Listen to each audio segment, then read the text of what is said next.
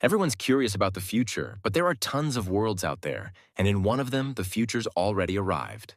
The team was flying in a spaceship, and Captain Se-ryun couldn't recognize the place. She even double-checked the coordinates. Crew member Sung reported that everything was absolutely correct and explained which planet they were near. They definitely arrived at their destination, Earth. But for some reason, it didn't look like the familiar blue globe. It looked really odd. They even called Robert, who loved to steal food, to come and see, and he was glued to the window. It was indeed strange. The guy was sure the location was right. But this planet was completely different. There's no oxygen here, and what's more, it's completely saturated with radiation. Maybe a particularly dangerous criminal is hiding here. There might also be a high-ranking member of the Black Blood gang. Robert was surprised when he heard this. Captain Se swore, but this was the place. The info came from Hao Moon, who had infiltrated the main system of the Beggars sect. The captain asked her assistant Sung Cho for her opinion, who thinks if he hid there, it means he decided to end his life. The oxygen concentration there is almost 24%, and the radiation pollution is 87 sieverts. It's a perfect recipe for death. Sure, you could last about 6 hours there with top-notch radiation protection. You'd also need powerful energy storages that can handle several cycles. So if they go down there and find nothing, they're just risking their lives for nothing. The team warned Robert that if they don't find the criminal there, he's definitely a dead man, even though Sun mentioned they found signs of human life. Their shuttle began to descend through the atmosphere to the coordinates of what used to be called Mount Tai. Stepping outside, they found themselves in front of the remains of a rectangular arch, and the captain was still doubtful that this was the right mountain. This is the place the old farts from the Combat Alliance call the Legendary Sanctuary, hence the name of the star system, Mount Tai. The girl concluded that it's more like a dump, unclear why those old-timers haven't cleaned it up, especially since it's a mystery where the budget goes. They're all talk and will never bother with anything that doesn't bring in cash. Soon they reached that exact spot, and it seemed like there was nothing there. But the captain was sure this was the place. Sei decided to set up the device, while Robert asked what exactly she was planning to do. She explained that whatever was underneath them was alive. She could even feel it when she pressed her hand against the ground. The internal energy storage was activated. If it had been buried that deep, she would have suffocated long ago.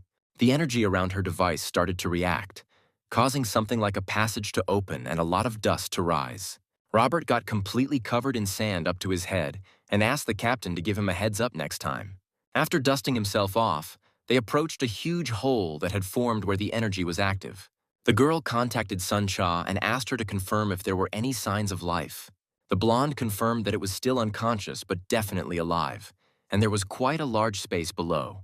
Robert suggested using an electronic ladder, but Sei couldn't wait and just jumped down. The guy, slightly freaked out by the stupid heroics, straight up told the captain she was being reckless.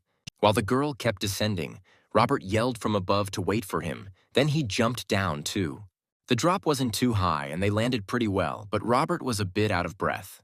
Ahead, there was a depression, like a cave, and beyond that, a huge door that was surprisingly well-preserved compared to everything else. The inscription on it said that humanity feared it. Thus, they locked it away. But terror awaits whoever dares to awaken it. The inscription was in hieroglyphs, and the guys couldn't make out what it said, so the captain asked Sun to translate. It turned out to be an ancient language spoken 2,000 years ago, and basically, it said not to open unless you want to die. Robert figured it was a threat, meaning this freak must definitely be hiding here. But C was skeptical since the language was no longer understood. The guy was still on edge, but the captain, being an optimist, saw it as a good sign that something valuable was inside. She approached the door and pushed. Surprisingly, it gave way easily, but Robert couldn't hide his astonishment again. They entered a huge hall with rectangular pillars, and on the opposite side, something furry was sitting. It was perched on a pedestal, and you could see it had human legs, but the rest was covered in thick hair. Robert noticed it looked human, but something was off, while the captain immediately started heading over there. In front of her, there really was something bizarre sitting there, almost like it was meditating, so it was unclear if it was alive. The guy suddenly remembered it had been buried 2,000 years ago, so there's no way it could be alive. The girl spotted a visible patch of skin that looked like a nose amid the hair and decided to poke it to check. At first, nothing happened, but then she started feeling weird, like there was definitely some energy there. Then you could see purple energy starting to form around the clump of hair, and a small flame appeared where the skin was. The captain's hand started glowing, and when the flame went out, she saw creepy eyes looking at her from under the hair. The next moment, there was a bright flash, and then the energy began flowing through a vertical tunnel. Sun saw the beam too, from her ship in space. It almost touched the ship itself. Cho didn't get what was happening. She tried to contact the captain to figure out what it was, but no one responded, neither Se-ryun nor Robert. Still, she didn't give up and kept trying to reach them. The captain was starting to come to. The blast had knocked her aside, and thick smoke was all around. She looked around and saw Robert lying on the ground motionless, but that wasn't the worst part. Suddenly, this hairy blob with legs appeared before her and started asking C who she was. It was also pissed that she had dared to wake it up. She was so shocked she could only blink. She thought this must be some sort of quest, and finally, a martial arts master had appeared to challenge her. While the creature stood over the captain, Robert started to come around. He survived, thankfully, because it'd be sad to lose a character with such a funny hairstyle. The creature continued its interrogation and waited for an answer. But it turned out it was speaking in a language C couldn't understand.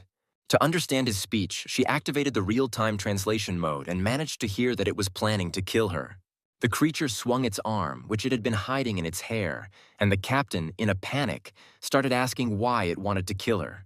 Then she realized there was no time to mess around and got ready to fight this unknown creature.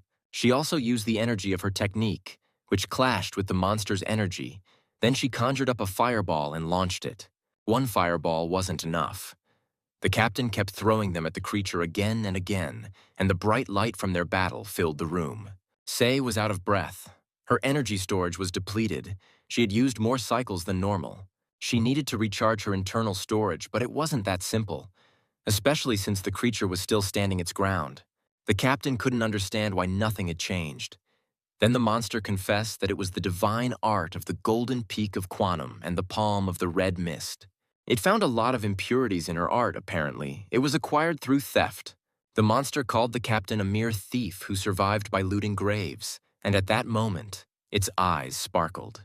It started using its skills again and rose above the girl, and she knew it was gearing up to attack. The monster demanded once more why a mere thief had disturbed its eternal slumber. The creature let out a menacing scream that the uninvited guest would now die. But then something unexpected happened. Its energy suddenly vanished, and the little monster plopped onto the floor, though apparently its hair cushioned the fall, yet it didn't move. Sei wanted to laugh, but she couldn't relax and just asked what had happened. Robert came over and guessed that it had died, since there was no oxygen around and the monster had no radiation protection. The guy found it strange that it had lasted so long, but Sun reported that its breathing and pulse were normal. Apparently, it just collapsed from exhaustion. Its body was fine, but the energy inside its stomach was zero. The captain was really surprised that the creature had a stomach and speculated that it might have passed out from hunger. Soon, they returned back to the ship, but Robert was in a real panic because Sei had taken the creature with her. He was yelling that we should have left it there because she saw how savage it turned, worse than a roach and radiated. Even a radioactive roach is worth a couple of bucks, but this crazy monster is good for nothing. The girl objected, saying it definitely had value, and the three of them stared at the creature wrapped up like a mummy. Later on, Sei asked the team what the most valuable cultural heritage was nowadays. Sun knows it's ancient martial arts, and the closer they are to the original, the more valuable they are. And judging by the look of things, this shaggy dude was probably an ancient martial arts master who lived over 2,000 years ago. That period was legendary, martial arts were at their peak, and they brought in a lot of credits. But this shaggy guy isn't even F rank level. He was an unimaginable grandmaster, maybe S rank or even higher. Now Robert wasn't arguing that if this creature was S rank, they hit the jackpot, but he was worried it might wake up and break free. The captain told him not to worry because it was bound with celestial silkworm thread. Even the head of the Shaolin Order couldn't deal with it.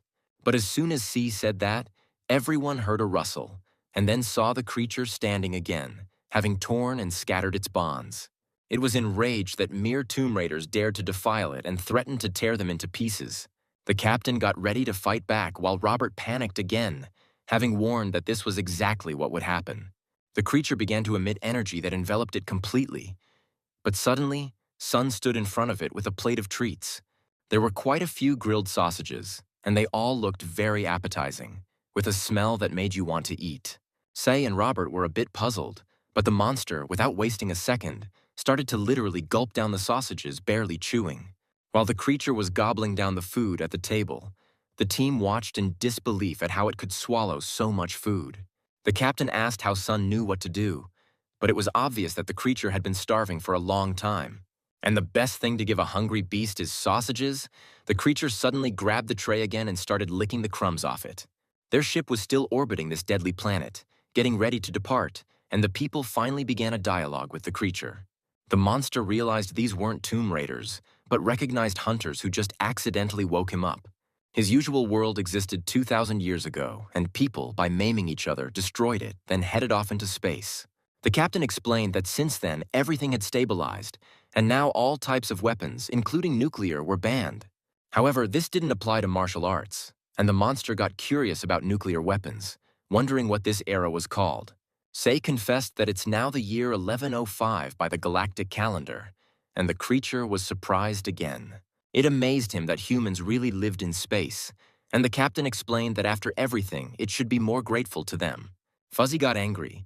Apparently they don't know who they're talking to since they're just third-level tomb raiders. They shouldn't be spouting nonsense to him if they don't want to die. But then everyone simultaneously pointed towards the window. The monster saw that they were indeed in space, and before him was a red, dead-looking planet. The captain explained that this was where the creature used to live, and that the planet was completely destroyed. C hopes that now the shaggy guy will believe them. He admitted that even if he wanted to, he couldn't believe. It expressed a strange disbelief about the fact that the Earth he lived on was actually round. The captain thought he was incredibly dumb, and Robert became alert when he heard an odd smell coming from the creature. C also cringed at the stench and suggested that the monster should start by taking a shower and trimming his hair a bit, since they have to live together. The shaggy guy was not against it and was immediately sent into the shower stall, while the team stood by the door waiting to see the result. While the creature was showering, Robert suggested keeping the hair as it is, thinking the look was kind of funny. The guy was just worried that they might end up with something dried out, and then they heard that the creature had finished the procedures.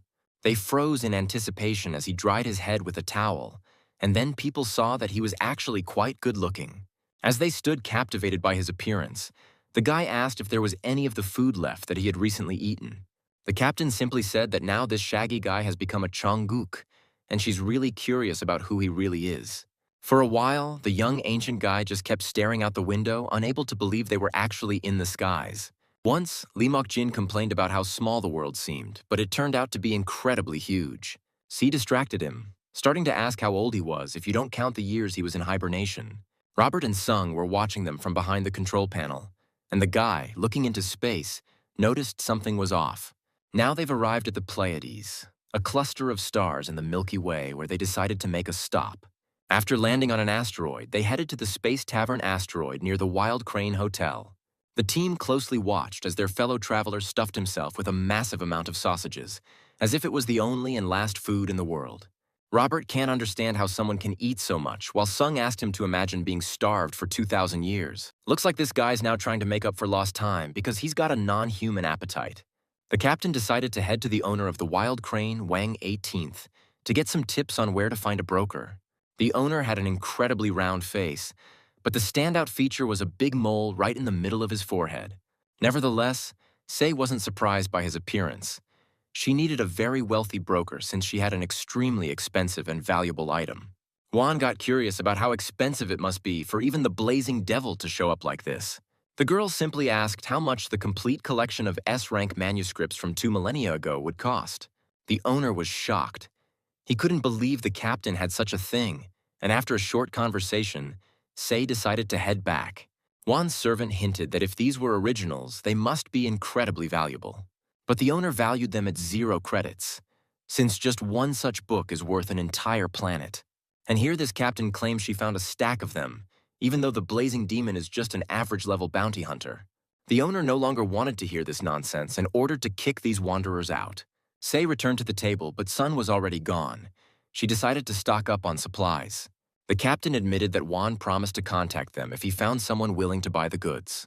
But only now did she notice the pile of empty plates and the burping, blissed-out ex-shaggy dude. Robert was just relieved that this guy finally stopped, and Say agreed she wouldn't stand him if it wasn't for the money. Suddenly, the door burst open loudly and all eyes turned there. A squad of warriors entered the room. The captain immediately recognized who these people were. The heavenly demon order had arrived, and they were all incredibly strong. Their gear was more than modern, and through a special panel they could see like a Terminator. The captain remembered that this man was the squad leader Red Wolf, named Sanjen Yue. Robert got nervous, since this squad also serves as inspectors of the demon order, but it's unclear what they're doing here. These people also specialize in surveillance and are most likely tracking someone right now. Lee Mok seemed to snap to attention when he heard the team talking about the heavenly demon order. The captain couldn't figure out how he could know them if he had been asleep for the last 2,000 years, since this order probably hasn't existed that long. But the guy was just wondering why people weren't running away if these really were members of the demon order. Say explained that this order has its quirks. They pride themselves on being the leading orthodox branch in the universe. The ancient man kept being amazed, as it was his dream, and it felt like something distant and unreal. Yet it really happened, and at that moment, the order's leader was walking past the tables. The patrons looked around warily at him, but one guy sat with his head down as if he couldn't care less. Sanjen approached him and ordered him to lift his head. The leader identified that this man was wanted for level 2 robbery and assault. This man possessed the martial art of 5-star Black Friday and had a sufficient level of internal energy. However, this guy was really lucky because he wasn't a target of the order, but he needed to go to the Combat Alliance and confess. Leader San gave a threatening look to the frail-looking dude, when suddenly he felt as if some immortal had touched his head.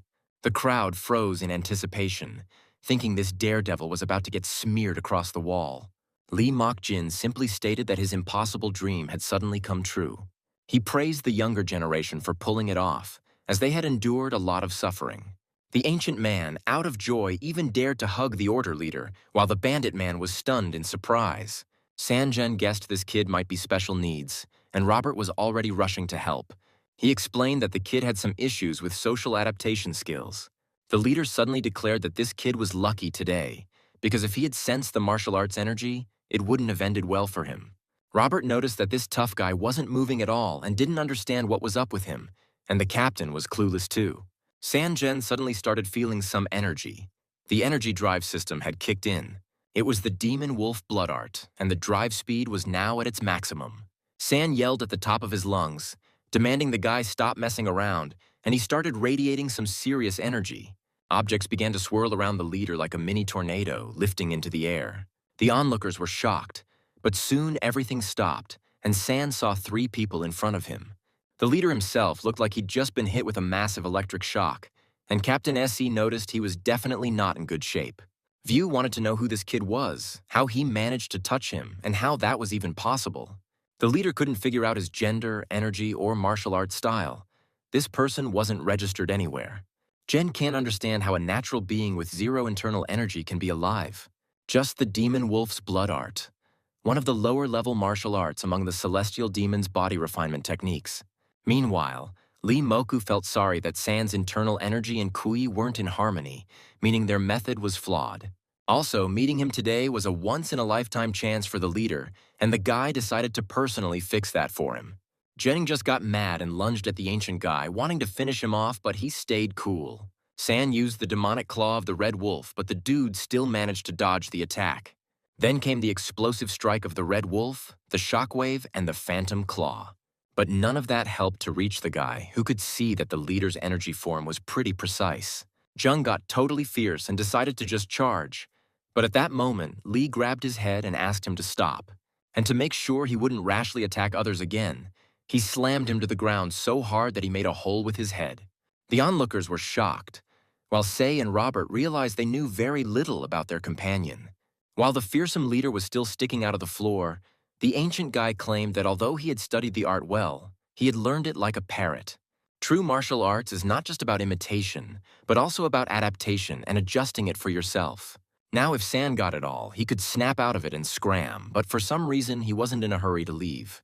The other order members realized they needed to act and rushed to this guy to teach him a lesson since he dared to go against the leader. I get the feeling they're just idiots because they just sat around until their leader got smashed, and then it finally clicked to take action. Meanwhile, at the Heavenly Demon's Orders station in District 32, they were monitoring what was happening at the tavern. After everything ended and the whole group was defeated, they sent both robots and people to assess the situation and provide necessary assistance.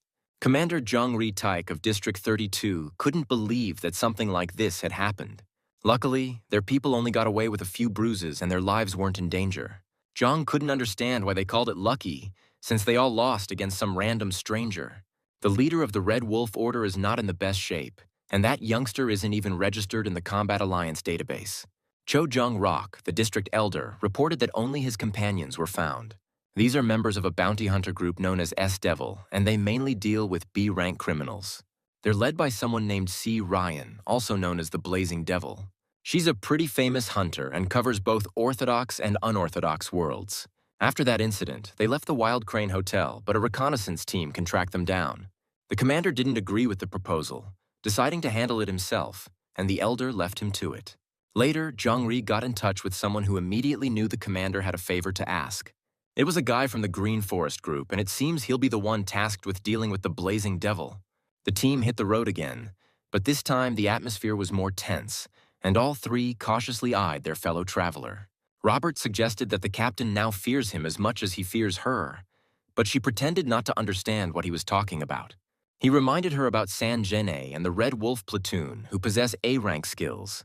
This shaggy guy swept them away with a single move like they were fluff, and C couldn't argue with that. If she had fought them at full strength, she would have won too, since they're A-rank but at the very bottom of it. And Robert, well, he might have managed to scratch them up a bit, even if he had to risk his life for it. He just couldn't believe that this guy brushed them off like flies, and the captain went to talk to him. Slamming her fists on the table, she declared they needed to talk, but he just glared at her annoyed because he wanted to eat first.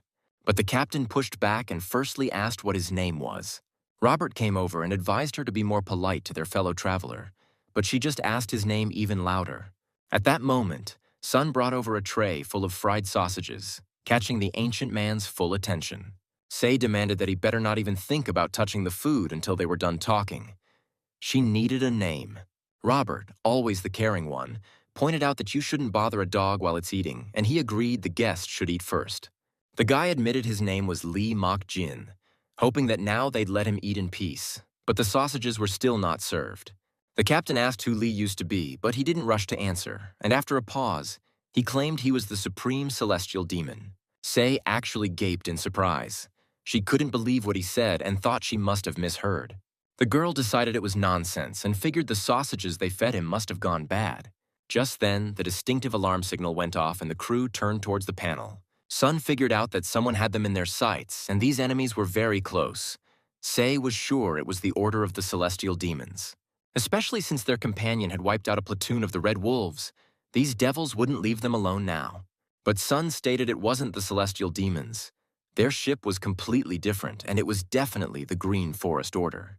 Moreover, it wasn't just one ship, but a whole fleet, and even just their appearance with skulls was enough to strike fear. Their leader, Kim Seong-bum, was informed that the S-Devil's ship had been spotted and a bounty had been placed on them. A subordinate asked if they should start firing the electromagnetic pulse. So he decided to first check if these guys were bounty hunters, and he was told they mostly keep an eye on the outskirts of the galaxy. Sun Bomb couldn't understand why the Order of the Celestial Demons was worried about such an insignificant group like this one. He got in touch with Zhang-ri again and stated they would take the offered reward, but he wanted to know the terms for completing the mission. Sun wants to know what needs to be done once they capture the target, but Ri-taik said they just need to eliminate them. This seemed odd to the leader of the Green Forest, apparently. It's not that simple, since they themselves are better at taking out targets.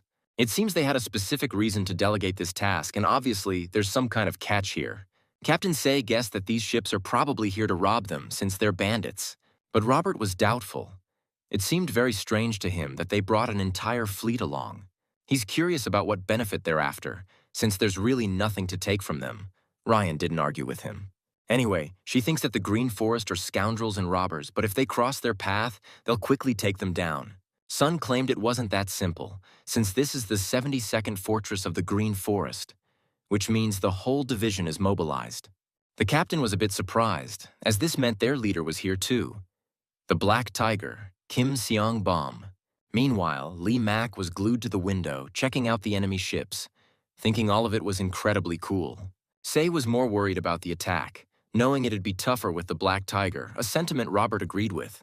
He was sure it would take Sion just 3 strikes to knock out Captain Ryan, but she was confident she could handle that bastard. Robert just advised her to surrender quickly. They had nothing to lose anyway, but she wasn't going down without a fight. The girl explained that the enemies would first attack with an electromagnetic charge which would knock them out, but she could handle that herself. Then the enemies would board them. But Say decided to take that on too, insisting they should allow the Green Forest to search the ship. Besides, if they want something, they could just give them everything not essential for survival. But Robert said that's basically surrendering. The captain still asked everyone not to panic because when the electromagnetic charge is released, the ship will rock a bit. She also asked for no devastating attacks, since the enemies couldn't attack anyway due to space restrictions. C hoped that once these people got what they needed, they'd leave them alone. But if a fight breaks out, she can't guarantee anything. Soon, she realized there was a blockade, and now they needed to brace for impact. But Sun saw it was a photon cannon. The captain realized the horrifying truth that if the Green Forest is using such weapons, they're planning to annihilate them. Sunbomb, the leader, was reminded that such an attack violates cosmic laws and could lead to major issues later. It would be better to just capture them and then dispose of them immediately. But Bomb had a bad feeling. He ordered to just blow the ship to smithereens, and they would shift all the blame onto the client. The capital of the S-Devils started panicking, not knowing if they could avoid the attack, while Sun declared they were completely surrounded. The shields weren't working either, since they sold the parts to cover living expenses. Meanwhile, the enemy's photon cannon was fully charged, and Leader Sun Bomb ordered to attack immediately. A shot was fired, and a powerful beam headed straight for the S-Devil's ship, the crew frozen in dreadful anticipation of the end. The other ships also started firing at them simultaneously with the first, while the Black Tiger just calmly watched it all unfold. The ship they were chasing was suddenly engulfed in flames, but then a larger ship appeared right in front of it. This ship, resembling a flying saucer, shielded the S-Devils like a protective barrier, with some warriors standing on its roof. Captain C was shocked, not understanding what was happening, but Sunbomb recognized it as the 8-foot battle ghost, Elena. He couldn't understand why it was her, a shield of terraformation class, and it would be tough to penetrate. To do this, they needed to crank up the photon cannon to maximum, but that could spark a space war. Bomb hesitated to do it just to deal with an annoying pest, and this character wasn't easy to handle. The leader of the Green Forest ordered the teleportation activated. He couldn't figure out why this monster had shown up here. Robert also knew that the battle ghost Elena was an S-rank mercenary, and she was very unpredictable, usually avoided by everyone. It's unclear why she showed up here, but what puzzled the captain more was that she saved them. If she hadn't blocked the photon strike, their ship would have been blown to atoms. Meanwhile, Leader Bomb teleported to Elena, remembering they hadn't seen each other for a long time. He's her 55th younger brother, and they last met at their mom's birthday 2 years ago. She just demanded he get lost, but Kim Seong decided to introduce himself differently. This time, he appeared as the leader of the 72nd Fortress of the Green Forest Galactic Division. Telling him to get lost is like dismissing the whole order, so he can't just accept that. Energy started to swirl around Elena, and Robert, watching this, speculated that a battle was brewing. C knew it wouldn't be easy, even for the Green Forest, because this woman was untouchable. Taking on Elena alone is tough, and if they're unlucky, the lioness will also come to her daughter's defense. Bomb noticed his little sister still resorted to fists to cut off conversations, and he decided to give up. He asked her to chill out because he really didn't want to fight her, as there was no need for it. Bomb asked his sister to let them settle things peacefully. He was just curious about the reason for her sudden appearance. He figured the ship was her target, and if their interests aligned, he was ready to step back and let her have it. But Elena ordered him to get lost again and turned away, leaving him to guess what drove her to rise up over such nonsense. The warrior woman contacted the S-Devil's ship and demanded they hand it over or they'd all be dead. Captain SC couldn't figure out what was happening. Seems like Elena wanted to rob them too, but they really had nothing. However, Robert speculated that Ryan had hidden something valuable from them, but they truly had nothing that could attract this mercenary. C noticed Lee Mock staring at Elena and thought he might know this woman. Maybe they even had a fling in the past. But the guy insisted it definitely wasn't because of him, and probably because of that kid, the one Lee looked back at. The others turned around too, but saw nothing, And then Mach told them not to be scared and to show themselves to everyone. Suddenly, a sphere appeared, and for now you could only see a head, but the face was completely covered by a cap. Then the sphere started to lower, revealing the rest of the body, until there was a whole girl standing in front of the team. They were all shocked, especially the captain, who couldn't understand what was going on, while Mach explained that she had been with them since the hotel. She just remained invisible, so he didn't bother her either. Plus, she was hiding her breathing with some advanced stealth technique. Sun guessed that it wasn't just the technique. The girl was wearing a pendant that caused the effect. It's quantum technology, which is a pretty expensive gig, but the captain decided not to waste time and figure out what's what. She hovered over the girl who had appeared and demanded to know who she was and what she was doing here. She introduced herself as Yanhua Rin, but Sae wasn't asking for her name. She wanted to know why they were after her. Yan didn't deny that she was Elena's target because as long as she's alive, they won't stop. Robert suddenly shouted. Turned out he knew her, and she's the lead singer of Prognosian. They're the hottest new pop band in the galaxy. Robert's sure the captain knows them and even started humming their tune. Rin's the lead singer of this hit band, and he's been playing their song nonstop. Even the captain danced to it once. Robert was really thrilled now because in real life this girl was even sweeter. Plus she's his fellow countrywoman from Mount Hwasun. Then he started reading her profile, just as the final warning that they only had 10 minutes left to transmit sounded. Robert asked Hua why they were doing this and what their reason was, but the captain didn't care. Sei declared that Rin was an uninvited guest and had nothing to do with them, so she had to leave. However, Robert tried to persuade Ryan to reconsider, but she made up her mind, since she's the boss here. They escorted Yan Hua to the airlock, but the guys still felt it was wrong, given she's the lead vocalist of Prognosian. Sei said they couldn't protect her, and they were under threat themselves from the Green Forest attack, not to mention Elena. If they even try to object, the fate of this girl won't change, and they'll all just drop dead. The captain pressed the button to open the external airlock doors, admitting that it hurt her too to send this kid away. The lock was disengaged. Hua Rin braced herself to leave, but then felt someone's hand on her shoulder. Behind her was Lee Mok Jin, reminding her that he had asked her not to worry. The captain and Robert couldn't figure out how and when this guy managed to sneak in there. They even thought they were seeing things. Sei thought he was crazy and tried to cancel the opening of the external airlock, frantically pressing the button. And Robert got curious about what would happen since this dude is really strong and might even be able to take down Elena. The captain started yelling at him that he had lost his mind because that's open space out there.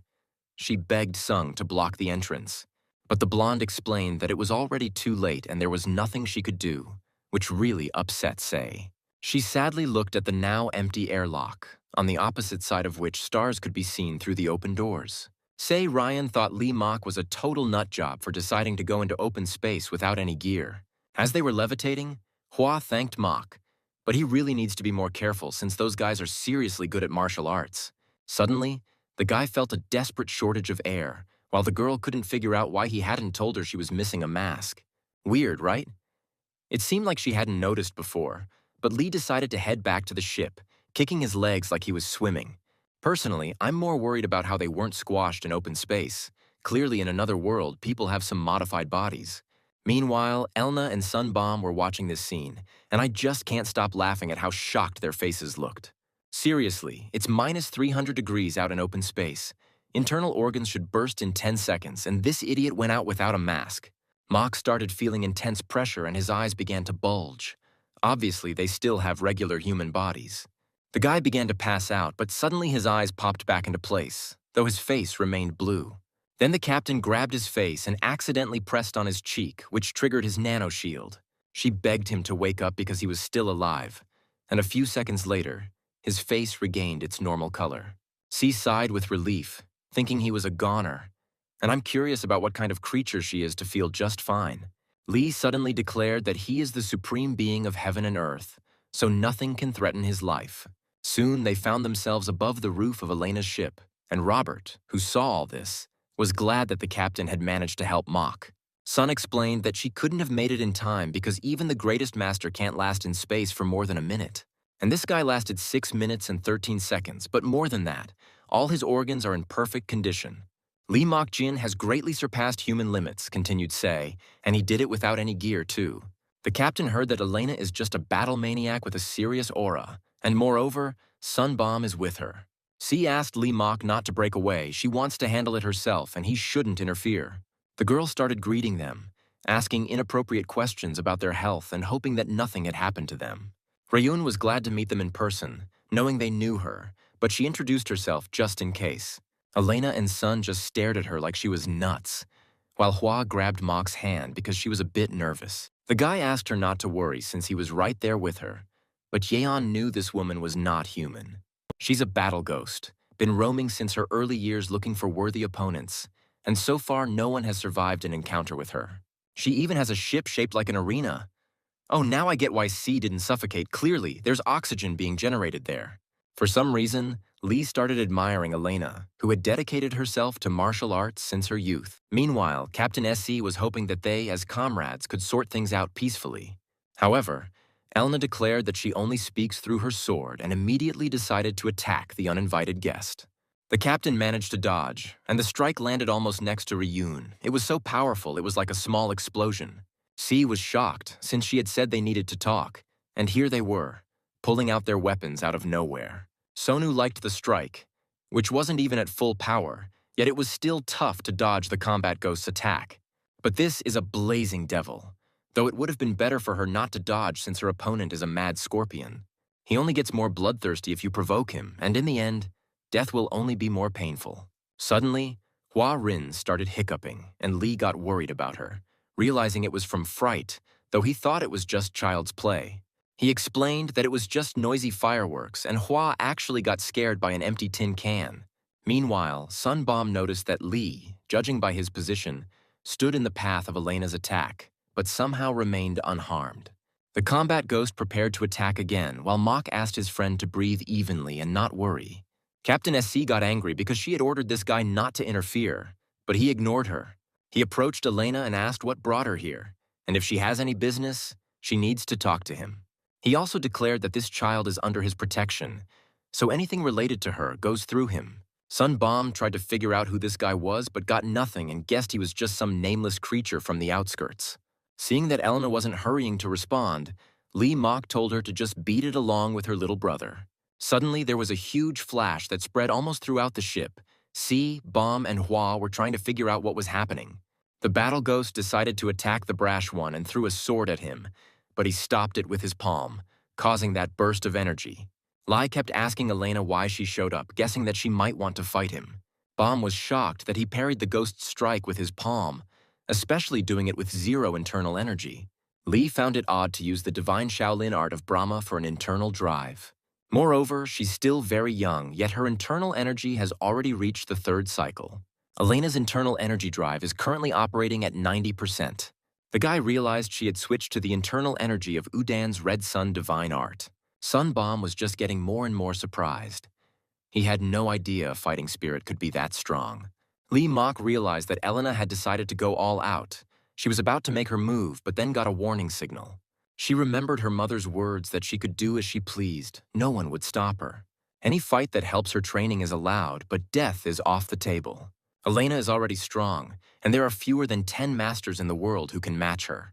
Even they can't destroy her, but she mustn't forget about her mother, who left her with one rule. If this ring sends a signal, she must retreat no matter the circumstances. Because if she ignores this signal, she will undoubtedly die, and now that very signal has sounded. Elena still hesitated, though she knew she needed to pull herself together and run as fast as possible to survive. She recalled how her mother sent her to beings she introduced as her family, and they all have different fathers but share one mother. And as Elena's blood flows within her, she must stay close to the others, and for some reason, she remembered that moment. Her energy drive had already reached 120%, followed by a bright flash. When the bright light faded, everyone saw that the combat ghost had slightly changed. Lee thought it was a transcendental awakening with transformation. Obviously, martial arts have evolved over time. Still, he considered it too much, while Elena decided to use the chaotic storm sword technique of the Imi order. She also used the double spin of the sun and moon from the Kunlun order and many others, but Lee skillfully dodged all of them. By this time, her energy drive had reached 170%, and Moku was already fed up with it. He decided to strike back, and as a result, there was a very powerful explosion like a bright star. Everyone froze in anticipation for the smoke to clear. But then they saw that Elena not only survived, but also looked even more powerful. She now had several arms and looked more like a spider with glowing limbs. The energy drive was at a whopping 190%. She was gearing up to attack Lee Mok even though he begged her to stop. Her talent is truly astonishing, but she crossed the line. She awakens, revealing her wounds and desires, all while being consumed by herself. Lee Mok is now forced to kill her because she leaves him no other choice, since he promised to protect this child. Captain C saw that he had drawn the hard sword. Now it's a fight to the death. Lee asked Elena one last time to stop, but she refused and attacked. Another surge of energy and an explosion followed. But this time, it was so powerful that the ghost ship started to fall apart. On the Green Forest ship, they watched the ghost ship explode and the leader's assistant got worried. He thought Sun Boma met a grim fate, but he managed to teleport back just in time. He was still injured. The assistant rushed to him, but the leader reassured that he's okay since he's alive. If the teleport had been delayed even for a fraction of a second, he would have been torn apart too. Meanwhile, on a piece of the ghost ship, Captain Lee was getting chewed out since they all nearly died. After all, no one in their right mind would set their ship on fire in the middle of the ocean just out of anger. The guy could use a bit more restraint, but he thought restraint wasn't an option. The captain noticed that Lee was indeed injured. He admitted he encountered a force stronger than he anticipated. They looked at the remains of the ship, among which the motionless body of the ghost warrior floated. Sei decided she was dead, but Lee Mok objected, explaining that someone stronger had protected her. He meant Elena's mother, who had now come to take her away. The captain recognized her as the celestial swordswoman of the West, Kim Younghwa. Sion Bom recognized his mom, while Robert just gawked at her. Kim began taking Elena away to a huge ship resembling the Titanic via a beam of light, just like in those alien abduction scenes. After a while, the ghost warrior was placed in a container with a special fluid for recovery. Younghwa gathered all the other members involved in the incident, and Seong Bum knelt before her. He didn't expect her to show up, and he's ready to accept punishment for his lack of loyalty and respect. She just snapped that he could have stayed out of it, and now he should act like he's not even here. To Lee Mok, she introduced herself as the Western Sword Maiden, and Bok was surprised Younghwa showed respect to this guy. She admitted she broke the duel code, and if Lee wishes, she could cut off her hand as an apology. He didn't see why she should do that since Elena is her daughter. Suddenly Sei started whispering to him that he's in the presence of the Western Sword Maiden. She agreed that family takes priority over the duel code, but still asked Lee Mok to be more polite. This woman is one of the 5 legendary immortals, and she has a nasty temper. She can split you in half with just a look. Despite the captain's prejudices, the Sword Maiden knelt down before this guy and bowed her head. Younghwa began explaining that her daughter's consciousness still hasn't recovered, so the exact reason remains unknown. It was confirmed that the place she passed through just before was Mount Hwasan, where she was created. The swordswoman also noticed that the martial arts Lee demonstrated were similar to those of the demonic heart Sura. She became curious about what connection the guy had to the Order of Heavenly Demons. He definitely didn't know now, since there had definitely been a connection with the Order in the past. But that time was long gone. Time, like corrosion, eats away even the strongest bonds, as if they were made of iron, even those more precious than life itself. Yanhua noticed that Lee was indeed a very extraordinary person. His inner energy and ki were in perfect harmony. However, this state was achievable during the golden age of martial arts, even though he looked just a bit over 20. The woman wanted to ask something of the respected master, who assumed she wanted to challenge him. Although she acts politely, every word she utters is imbued with the intention to kill him. He himself never backed down from a fight, but she's well aware that if they do fight, one of them will die. Whoever survives will be scarred because what's too tough can't bend and just breaks instead. The swordswoman suddenly changed, radiating energy and proving Lee Mok was right, which even the captain on the lower deck could see. The guy still saw no reason to fight, especially now when he's eager to learn more about this new world. Yanhua didn't escalate the unpleasant incident and had the ancient man sent back to the ship of S-Devils.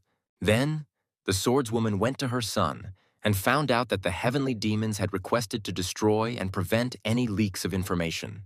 Still, she couldn't understand something because that man possesses the supreme martial arts of the heavenly demons order. So it's unclear why the same order would want him dead, and moreover, why assign this to the Green Forest? It's nonsense. Baum explained that there was information about a platoon of red wolves being destroyed by an unknown creature. He speculated that there was some connection, but Yanhua asked him not to rack his brain about it. No matter the situation, Sun Baum's imagination just can't grasp it.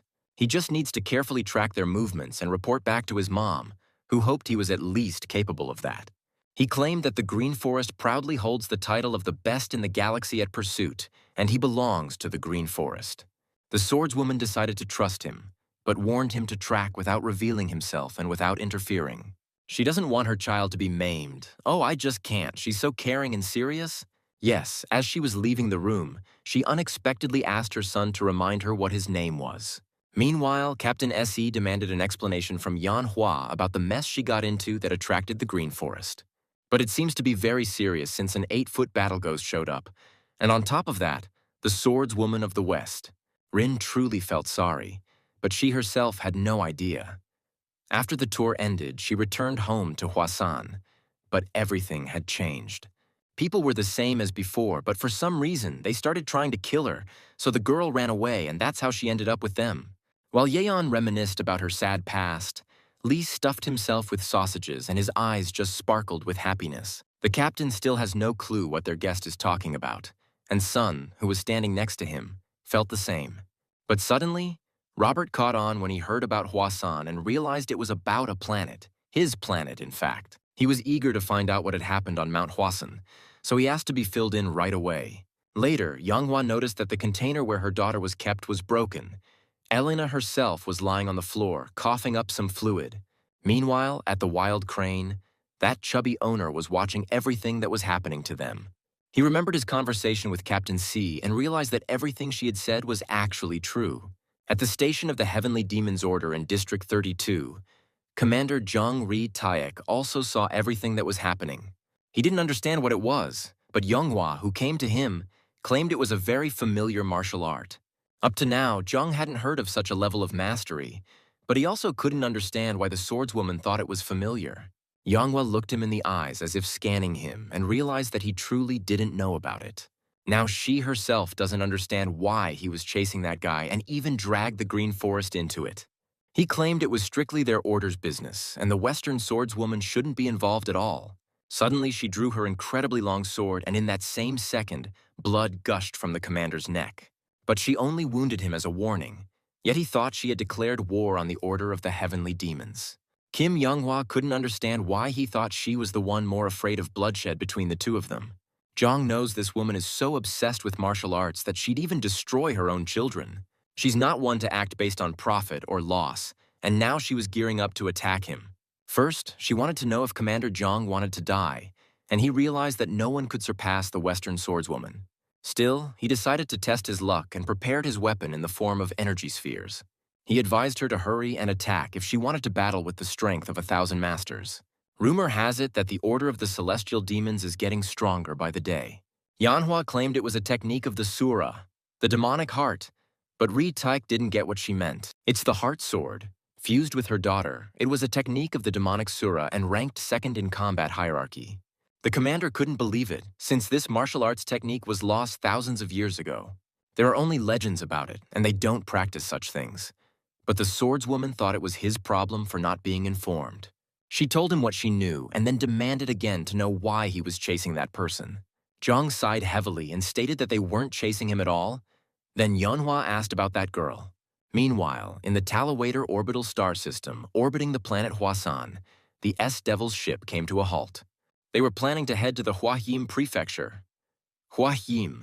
What a tricky name. How do they even pronounce it? But let's get back to our heroes, who were scanning and were puzzled by how empty it was there. Captain Say suggested it might just be a day off, but Robert didn't think so since the store doors were open. Sun reported that about 10,000 people live in this city, but no signs of life were found. Robert realized something had happened. He asked the captain to go down quickly, fearing something terrible had occurred. He got so worked up because it was his home and they had to save everyone, and he was shaking the captain so much that she even lost her breath. Young Hwa just silently shed a tear while Lee Mok asked her to speak up if she knew anything. Suddenly, Sun yelled that signs of life were detected. And it reminded me of a scene from the second part of the movie Alien. Maybe there are xenomorphs here too? Sun continued that according to the signal, it's in the main headquarters at the Jaha Pavilion. The captain remembered that the leader of the Wasan order lives right there, but the strangest thing was that only one signal appeared. They decided to go down there and check it out. The scene looked like something out of a horror movie. The street was empty and shrouded in some strange fog. But the team didn't consider themselves cowards and decided to explore everything, though the captain hesitated. She saw that Robert decided to don a special combat suit and now looked like a robot. He declared that whoever it was, he'd never forgive those who dared to attack his dear homeland. Say doubted that the suit was still usable since Robert had thrown it in the closet after it ran out of power. The guy claimed that once you're special forces, you're always special forces, so he oils and polishes the suit every day. The captain found out from Sun that the signal was still showing up, and it had even become clearer. The blonde asked them to be careful because it might be a signal not from a human. Then Say decided to first send a reconnaissance drone to figure out what or who it was. But it seems Robert totally lost it because he charged forward, eager to destroy that bastard. The captain understood that he was freaking out because they were in his homeland. She suggested they all keep moving but stay alert. They reached a dark tunnel from which light was emanating, resembling fire. It really was like a fire burst out of the tunnel like a high-speed train, but it only lasted a second. People barely managed to jump back, and once everything calmed down, the captain saw Manhwa right in front of her. She also noticed that the area around them wasn't touched by the fire, and they were both embraced by Lee Mok. Then he awkwardly let go of Sarayan, but kept holding on to Hua Rin, and then suggested they move on. They saw Robert, who was charred and frozen in a protective pose, but it was unclear whether he was alive or had passed away. The captain stepped closer and asked him to make a sound if he was alive, but he just kept standing there, motionless. C asked Shung to check if Robert really had kicked the bucket, but she reported back that he was all right. Luckily, the combat suit did its job, and Robert had just fainted from fear. The captain found the situation funny, and Lee Mok noticed a purple spark descending towards him. When it got closer, he saw it looked like a flower, and then there were a lot of these sparks suddenly appearing. From a distance, Mok spotted a figure from which those sparks seemed to be emanating. The person was sitting still, almost like they were meditating, and the captain realized upon seeing him that he was the source of the signal. If the intel is correct, this guy is the leader of Hwasan, Yan Chok-san, the master of the blooming flower sword technique.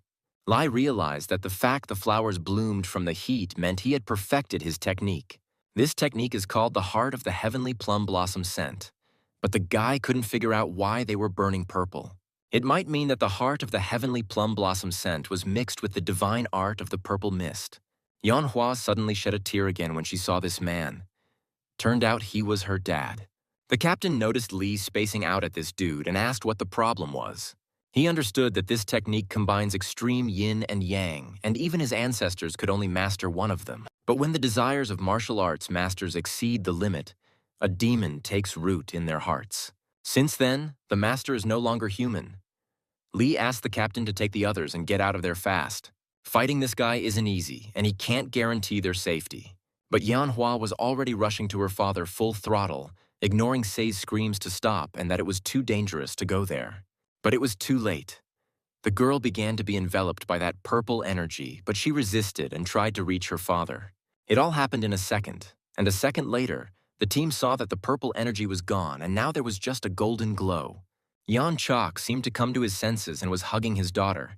His face and expressions looked totally normal. Captain SE didn't understand what had happened, but Sung reported that everything was fine and back to normal. 3 more seconds passed, and people reappeared on the streets.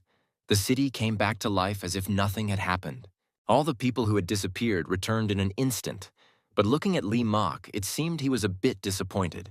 However, the team didn't dwell on it and headed to a local tavern to relax and have a drink. Sei just couldn't understand why Sun was so sure there was nobody around. Maybe the bioscanner was broken. Sun assured her that she checked everything and it was all normal. The scanner was working fine, but they all felt something was still off. Sun decided to scan the people around them, assessing their skills, and it turned out all their internal energy was at 0.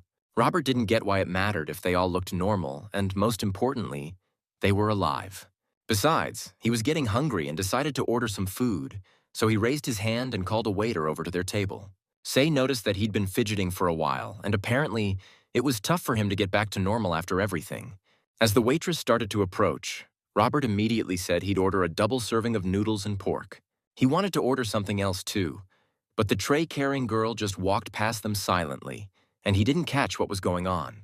Maybe the girl was just too busy and didn't hear him, even though he was looking right at her. Soon, she started coming back, and Robert decided to try his luck again with the order, but she ignored him once more.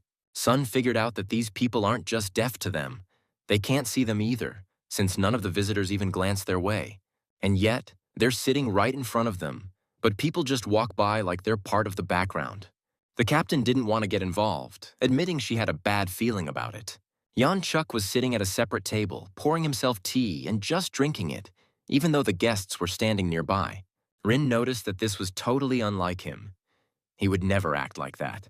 She turned to her father again, but realized he still couldn't see them, and that he had been this way since she returned from the tour. What's even scarier is that he goes about his business and work as usual, drinking tea, eating, and going to work. He did everything on schedule like a wind-up doll, while Lee waved his hand in front of his eyes. But Yeonhwa repeated that it was pointless since he couldn't see them, though they should still be careful. If they interrupt his routine, which Mok was about to do, something terrible might happen. Lee snatched the cup from Yeon, and Rin yelled at the guy to get out of there immediately. At that moment, her father pulled out swords and started slashing in front of him, but luckily Lee noticed in time and managed to dodge the attacks. He also noticed that during the attack, Yan Chok's eyes started glowing red, like tiny lasers. And then the energy around him turned purple again. Lee started shouting at him to stop because it was very dangerous. He also started blocking strikes, and when they collided, there was an energy explosion. Rin got scared for both of them and started yelling at her father to stop, but he couldn't hear her at all. Now his appearance was the same as when they first met him. He simultaneously summoned emergency yin and yang. The girl yelled at Mok to return his cup because if he didn't, he would become even more furious. Lee remembered that when masters exceed their limit, they first succumb to inner demons, and then their bodies burst. In this way, the demons are released. But to reach such an impossible area is really necessary. Purple energy started swirling around Chasak, and a huge plum blossom appeared above. Still, he remained human, and Lee Moku was curious about what was behind all this. Rin asked him again to return the cup quickly because it was very dangerous, as the blossom had turned dark purple and was descending towards Lee. The guy pulled out the cup and threw it right into the center of the blossom, and at that moment, it started to dissipate. Rin's father caught the cup, but the purple energy was still emanating from his body. Then he returned to his human form and went back to the table as if nothing had happened. Yeonhwa later told Moku that she had come home from a tour 15 days ago. But everything had changed, and all the people were like wind-up dolls, doing the same thing at the same time. Robert decided to check something and grabbed a guy by the shoulder to stop him and ask what he was doing. But the man didn't stop, completely ignored him, and kept talking on his phone as he walked on. Then Robert noticed that this person was becoming transparent like a ghost, which totally stunned him. The guy asked Sun for an explanation, thinking maybe he just teleported, but she had no idea. The captain confirmed that if Sun Cha didn't know, then she didn't know, and she suggested it looked like teleportation but on a much larger scale. Suddenly, all the people disappeared again, leaving C and Robert a bit confused. And Sun noticed again that all signs of life had vanished from the entire planet. But the captain still didn't get it. Rin explained that after everyone disappeared, something appeared and she looked down the street. The team passing by saw what looked like a cluster of semi-transparent people, but then they became clearer. These beings were approaching and they all looked like robots, armed with spears no less. Robert got anxious again because they were in a really dangerous situation, while the captain tried to figure out the best course of action. All these beings were androids, and it was still unclear why they appeared so suddenly. Sun clarified that these aren't androids but construction droids, designed for labor and planetary development. Since it's an early model, it's equipped with low-power AI and they have poor cognitive abilities. Robert even sighed in relief that they were just builders, because he was really scared. The captain told him not to worry, since according to robot law, droids can't touch humans. The guy was still skeptical because they all had spears, but C thought they were just tools. She decided to approach them and ordered them to make way because there was a human present. But suddenly, one of the droids swung its spear at her and hit her so hard that she stumbled back several meters, leaving tracks in the ground. C was shocked by this behavior, thinking they must have gone mad, and it looks like there's a robot uprising in this world too. The captain saw that they all became aggressive and were ready to attack the humans. They rose up and then, for some reason, suddenly plummeted down, causing an explosion. The explosion was visible all the way to the tavern window where Manhwa was, who knew that droids appear when everyone else vanishes. Robert and C with Sun tried to escape since there were too many enemies around and they were wiping out all living things. Rin also admitted that she was attacked in the same way when she was coming back from the show, and if her dad hadn't been with her, she wouldn't have survived. But now he was nowhere to be found. She and Lee went to where her father should have been, and it was weird that there were no droids on the way there. He was in some sort of hall, sitting on a throne like an emperor, and he started emitting purple energy. Rin confessed that he was the only one who survived, and she and Lee Mok entered that hall again. Yan Chizak took on the same form again, and Lee told his friend to hold on, but she didn't understand him. The guy explained that it takes physical and mental effort, and Mok was ready to help him. He knew Rin's father had something to lose, but he was still amazed by what was happening and wanted to take it all in. Then he asked her not to worry and to leave with him because such a person is capable of a lot. Besides, Lee wanted to check out what was happening upstairs, where at that time C and Robert were at a dead end. Droids surrounded them, cornering them with nowhere to run, and the captain still didn't understand why they were attacking humans. Sun, who was hiding behind Ryan, claimed that it was impossible. Artificial intelligence doesn't allow robots to break the law. They can't even think about attacking a human, so the captain was totally clueless about what was going on.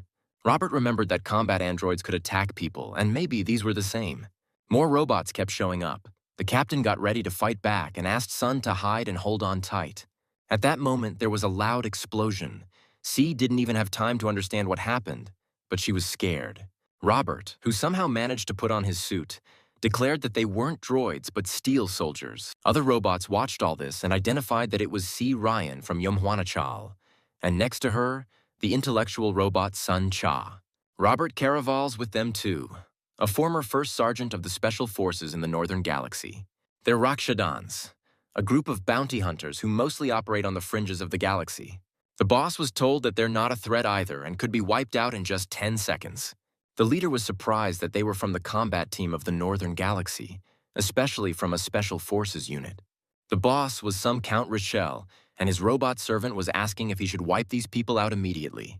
He kept quiet for now, closely examining Lee Mok Jin, who had come to his friends but didn't understand what had happened here. He guessed the battle was over, and Robert was thrilled, as he had been looking forward to this day. Suddenly, his suit started cracking at the seams, and he was shocked because he oiled it every day. But the suit fell apart into pieces. Still, he was glad he hadn't listened to someone's advice and hadn't sold the used equipment, while the captain just quietly chuckled at him. He yelled that they literally forced him to sell everything, but what would have happened if he hadn't held out and just threw it all away? Sun concluded that if they had kept on attacking, they definitely wouldn't have survived when Lee approached them. He lifted his hand from the android and was surprised to see it was armor, since it looked just like a piece of metal. The captain explained to him that it wasn't armor, but a piece of a robot. Yet the guy still didn't get what she meant. Sei sat down on the ledge, stating that he wouldn't understand no matter how much she explained. Plus, she was tired. Sun decided to try and explain that these were machines that could think like humans. Lai was really surprised. He had noticed the world had changed, but couldn't grasp how a piece of metal could mimic a human. Then Sun took her head off with her hands to show him how it's done, and Mok was totally blown away by what he saw. Right then, Yanhua screamed. Seeing the head in the hands, started to faint, and Lee barely caught her in time. Sun put her head back on while the captain was surprised that these two didn't know, but then realized they had been very busy. The defeated robots were not completely destroyed and could still transmit information through the eye in the head. Count Richel took a good look at Lee Mok and realized this guy wasn't in the database. The robot added that he wasn't even equipped with an internal drive, which is pretty unnatural. But the Count decided there was nothing to worry about, though he still had another problem on his hands. This is a soldier from the Special Tactical Unit of the Combat Group, and he's top level. Richel figured this guy definitely wasn't here for nothing and planned to look into it. A spherical ship arrived at the station of the Order of the Heavenly Demons, the Diocese of the Heavenly Demonic Church. Commander Jiangri Taek and his assistant came to greet the honorable gentleman. He admitted that the day had been very tough, but it was all worth it. And this gentleman was short and had the bald head of a child. His name is Cho Tai-in. He's a first-class secretary of the Disaster Prevention Association's headquarters. Another gentleman rolled up in a wheelchair looking grim with a palm print smack on his head. Cho touched the mark and asked if it hurt, and the guy admitted the pain had eased. But he still felt a burning sensation in his head. Turns out this disabled guy is Sanjung Yue, the leader of the Red Wolves. Cho also noticed that the fever was still there and the guy confirmed it, but then suddenly felt a sharp pain. His eyes nearly popped out of his skull when Tien pressed hard on that mark. Now he had two marks on his head, a big one with a smaller one right in the middle. Talk about bad luck. The kid just scratched his chin, while Commander Zhang Ri asked what had changed now. Although he saw that the first scar had swollen significantly and the second had become too crumpled, it was clearly a different martial art. Cho figured out that it was the scar of the 9 yin hands, and upon hearing this, Ritai was dumbfounded as it's the lowest level. He himself had learned this martial art when he was 7 years old, but these scars were quite different. Cho confirmed that the foundation of the 9 yin hands is cold, because it feels different when it's warm. Looks like he's reached the level where he's completely eliminated the cold, which is the base for the 9 hands, and only the heat of the strike remains. And the main thing is not to harm the enemy, but this guy actually hit Sanjung Muak. The commander couldn't believe it. After all, changing the essence of non-being is no different from creating fire from ice, and even that's only possible in theory. The little secretary agreed with him, but asked to first let him eat in peace, since it's one of his favorite dishes. The S-Devils team has already returned to the ship and were dining on sausages while Robert was telling them about combat robots. He heard it himself when he was in service. They were secretly developing such robots somewhere, and they can kill people. The captain still didn't believe it because the intelligence of androids is based on the laws of robotics, and they shouldn't harm humans. However, for combat robots, they replace the scheme with a human brain, and they kill through a remote signal to this brain. This project is even called Steel Soldiers, and Lee Mock still couldn't believe that Sun isn't human. She suggested he take another look at the neck, arms, or legs, but he refused, finding this world very strange. First off, he was planning to grab a bite, but then he was disappointed to see that the tray was already empty, with Sei and Robert just burping away. Sei got curious about who did it if the droids really use human brains. She noticed a weird look on Lee's face. It seemed like someone had starved him for a whole week. However, the captain suggested heading back since she wanted to find out what was happening on this planet. Lee couldn't understand why. After revealing his identity as the Supreme Lord of the Celestial Demon, she left him without food. This really pissed him off, and the captain just hurried them up if they were done eating. Robert and Sun rushed to follow Sei Ryan, while Mock sat for a while longer over the empty tray. But he was still hungry, so he started picking up the crumbs left over and dipping them in butter to fill his stomach a bit. Soon, they landed again at the same spot where the last battle took place. No new droids in sight yet. And those parts of the smashed robots were still lying around, and Robert decided to take a closer look at them. He couldn't understand why the assembly quality was so poor, and the alloy was low-grade too. Sun guessed it was still an experimental model, not a finished product. Then she noticed a barely visible blinking light in the robot's head, which seemed really suspicious to her. The captain asked about the system, and Jia explained that it's equipped with a chip that has a primitive intelligence circuit. Moreover, it only allows the execution of simple input commands without any free will. She was even embarrassed to call it artificial intelligence, but at least each one had remote control. Sun calculated that the total number of attacking droids was 9,817. And if all the androids were steel soldiers, that would be just as many people. It seems like they all became part of these machines' biological chain. The captain couldn't believe it was true. Suddenly, Sun declared there must be one more person because someone was missing. Meanwhile, Secretary Cho informed the commander about the immobilization order and the blockade across all parishes. No one can be let in or moved, and all the staff that was sent out must be immediately recalled. John Rhee got curious about why this was necessary, and Tae-in stated that we're living in very challenging times now. There was also an incident, the backstory of which is unknown, as well as a person from the past whose details are also a mystery. Cho explained that when a tiger ruling a mountain loses its teeth, wolves start ruling the mountain. More precisely, they turn into tigers, and it's actually the tigers that cause wolves to form. Tigers disappear, and if you look at it from the perspective of those who lived under tigers, wolves suddenly seem calm. They are significantly weaker than tigers, and in this case, the first target becomes the strongest wolf. Due to the habit of keeping tigers under control, The remaining wolves will band together and try to kill the strongest wolf. It's pretty much the same in Murim right now, so we need to be extremely careful. The commander realized that this unknown guy using their martial arts was also involved in the incident. At the end, Cho simply stated that ignorance is the biggest problem, and on the way there, he received a confidential message. Jongri was shocked to find out that the unknown had headed to the volcano, since the volcano is a key element in that incident. It's like a powder keg, ready to blow any second, and sparks are already flying from there. Secretary Cho went back to his ship and, before the door closed, advised Retek to rest as if he were dead. As he flew away, the commander grumbled that this guy doesn't know the backstage events in the past. Meanwhile, on that planet, Rin was saying that besides her father, other people started appearing at night again. And only her father seems to be here all the time. At least it appears so, though it's like he's not really here. The captain asked Sung how long till sunset, and she figured out that day and night change every 6 hours. So, it looks like they should be switching right now, and suddenly Se saw that Manhwa had run up to her father again, and he was hugging her once more.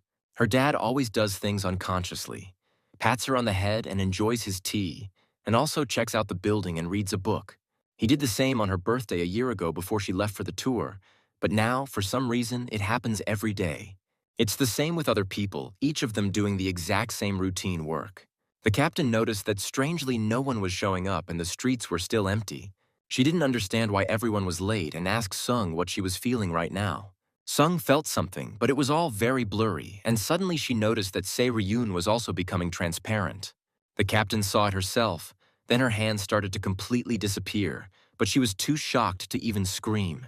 Sung just announced that the captain's vital signs were vanishing. Now only Rin and her father remained in front of her.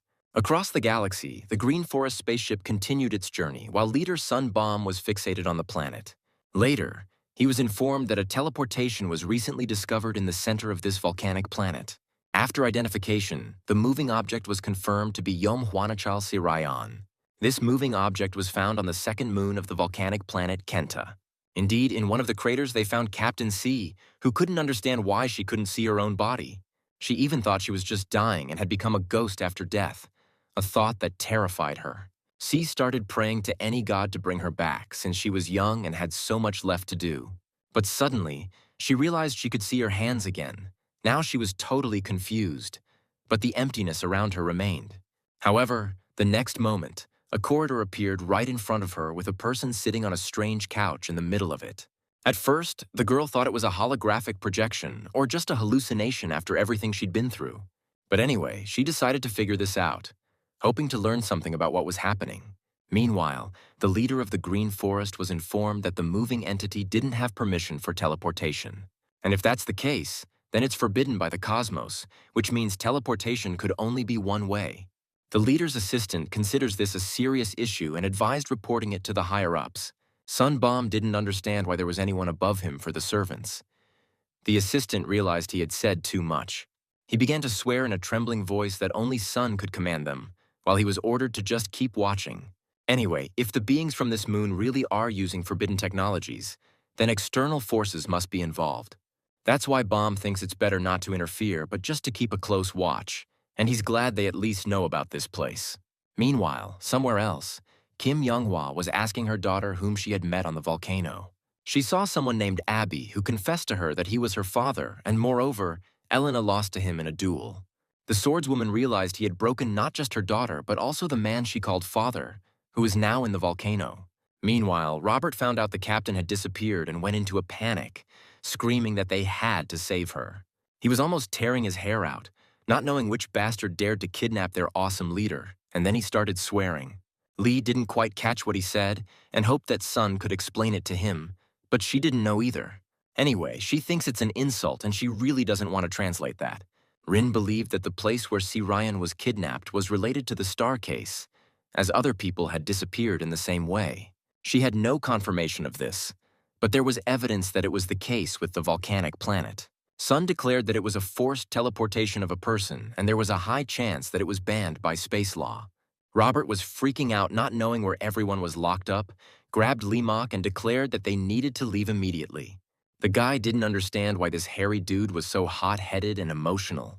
Sun explained to Jin that Robert came back from the army with post-traumatic stress disorder, And now, when he gets upset, it's hard for him to control his anger. Realizing this, Lee asked to be let go.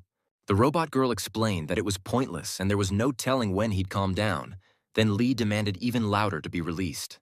Robert realized he got too carried away and apologized to the guy, while Sun thought he should really join an anger management program. They understood that if the captain was teleported one way, it would be tough to retrieve her. With the current technology, they'd also struggled to cover long distances, making it hard to move to other planets. Sun told Lee that this volcanic planet was on the second moon, and there's no life on the planet itself. There's only one person living there, but he can be ruled out, so that leaves just 2 moons. They're called Kanta and Kikerus, and they undergo biological processes, and they are very close to each other.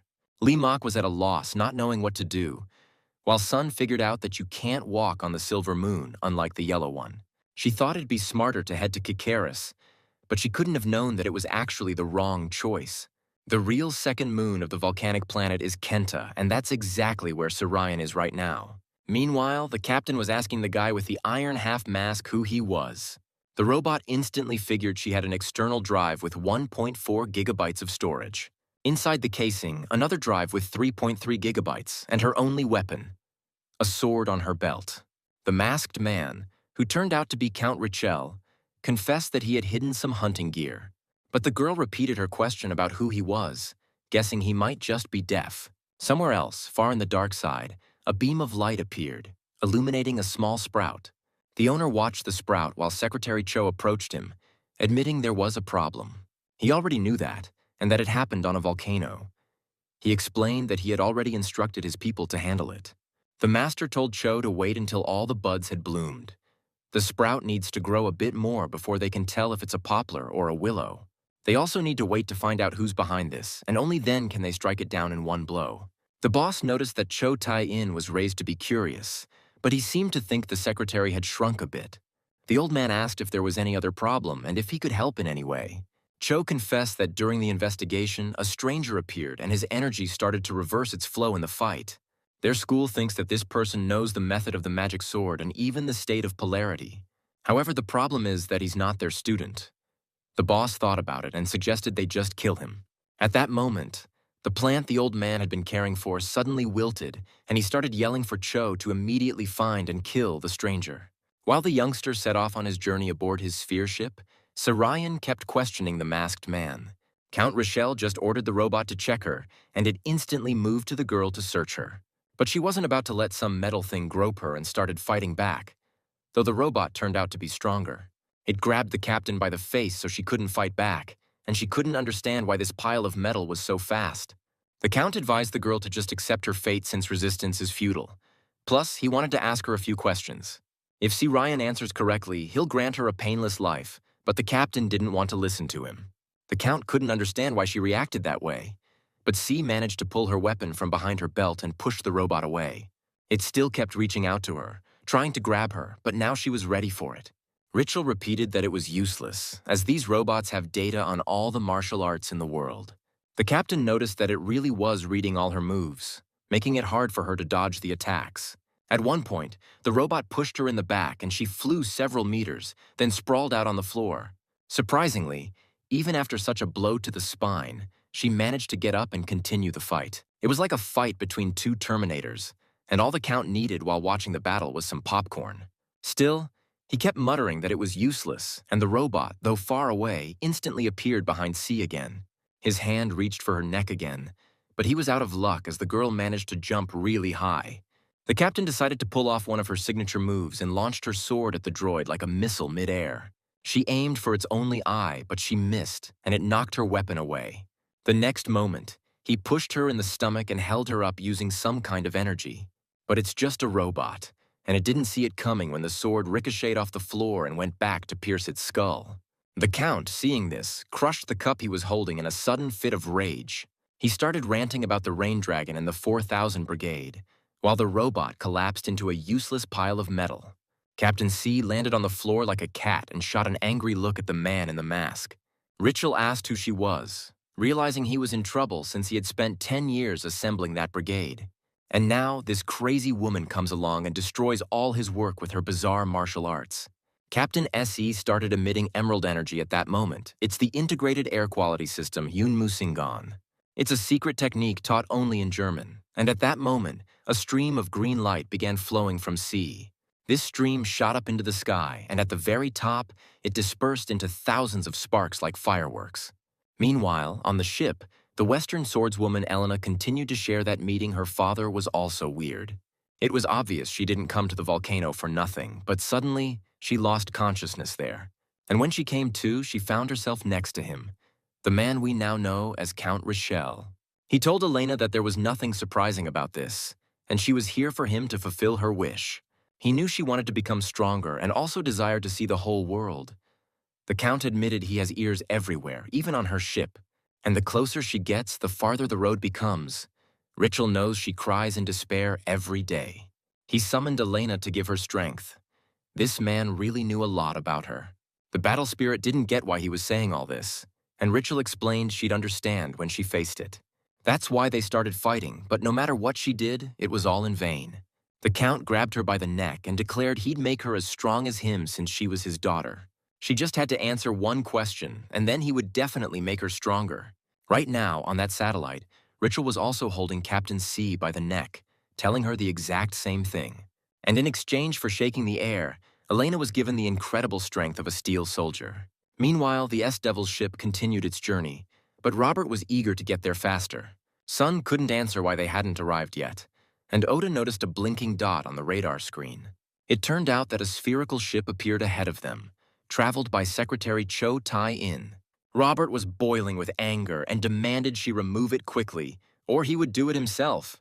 But Sun can't do that because it's a Voyager-class destroyer and she doesn't know who owns it. Then she found out it belonged to the Church of the Heavenly Demon, and the next moment, this bald shorty teleported in. The first thing Cho saw was Lee Mok, who kept munching on fried sausages, paying no attention to anything else. And it's weird that in their world, with all these technologies, the only food available seems to be sausages. While Lee was finishing up, Robert approached Cho and asked what he had forgotten on their ship. He introduced himself with his full title, then sat down at the table and wished Mok a good meal. Lee still ignored him, and Robert was surprised, not understanding how the church got such high-ranking officials. Cho Tai-in admitted he came to ask about something, adding that Richel Ackman was the instigator of the incident. He was a high-ranking scientist responsible for developing military weapons in human military industries. He developed the steel soldiers, but his methods were inhumane, so they eventually kicked him out.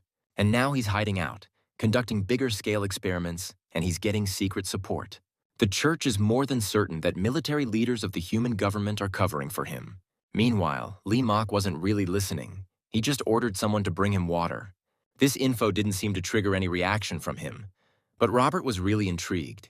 Cho explained that freelancers couldn't handle it and asked him to leave, but he objected since he wasn't planning to abandon the captain. The official just shook his head, saying there was nothing to be done now except pray. Robert thought that was complete nonsense, started banging his fist on the table and declared they were going to rescue Surian. Suddenly, Lee mentioned that these guests weren't trying to stop them, but were actually encouraging them to move forward. He now admitted he got valuable information, but he was curious why Cho told them all this. He explained that the church was planning to use it as a tool and then just pin all the blame on them. Lee admitted that guys like him wouldn't do anything with their own hands, and Cho asked Mok again who he was. The guy claimed that the official didn't need to know because they wouldn't have anything to do with each other. Cho guessed that the church meant nothing to him, but he really couldn't care less since he had no connection to it. Then Cho promised that he wouldn't relate his actions to their school. Lee understood and said goodbye since he was fed up with it. The official teleported away and flew off, while Lee Mok was somewhat pleased that there were still talented people in the church. However, the kid wasn't ready yet, and while the guy was pondering, Robert kept persuading him to go after the captain. Sun agreed, but warned that the coordinates had changed, and they were not heading to Kikaris but to Kentu. On the second moon of the volcanic planet, Count Richel, who also turned out to be half-robot, was dragging an unconscious girl. A bit earlier, when he was holding her by the neck, her green energy burned his cloak, and now his steel body was visible. It seems only his head remained human, and the captain, waking up on the way, asked what he was planning to do.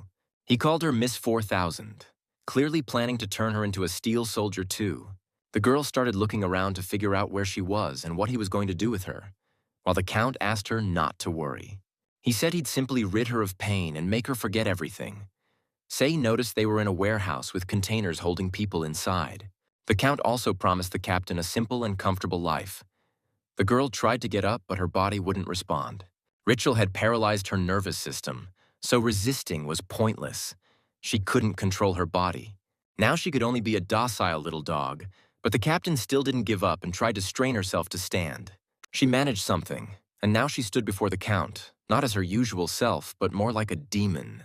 She looked pretty terrifying, not just like after a fight. Blood was coming from her eyes, nose, and mouth. Sei declared that Ritual might kill 4,000, but he would never dominate them. Then she touched his stomach and began to channel energy into it, aiming to take him down. It was the venom of the hemispheric blood. The girl explained it was her family's gift and could be used at death. The poison started working and the Count started coughing. He tried to push her hand away, but no use. This poison is too strong and melts even iron. She called him a nasty monster and declared they would die together. But suddenly that robot with a sword stuck in its head appeared between them. He tried to detach Seryun from the master and chopped off her hand, but it still held on even though blood was spraying everywhere. At that moment, an alarm went off and Count Richel realized someone had crossed the border. Lee Mock and Robert had already landed on the satellite in their special combat suits, both determined. From afar, they saw a blood fountain, but it turned out to be robots approaching them. Robert was confident he could handle them alone, while Lee Mock asked to go find the captain. The guy didn't argue and immediately jumped high to leap over the robot army. Robert was a bit surprised by the stunt, while Lee was already aiming to dive right into the crater where Seryun should be. He also blasted a cluster of droids with energy, causing a massive explosion, making things easier for Robert. Caraval wasn't sure what exactly it was, but he was determined to figure it out. Meanwhile, he had to deal with these crazed machines. Count Richel watched this uneven fight, noticing that the uninvited guest had a photon cannon with him. This guy also had a volley fire rocket called the Auto Laser TT-R-800. Robert held up well in the fight, using an anti-gravity rocket and techniques specially designed for special forces. The robot servant noticed that these types of weapons were outdated and had been decommissioned. The Count realized they were dealing with a retired military man and perhaps worried for nothing. He ordered to erase him along with everyone else. Ritual heard a strange noise from the container warehouse area and realized an intruder had breached the zone. The robot detected his movement and reported that he had already passed through zones 8 and 7. Soon, this person was approaching the first zone, but suddenly the robot declared that the intruder's location was unknown.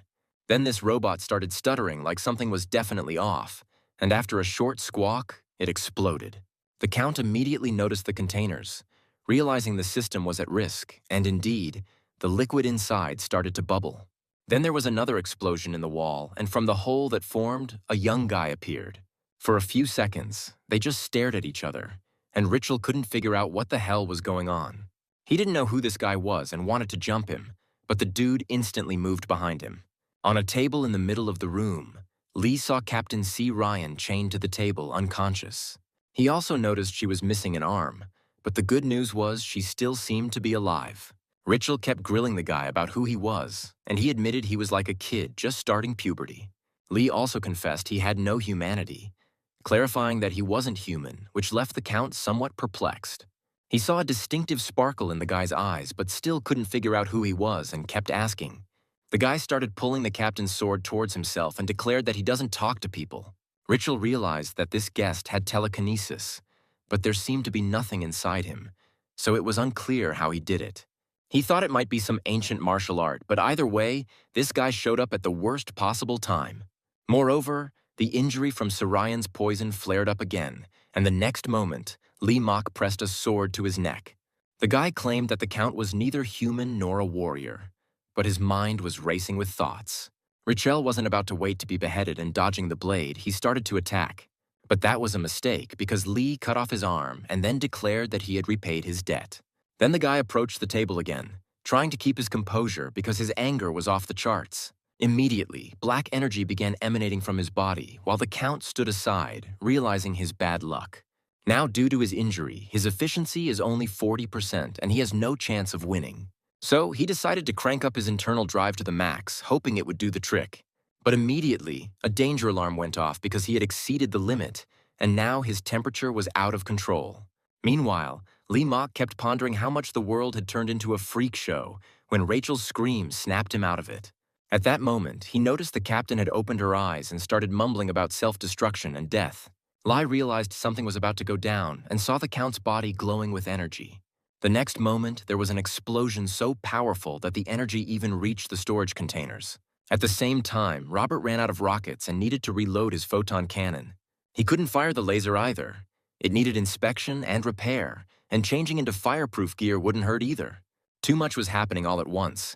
Everything needed a good cleanup while the robots kept advancing. He yelled at them to stop, to give him a break, though he knew it wouldn't work. Then Robert started stripping off his gear and yelled that he was the lead sergeant of the special squadron. Next, he pulled out a knife and a hook, ready to deal with those bastards the old-fashioned way. Suddenly, he saw a bright flash, an effect that seemed very familiar to him. It felt like everything froze for a moment. Then, in the distance, he saw an explosion and a rising nuclear mushroom cloud, but at least the robot problem was gone. That explosion was so powerful, it was visible even from space, and seeing it, Sunbomb was taken aback. His assistant immediately reported that an explosion of a gigantic electromagnetic field was detected on the volcano's satellite. Explosions of such magnitude could only be of military use, and the human government might be involved. Sunbomb ordered his assistant to delete all records as if they saw nothing, which slightly surprised him. When the effects of the explosion subsided, Robert, who miraculously survived unscathed, saw that all the robots were lying on the ground. His thoughts returned to the captain, and he dashed forward to find her, not knowing if Moku had managed to do so. Out of nowhere, a bright flash popped up in his path, like the sun just dropped right in front of him.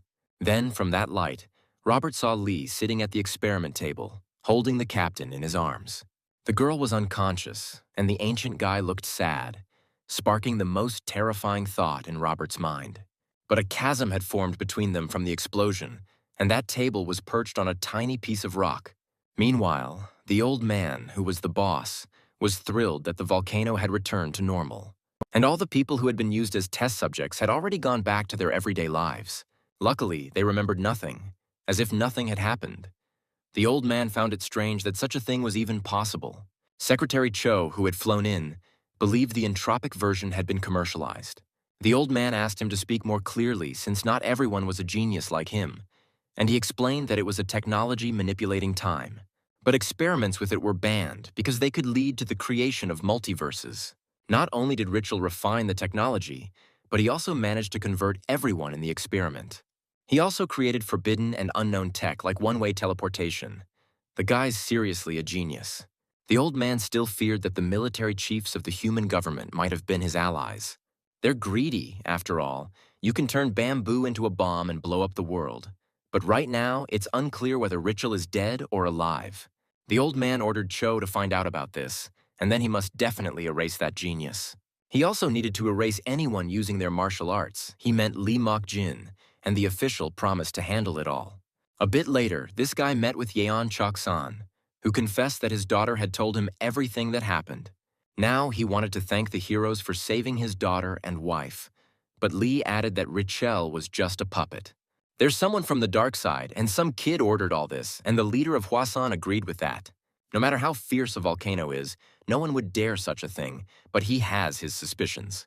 Lee suddenly claimed that Yan's only plan was to close his eyes and move on, leaving him stunned and wondering how Lee could read him like an open book.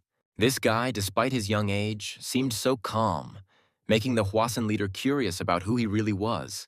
Still, he declared that his priority was the survival of 10,000 people, and that pride was a luxury in this situation. Yan also noticed that Lee seemed to think it was okay to disrespect the deceased.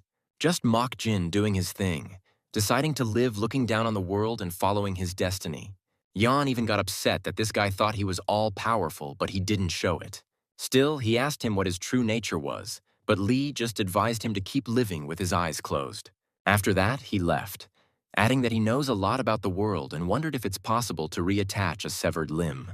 He knows it sounds crazy, but these past few days he's experienced a lot of things that don't make sense. Captain C. Ryan was placed in a special chamber where she entered hypersleep, hoping she could be healed. Sun was mainly keeping an eye on her since she's the most familiar with the tech and was monitoring the vital signs. Robert asked about the captain's condition almost every 5 minutes, but it was still not great. Caraval couldn't understand why and thought it was because of the severed hand, so he asked to have it reattached. But C. Ryan's blood is full of poison, and there's no antidote. Sun tried to neutralize it, but it keeps spreading. Robert demanded to take her to a proper hospital, and in another outburst, he started shaking the robot girl. She repeated that there is no antidote, and the only real hospitals are in K or Nebula. C wouldn't last that long. The guy fell into despair, not knowing what to do next, and Sun suggested that it might be time to prepare for goodbye. The captain had asked that when she dies, to attach her to a shield and throw her into space. That way, she would travel endlessly through space, and Jia would spend all his money on it. Sun headed to the coffee machine to get herself a drink. She was also stressed and poured the liquid on herself to calm down. She paused to think about what was happening and suddenly noticed the Western swordswoman's ship nearby. She was utterly shocked, and there stood Kim Younghwa herself on the deck staring at their ship. After a while, Yang Chok-san saw a huge ship hovering over the city. He knew exactly whose ride that was. Lady Kim Younghwa, dubbed the Swordmaster of the Western Skies, had now graced them with her presence. Guardman Sanshin reported that they had tried to contact her many times, but never got a response. Yang figured she wasn't planning on meeting them, so he decided to leave it for later. But the guard objected, saying such behavior was disrespectful to the leader of Mount Hwasun. He asked his servant to calm down. The territory was still recovering, and it wasn't time for conflicts yet. Besides, patience is the strongest force they could use right now. They need to bide their time until Hwasun is strong enough. The guard didn't argue, and the leader walked away. Kim Yeonhwa met up with Lee Mok to ask a few questions, but admitted she could be helpful in other ways too.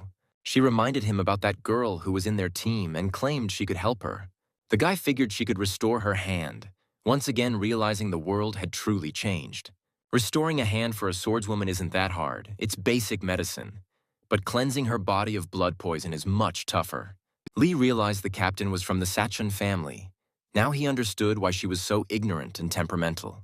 Kim explained that the blood poison was a secret known only to the head of Sanchon. The guy agreed and asked Yeonhwa to heal the captain, then asked what she wanted in return.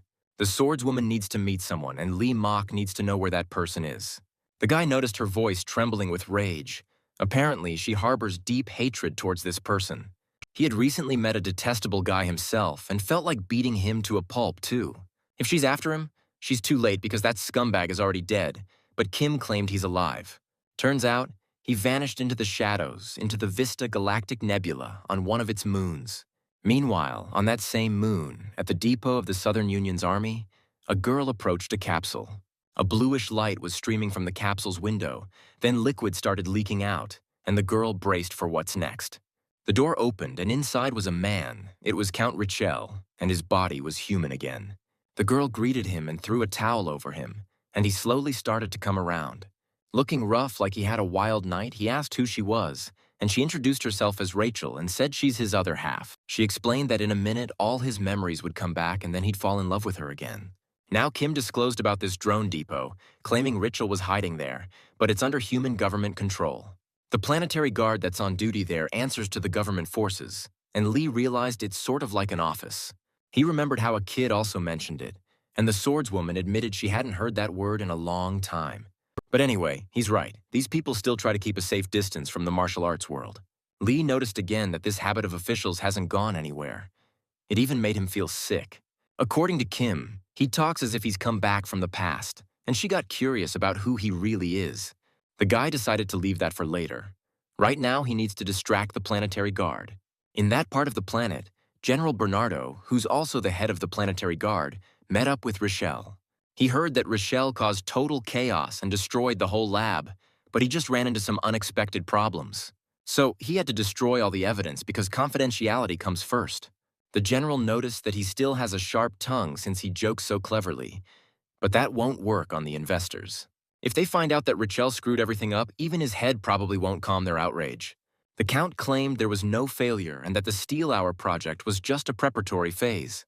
Thanks to this experiment, they've gathered all the necessary data so it can be considered a success. Now Ackman is gearing up to launch the main project, Ginger Hour, and that's when Rachel decided to approach him.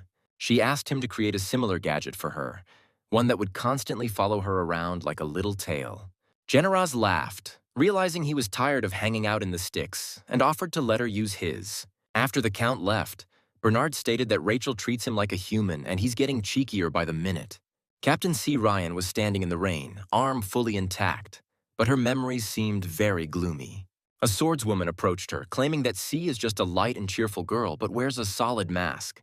Kim confessed that she came for her, but C objected, saying she needs to guard this pass, rain or shine. The swordswoman explained that her mission is long past, and now there's nothing left for her to protect. When it disappeared, Sei was left alone in her imaginary world. But now it was time to come back. However, she refused, and even if it meant death, she had to guard this passage to ensure no one could pass through. Yeonwi got tired of hearing this nonsense and poked the girl with a stick, threatening to use force if she didn't agree. The next moment, the captain opened her eyes and realized she was in a capsule filled with fluid. Yeonhwa was watching over her. The charge of her internal drive had already reached 84%. The swordswoman waited until she got herself together and then asked how she was feeling.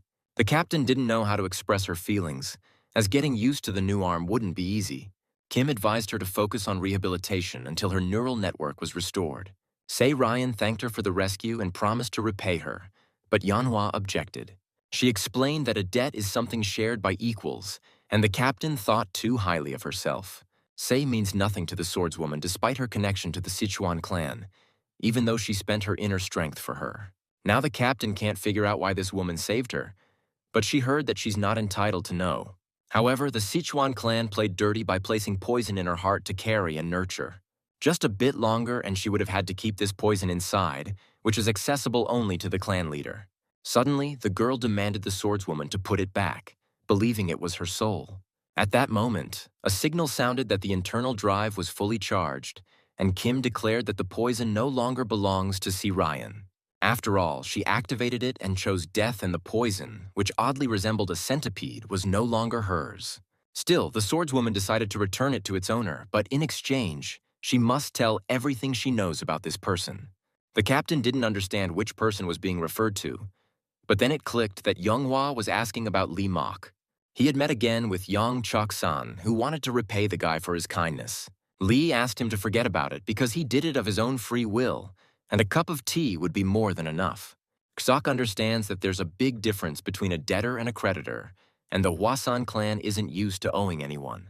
The leader asked to take one piece of advice as payment for the debt. Stay away from the Queen of the Western Sword. That woman is like a poisonous spider living in a dark abyss, and everything around her plunges into darkness. Captain C, after talking with Kim, stepped out of the room and noticed that the entrance was guarded by the warrior ghost, Elena. She decided to walk past silently, but Elena threatened she'd kill her with her own hands and that she was celebrating too early. Sarayan saw no reason for this, as there was no debt between them, but that's because Yeonhwa had saved her life. The captain didn't argue, just muttered that the apple doesn't fall far from the tree and moved on. Elena shouted after her to take this seriously and that she would definitely kill her. However, Ryan didn't care, but then she got annoyed by how this kid kept pushing her buttons and asked how old she was. Lee Mok thanked the leader for the advice but decided to handle it himself. Yan also admitted that Kim had bad intentions. This woman wants to snag a guy, plus there are rumors that no man who's met her could ever leave her. He himself dated her back in his youth and she really wanted to have his child, believing that the child would be perfect. Yeonhwa was so stunningly beautiful it took your breath away, and turning down her offer was no easy task. Sometimes Yeon Chazok still regrets that he rejected her. He's heard that over 100 men accepted her condition. They all gave her their genes but were then ditched, so she got nicknamed the poisonous spider. Like a black widow, she devours the male after the mating ritual. Lee realized she had a lot of kids. There are indeed more than 100, about as many as nature allows. Holy moly, talk about a supermom, I'm shocked. Lee Mok couldn't believe that having so many kids was possible, and asked how old Yeonhwa was. The leader of Hwasan explained that the children were raised in a lab using genetic culturing techniques, so you can make 100 of them at once. Now it makes sense, otherwise it seemed pretty harsh on just one woman. Lee once again realized how unrecognizably the world had changed. Yet he couldn't understand why she needed so many children. The swordswoman wants to create a perfect and absolute being, so her unfulfilled dream can live through it. However, she failed to create the perfect child, and now their team has become an obstacle in her path. Yan Chuk asked the guy to be careful, as it's very dangerous to get close to her. The guy stood up and just said he was sorry, which surprised the leader of Hwasan, and Lee decided to clarify. He wished that woman was his type because sometimes he even thought about having a child. A bit later, Robert saw the captain and hugged her so tightly that she could feel every single bone. He knew she would survive and never doubted it, while Ryan asked him not to cling so much because it embarrassed her. Caraval noticed she was very tense, but after all, they're a team, and he was really worried about her. Robert didn't want to let her go, while Lee Mok was more into devouring sausages like they were his only joy. The captain admitted she heard he was the one who saved her, but she still wanted an answer to one question. The girl really wanted to know if he was older than her, but the guy just kept silent, probably munching away. And C. Ryan decided that his silence meant he wasn't denying it, so she must be right and could call him uncle or even grandpa.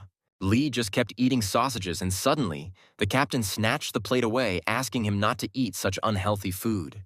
Then she asked Sung to make sure Mok was fed organic products that are good for health. However, her action pissed the guy off, and he even started radiating aggressive energy. Oh, she shouldn't have done that.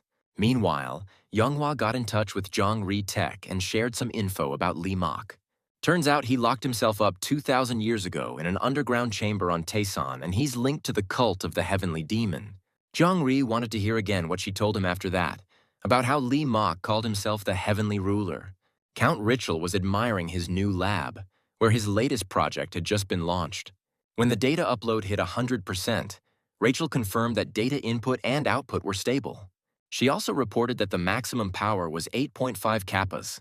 Exceeding this would lead to self-destruction, but the Count was pleased that everything turned out just perfect. Then he reached out his hand and commanded the memory card to come to its master, and it obediently jumped to him. As it landed in his palm, it sprouted spider-like legs, which was exactly what Richel was aiming for. One of the staff was pouring tea for the general while he examined the Count's new invention. Bernardo didn't get what it was.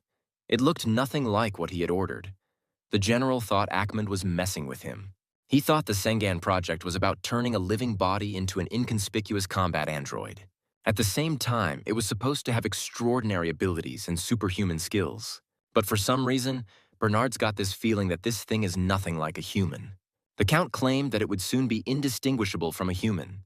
He nudged the spider flash drive and it jumped onto the soldier's face. Then it started crawling right up his nose, and the pain made the soldier twist and turn while laughing because it tickled.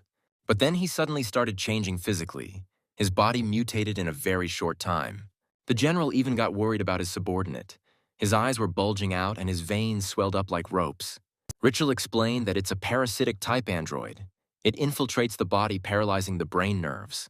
It also takes over the central nervous system, turning the infected into an android. Plus, it releases 8 and 5 caps of energy, turning the infected into an unmatched master. Additionally, it's loaded with the most efficient and destructive combat techniques. So it's the perfect weapon for killings. Sengan, and at that moment, the soldier looked like the Hulk. The general also got worried when he noticed his warrior started looking weird. The guy seriously resembled a monster more than a human. The Count explained that the genetics of the test sample were significantly different, and sometimes the immune system resists. That's why such deformations occur. Then on Richel's command, the spider chip jumped out of the soldier back onto the table. After that, the soldier's body slammed onto the floor, but the general was more focused on that thing. Richel asked Bernardo to prepare a demonstration for the next day, since it was time to show the prototype to the investors. The general was outraged that decades of work and billions of dollars were spent on this disgusting monster. The Count explained that it was because it already had an owner, and it would work properly with them. Then he ordered it to go to its owner, and the spider chip leaped toward the general, who froze in horror. However, the little spider missed, shattered the window glass. Clearly its target wasn't here. Richel asked Bernardo to inform about the presentation of the completed prototype tomorrow. The perfect Sengan didn't just fly down the street, it shot into space. Looks like its owner is way off. Meanwhile, on this planet, the Sliavolov ship landed, and Sun reported that this is a border zone. If they get closer, they'll cross into personal security territory, and Robert spotted a junkyard of military androids from the window. If they're spotted, they could be declared enemies of humanity, then they won't even get to eat in peace. The captain asked about the Queen of the Western Sword. She was informed that the signal is coming from the other side of the border. Looks like they picked a pretty safe spot to stop, Sarayun ordered to prep the landing capsule. She also asked everyone to pretend they don't know each other in case something goes wrong. Soon they arrived at the airlock, and from there they would proceed in pairs. But Lee asked her to stay here. He can go alone. But she thinks they need to stick together since she needs to operate the capsule, and it's not just about switching on autopilot. The girl has her own beef with this guy, but Robert especially asked her to stay here. Lee Mock also reminded her that she has more important commitments and asked the captain to consider them. Living in the past means moving backwards, and the closer she is to the past, the further she is from life.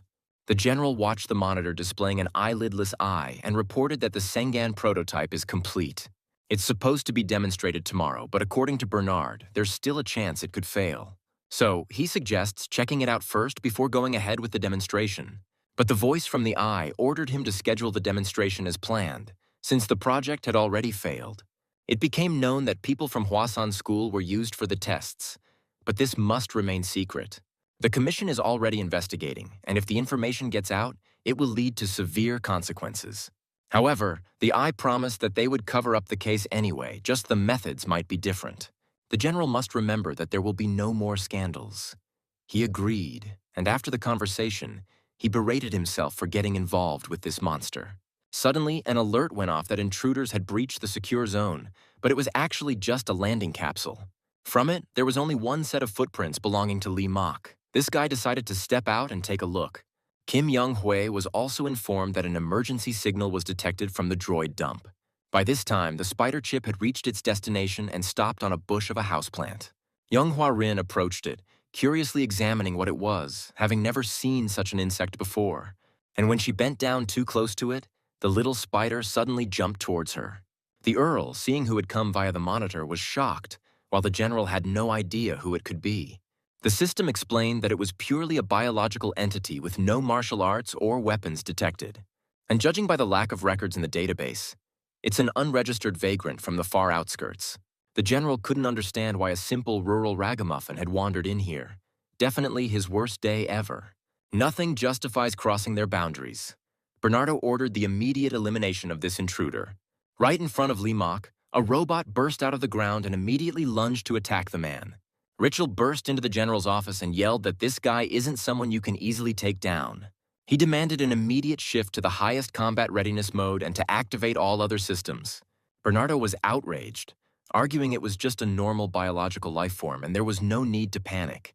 Both of them looked at the monitor and saw the robot approaching the guy literally dissolve in some kind of protective dome. The general was genuinely surprised, realizing it was some sort of protective technology, and the Count advised analyzing it. And it would be even better to connect to the main data center of the central government and find out everything about it. Bernardo was annoyed that the Count was allowing himself such liberties, as if he was plotting a rebellion. But he objected. In his opinion, now was not the time to deal with this, and if this project fails, the general will be in trouble too. We need to stop this guy at all costs, and if Bernardo wants to stay in power, he better step up his game. The general got pissed and yelled that the guy totally lost it. Then the system alerted that the intruder was moving towards the second defense line. Laser cannons and a battalion of security androids are ready to launch, but the boss ordered to activate the Buddha statue. He hoped to take this guy down with one hit, while the Count communicated over the radio to bring someone in. Meanwhile, Rachel and the robot met Yan Hua, telling him they've arrived and are ready to pick him up. At the same time, a sand whirlwind started forming near Lee Mock, small at first, but then it kept getting bigger. Soon, it reached massive proportions and now looked more like a powerful tornado. But the guy wasn't surprised by anything anymore. He just kept going and then saw the Buddha statue inside the whirlwind. He got curious about what it was, but the statue's hand was already reaching out to squash him with one blow. This whirlwind was visible even from space, and the general saw on his monitor that the stone hand had squashed the stranger. But he still couldn't understand why such a fuss was made over some trivial matter. Still, he ordered to retrieve the body and identify this intruder. But the system claimed his condition was normal. Bernard thought the system was glitching because a guy crushed into a bloody pulp by a statue can't be okay. Just at that moment when Buddha's hand squashed the guy, an energy flow appeared in its palm. This flow shot through the whirlwind corridor straight up to the sky, and then the guy ended up safely at the top. Li Mok was just hanging in the air as if he was standing on glass, looking down at what was happening. The furious general ordered him to be killed immediately. But then he saw the center of the whirlwind turning blood red. And Li, knowing the true power of the Buddha statue lies in emptiness, couldn't understand why it was clouded by crude brutality. Then he realized it was just a fake resembling the original, and the statue's hand started reaching for him again. In the middle of its palm, a void suddenly formed, like a small black hole, and Li decided to attack it himself. He swiftly dove down, and an energy beam pierced the statue's head, exploding at the back. The general was stunned. He clearly didn't see that coming, especially since this statue was considered a mighty weapon. Li, back on the ground, thought that even if it was a fake, it was still a one-way ticket to heaven now. Then the guy noticed an army of combat androids approaching him, and the general was hoping this would definitely do the trick. The system had already identified the martial arts as the demonic Asura's sword technique. It's based on the mental art of the celestial demon, and its level is top tier. Count Richel couldn't believe it and ordered to immediately connect him with Chief Bernard. But for some reason, they were slow to make the connection, which pissed him off even more, and he declared it an emergency. Behind him, he heard a familiar voice saying that shouting was useless and they still couldn't reach the general. Richel turned around and saw Manhwa standing there, surprised that he could say her name so easily. She guessed it was because they used to have a pretty deep connection here before. The Count was surprised she couldn't remember him, and thought it was because he had changed a lot. Just that during an experiment accident, he lost half of his face, and his height and build changed too. Richel reminded her how she showed up at his lab in the Star Galaxy 25 years ago at night. The swordswoman suddenly remembered the face of the guy who was sitting at the lab table back then. That night, she was a bit surprised that the most talented scientist also turned out to be so handsome. Manhwa thought she was incredibly lucky and confessed she wanted to have his child, assuring it would be a perfect being. But now, what she saw didn't look anything like that guy at all, and the Count was disappointed that she didn't remember him at all. The swordswoman simply stated that she doesn't keep memories of failures and drew her sword, seemingly with bad intentions. That's because Richel made her remember it again, and the feeling from the memory was very painful. Meanwhile, the system reported to the general that the border troops had suffered 73% casualties. Continuing to defend was impossible, and they needed support from headquarters. Bernard was pissed and confused. Suddenly, a huge explosion outside his office windows shattered the glass, sending it flying inwards along with thick smoke. Through the smoke, the general spotted that guy walking by. He felt a surge of panic, not understanding what was happening. The guy just advised him to write it all down in a report, and if he had any questions, he could come and sort it out with him. Meanwhile, Li Moku was curious about where that unfinished monster, referring to Count Richel, was, while he was still talking to Kim. It infuriated him that this woman called him a failure, unworthy of being remembered. He insisted that he hadn't actually been defeated. On the contrary, he had created something magnificent. The Count knew she was desperate to become incredibly strong, and had a thirst to create something great if she couldn't do it herself. He's not wrong. It's Manhwa who's mistaken, because she was the one who left him, and that's where her error lies. He just finished his project, gave up everything for it, and it really bugs him that she doesn't even remember him. But his speech got cut off when Manhwa stabbed him with a sword, stating that she remembers him all too well. However, the more she recalls him, the less pleasant it is for her, since he was quite the chatterbox even back then. It wasn't long before Li Mok entered one of the warehouses and found Richel by a column. He was sitting still with a huge red stain on his stomach, in the middle of which there was a wound. The guy realized that at that moment the swordswoman didn't hesitate for a second, and she really didn't value her own fate. The Count suddenly spoke up without lifting his head, telling the guy not to meddle in business not meant for him.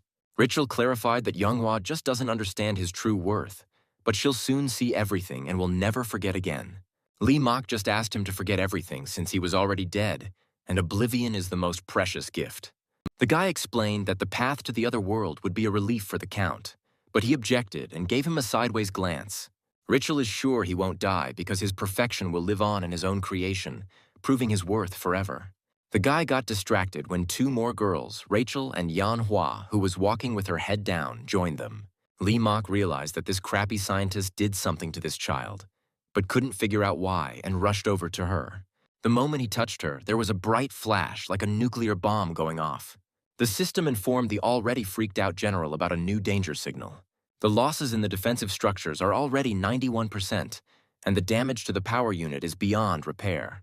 However, the ships are ready and the system is asking everyone to evacuate, but Bernard thought it was nonsense since he hadn't given such an order. It seems the system wants him to look like an idiot who couldn't even protect a dump, so he ordered an immediate repair of the base. But the system declared that it had issued the evacuation order itself, and it was doing so out of mutual respect. Bernardo noticed that the voice the system was using now sounded very familiar to him. It was some girl's voice.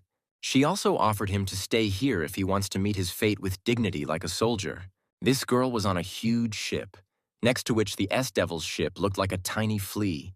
The crew was shocked when they saw this behemoth through the windows. The captain couldn't figure out where it came from. Sun analyzed and explained that it was a warp jump, although it's surprising that such a massive vessel could perform it. Robert thought that wasn't the main issue right now. He asked the captain to pay attention to the mark. It was on the bottom of that ship and looked like a whirlpool, and it symbolized the government of humanity. Let's get back to what happened in the warehouse. It's interesting what happened to Lee Mok.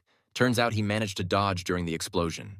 Landing, he looked in that direction and saw that Manhwa had changed and was now glowing like an angel.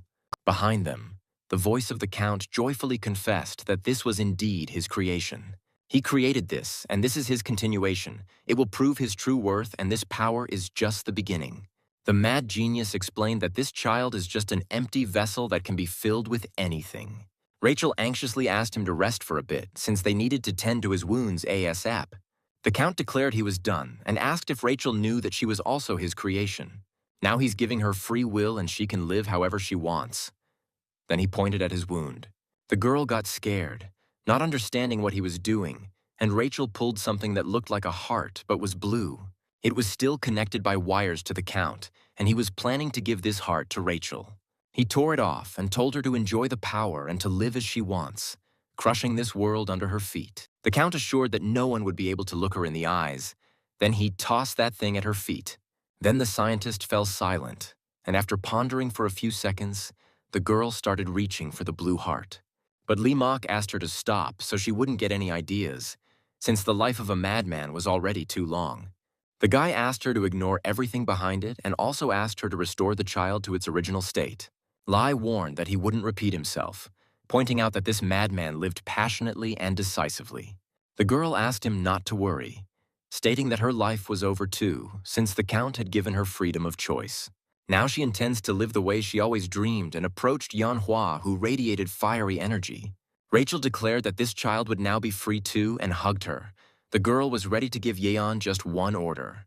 She asked Rin that when they meet again, she should hug her like never before. Meanwhile, on the ship, the swordswoman Kim had already returned there and ordered to leave this place immediately. And at that warehouse, Rachel continued to ask Rin to hug her as tightly as she could, after which a bright flash occurred.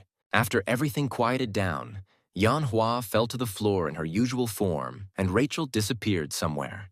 Meanwhile, the general's system reported that a battlecruiser Leviathan was detected in orbit within the atmosphere. He's part of the commission overseeing human government, and Bernardo realized this was going to be an orbital strike. Meanwhile, Robert figured that given the size of the ship, it clearly belonged to the regular forces. But then he freaked out, screaming that they were all dead men now, while the captain noticed that the ship wasn't moving for some reason. It seemed like they were just not being noticed, and Richard was sure it was because they were too small. It's like an elephant that doesn't see a mouse at its feet, but Sun countered that they had been detected a long time ago.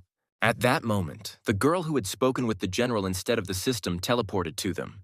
The team was surprised, and she turned to Se-ryun to confirm that she was the last of the Sachon lineage. The Leviathan commander asked the captain not to worry and to pretend they never met. She had already erased it from the report on her way here, simply because she didn't want to bother, and the Sachon family matter falls under intersector exchange jurisdiction. The guest now can't meddle with work that's not hers, since she's just a bureaucrat and suggests they pretend not to notice each other. Then she started presenting the investigation results of the anomaly at the droid disposal satellite. Due to a malfunction, the quantum power station overheated, paralyzing the control center and triggering a robot uprising. Control and recovery were impossible, so she requested permission to alter the operation plan. Based on the situation analysis, She recommended Plan 6 Art, while the captain was bewildered by what she heard. Sarayan believed all the droids had gone rogue, but the guest assured that they were merely deactivated. She explained that according to the new plan, they could use a local orbital strike under emergency regulations. Further actions were up to the on-site commander, but Robert was still scared about the strike. The guest clarified that everything went smoothly without any issues and then ordered her ship to open fire. Immediately, a green beam appeared, shooting toward the planet and stopping somewhere in a desert area. Among the robot debris, there now was a device resembling a drill, and it indeed started drilling into the ground. The commander was thrilled everything worked out. Plus, she wouldn't have to write long reports, just a 3-liner. Then she advised Captain C and his crew to run if they wanted to survive on this pathetic ship. They needed to be halfway to another galaxy in 5 minutes, and the commander hoped they'd never cross paths again. Then she teleported again, but the captain was still trying to digest the information. And Robert freaked out again, fearing an orbital bombardment, when suddenly C. Ryan admitted she had no idea what that was. It's a weapon that can destroy a satellite or even a whole planet. Robert had even doubted its existence before. The captain couldn't understand how it was possible to destroy a whole planet. And Sung Cha decided to explain. What they launched is now piercing the core of the satellite, and when it explodes, it'll just cease to exist. Only 3 minutes left until it happens, and they need to evacuate. But the captain still couldn't peel her forehead from the window. The weapon has already started to activate at its position. Commander Leviathan ordered the detonation. The ground on the satellite started shaking like a massive earthquake was hitting it. Then every structure began to shatter into pieces, and the soil itself split into huge slabs. Total destruction in 2 minutes and 7 seconds. The commander ordered everyone to brace for the shockwave. Their ship's energy shield was ready at 100%, but she asked to dial it down to 80. For some reason, she thought it'd be more interesting that way, plus she noticed a capsule had managed to escape the satellite. The commander was actually impressed by how quickly the general thought on his feet, but she couldn't figure out why that little ship stayed behind. After all, if they stayed and watched, they'd be nothing but dust. But suddenly she noticed that the little guy had fired up its super engines and was heading towards the satellite. Robert, as usual, freaked out, yelling to the captain that they were definitely going to die if they stayed. The girl was sure they wouldn't die because she had a really long lifeline on her palm, at least until she was 80. Sun announced she doesn't have such lines, but if nothing happens, she'll live up to 5,000 years. However, they were almost landing, and everything around them started exploding and flying into the air. The explosion started from the core, and the atmosphere's temperature was skyrocketing. Outside the ship, it was almost 300 degrees. Robert was freaking out with fear, kept yelling that they were all dead, and not just dead, but cooked dead. Suddenly, Sun detected a life signal, but the atmospheric temperature there was around 700 degrees. Then they saw Lee Mok standing under a protective dome with Yan Hua-rin in his arms. But the dome was fading and fire was touching his hands. To the guy, what was happening seemed unbelievable. This heat and chaos were just like hell. Suddenly, he saw a huge monster in front of him, exactly like the devil depicted in books. Lee Mok thought it was the end, and the beast opened its mouth where the jaws were vertical, not horizontal. The guy felt sorry that this beast didn't come yesterday, because then he would have happily walked towards it. But today, he can't do that. He needs to keep his promise and protect this kid. So the devil has to back off, and Lee promised that as soon as the child is safe, he'll come looking for him. Just then, he heard his friends yelling at him to hurry up and climb aboard the ship without delay. The temperature there had already reached 1,500 degrees, and an explosion was set to happen in 10 seconds. The Leviathan system also detected a weak and unclear life signal in the planet's atmosphere. But when the core explodes, it'll reach over 6,000 degrees. Even gods won't survive that. However, this pleased the commander as it meant she wouldn't have to bother writing a report. At the same time, the captain didn't realize what Sun had planned, who was opening the outer door of the airlock. Then there appeared Lee Mok and Rin in his arms. But by that moment, his body was already ablaze. Their energy shields were failing at 93%, and the temperature was 2,000 degrees. As soon as they open the inner airlock, the remains of the shield will be destroyed and they'll all burn alive. But they were going to die anyway since there was only 1 second left before the explosion. And the next moment, the planet blew up. The S-Devils team saw a bright flash in front of them, and then all they could see out the window were distant stars. Lee Mok was still in the airlock chamber, but his body was no longer engulfed in flames. When he opened his eyes, he saw a man dressed as a monk in front of him. Someone he thought he'd never see again. But they were destined to meet again, even though this person never thought it would take 2,000 years. He remembered how one night in a thick fog they met to talk. The meeting took place in a dark, shallow cave lit by a single candle, but it was quite bright. The guy wanted to know why that man was so sure that he had questions for him. But if there were no questions, Lee wouldn't have a reason to come to the very edge of this world. The teacher saw the guy was tired, stepping over countless corpses, his knees and calves now shivering from the cold. Lai was surprised that this person knew who he was, but he actually didn't. Moku just thought so. However, even without knowing, he could see a lot. He saw how the boy had a choice before him even before he learned to walk. The child decided to pick an apple, but then someone came over and just stepped on the fruit, smashing it flat. When the boy looked up, he saw that it wasn't a person at all. It was darkness, and the child reached for a weapon. Back then, his right to choose his own path was taken from him, and instead of choices, he ate death for breakfast, lunch, and dinner. But even then, it couldn't quench his hunger, and Lee Mok-jin lost his sense of purpose in life. The guy objected, claiming he was strong, indeed stronger than ever. He could kill 100,000 of those who dare raise their heads in his presence. But the more he kills, the stronger his hunger grows, because blood is no food for a noble child. After that, the teacher was ready to answer the guy's question, understanding that he wanted to stop this meaningless life. But in this world, there's no one who can do that. It's only possible by his own choice. Lai realized that he needed to end his own life, but he couldn't do it because his life wasn't his own. And if his life isn't his, then neither can his death be his own. Apparently, there's just no right answer to this question. The teacher then declared that he'd let him sleep if he can neither live nor die, sending him to a place where there's neither life nor death. You could call it eternal sleep, but if he's lucky enough to wake up one day, maybe a new path will open up before him. Now, this man noticed that the boy had changed over 2,000 years, and the darkness on his shoulders had lightened. Moreover, a spark appeared in his eyes. It seems like Lee Mok found a new path, but the boy objected. He lost it, and the order of the dark horse broke free from its shackles and stepped into the light, and his sole purpose vanished. Now his life has completely lost all meaning. But the teacher asked why then is he still alive in that case? By that time, the temperature had already hit 4,000 degrees and the shields were starting to melt. Lee Mok's body was engulfed in fierce flames again, and the man declared that if he took on this heat, he would burn to ashes and scatter in the wind.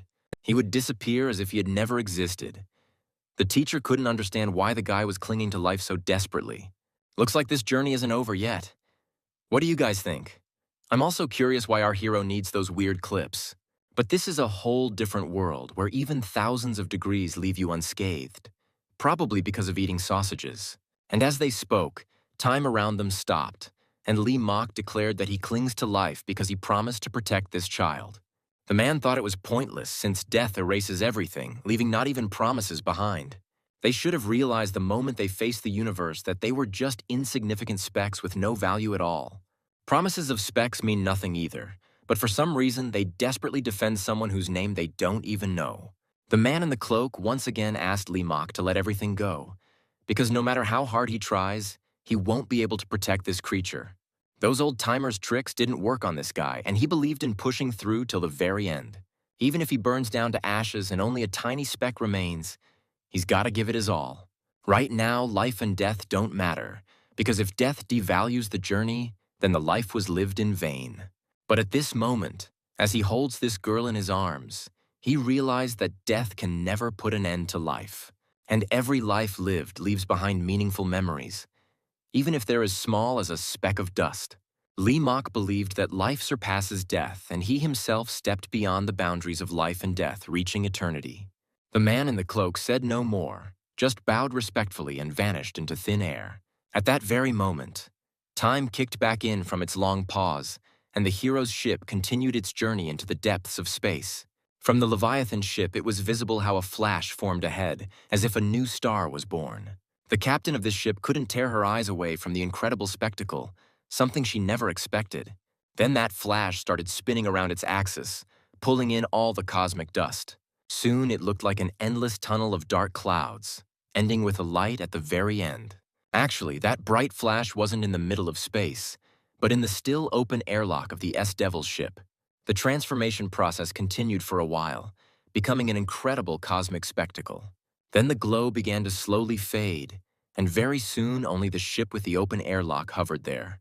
It seemed like everything was over. But suddenly a powerful stream of energy burst out, slicing through space and heading towards the remains of the satellite. Captain Leviathan was still trying to figure out what it was, even though she had seen a lot and knew much. But this was something new. And Captain C. Ryan was watching another spectacle, her forehead glued to the thick glass of the scorched airlock door. When the glow faded, she saw a buff guy with long white hair holding Manhwa Rin in his arms. Somehow Lee Mok had transformed, and now he looked different, felt different, but it was still him. After that shakeup, the robot girl parked the S-Devil's ship under the massive belly of the Leviathan.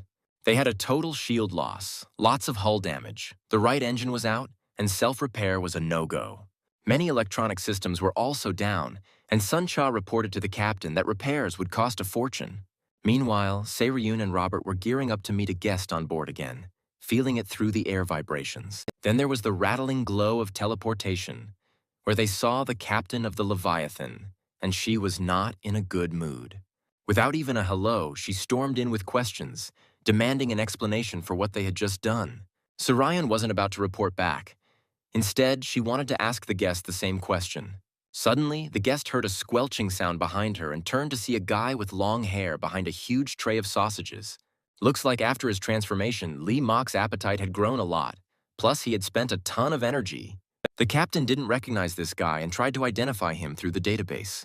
It told her that no information about this person was found, and he also lacked an internal drive. But the girl in the cloak began to suspect that this guy created the anomaly and asked him to explain how he did it. Lee Mok was silent, but he stopped eating sausages for a moment and looked up at the approaching girl. She, in turn, stared at him, trying to make out every wrinkle and find something familiar. When their eyes met, the captain seemed petrified. His gaze was very heavy and intimidating. Suddenly, Lee Mok asked who she was, and she reported her position, also confessing that she was a secret agent from the security department. And not understanding why she was revealing all this, she continued to spill even her personal secrets. Then the conversation turned to the explosion, that she had ordered an orbital strike to cover up the issue with the Sengansi project as per higher orders. Because this incident could trigger a conflict escalation between factions, and the human government could be threatened. All this information seemed boring and useless to Lee Mok. He was more concerned that children were harmed by the explosion. Since the captain is to blame for what happened, she's now got to fix everything. Still under some hypnotic effect, she admitted she could do it. Moreover, at her command, repair beetles were summoned to fix the ship's hull of the S-Devils. After fixing the exterior, these beetles got to work on the other malfunctions of the ship. And Yanhua Rin, who had been unconscious until now, was placed in a special capsule. There they ran diagnostics and found out her body was unharmed, and her brain waves and neural connections were also normal. From all this, Sun Cha concluded that it was just a simple fainting spell and the girl should wake up soon. Only after hearing this did Lee Mok sigh with relief, still remembering his promise to protect the child. The captain had already snapped out of her trance and asked Sarayan to explain who this guy was and what he was up to. But she played dumb and suggested she find out directly from him herself. Then she changed the subject and asked how their guest managed to land such a high position at such a young age. What intrigued Se-Ryan the most was that this captain turned off her communications at night and she wanted to know why. Realizing she had said too much, the captain asked them to forget everything and threatened what would happen if they didn't. But Se-Ryan just gave her a skeptical look, like she was an amoeba trying to jump against an elephant. Captain Leviathan still tried to threaten them with a terrible execution for leaking information. Suddenly, she felt a piercing, heavy stare on the back of her neck, the same one she had felt recently. Indeed, it was Lee Mok standing behind her, silently sending vibes to shut up and stay put. Realizing she couldn't achieve anything more here, the captain teleported back to her ship. From there, she watched through the window as the S. Diavolo ship sailed away, still trying to figure out what had happened. Meanwhile, our heroes were quite pleased with themselves, especially when Sung reported that the robot bugs had even replaced all the internal parts with new models. Robert also decided to chip in and reported to the captain that everything was working fine. But Sarayan herself wasn't so sure, and she wasn't talking about the ship's mechanics. Their friend's new look now resembled a posh thug who's just pretending to be cool. Lee Mak himself didn't like his new style and agreed to let the team help him get his old look back. After a haircut and dye job by the captain and Robert, Lee Mak looked like his old self again. Meanwhile, at the spherical station in the 32nd district of the Heavenly Demon cult, Ri Taik made contact. Kim Yonghwa demanded explanations from him about who the person was that had sealed himself in an underground stone chamber 2,000 years ago. The swordswoman named him and suspected that he was connected to the Heavenly Demon cult. Ri Taik couldn't believe his ears, especially that the guy had called himself the Supreme Heavenly Demon. Realizing the gravity of the situation, he pressed the green button and requested permission for information exchange with the Central Command. The screen lit up with colorful pixels and a voice asked what specific information Ri Taik needed. He requested to know if there were any records of a cult member who voluntarily locked himself underground 2 millennia ago. A minute of hissing later, the commander added that this guy's name was Lee Mak Jin, but his age was unknown. Moreover, this guy claims to be the Supreme Demon, and just as Taike said that, an alarm sounded, and the whole room where he was filled with red light, signaling trouble. Our heroes headed to planet Vulcan, where Lee Mak met with the leader of Hwasan, Yang Chok Saom. He blamed himself for not being able to protect his own daughter from such horror, but was relieved she was alive. Moreover, they had already conducted a thorough examination, and fortunately, the child was unharmed. What's more, she had come to her senses, and to her father's relief, she remembered nothing of the incident. While they talked, Yan Hua Rin busied herself making tea from local volcanic petals. This girl always brewed this tea for special guests, and today, she was planning to make it for the S-Devils team. But as soon as she picked up a petal, it crumbled into tiny pieces right before her eyes. The girl was baffled, not understanding what was happening. Then she saw the rest of the petals turning to dust. Then they gently rose into the air and swirled around her in a whirlwind, forming perfect circles and spirals. Her father also promised Lee Mak that the Volcano clan would once again turn a blind eye to what had happened, and this man would keep their help deep in his heart, alongside the shame that would stay with him till the end of his days. But the guy didn't understand why he should feel ashamed to bow his head for the safety of his child. It's actually a parent's duty, especially when you're responsible for 10,000 children. In such cases, shame is a luxury. While Lee Mak was delivering his speech, Young Chok gave him a sidelong glance and noticed something had changed in the guy. But not for the worse. He seemed to have grown. Although he might have always been this great, Yang just hadn't seen it before. Finally, Lee Mak made it clear that they would set off at dawn and asked Sana to forget about each other. Then he left, and the leader of Hwasan watched him go, feeling a deep respect for the man. He even bowed to him as he walked away and remained in that position until the guy disappeared around the corner.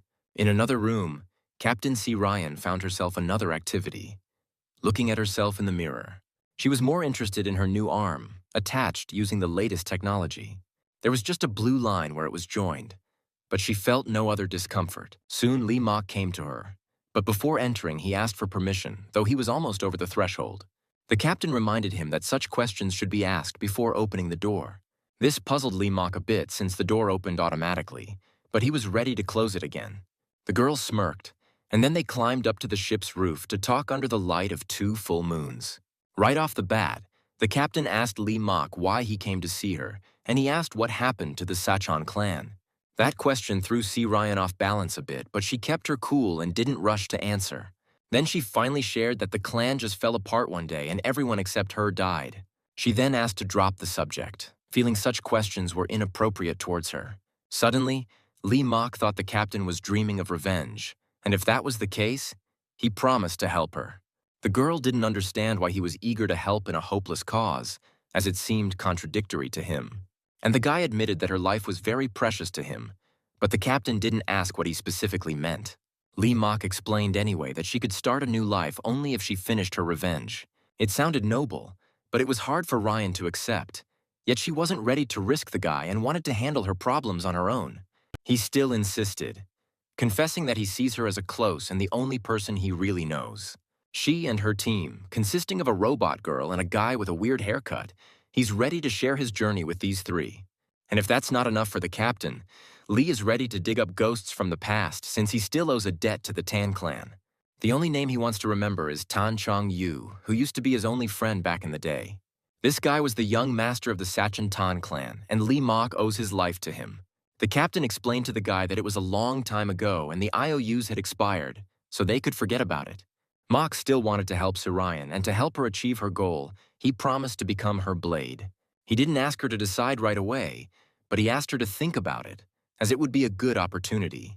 Deciding to leave the captain to her thoughts, the guy was ready to leave. Just then she agreed, but with one condition. First, she wanted to earn some more money. In the Andromeda Nebula, there's a planet called Taruga, home to a huge market for all sorts of drifters.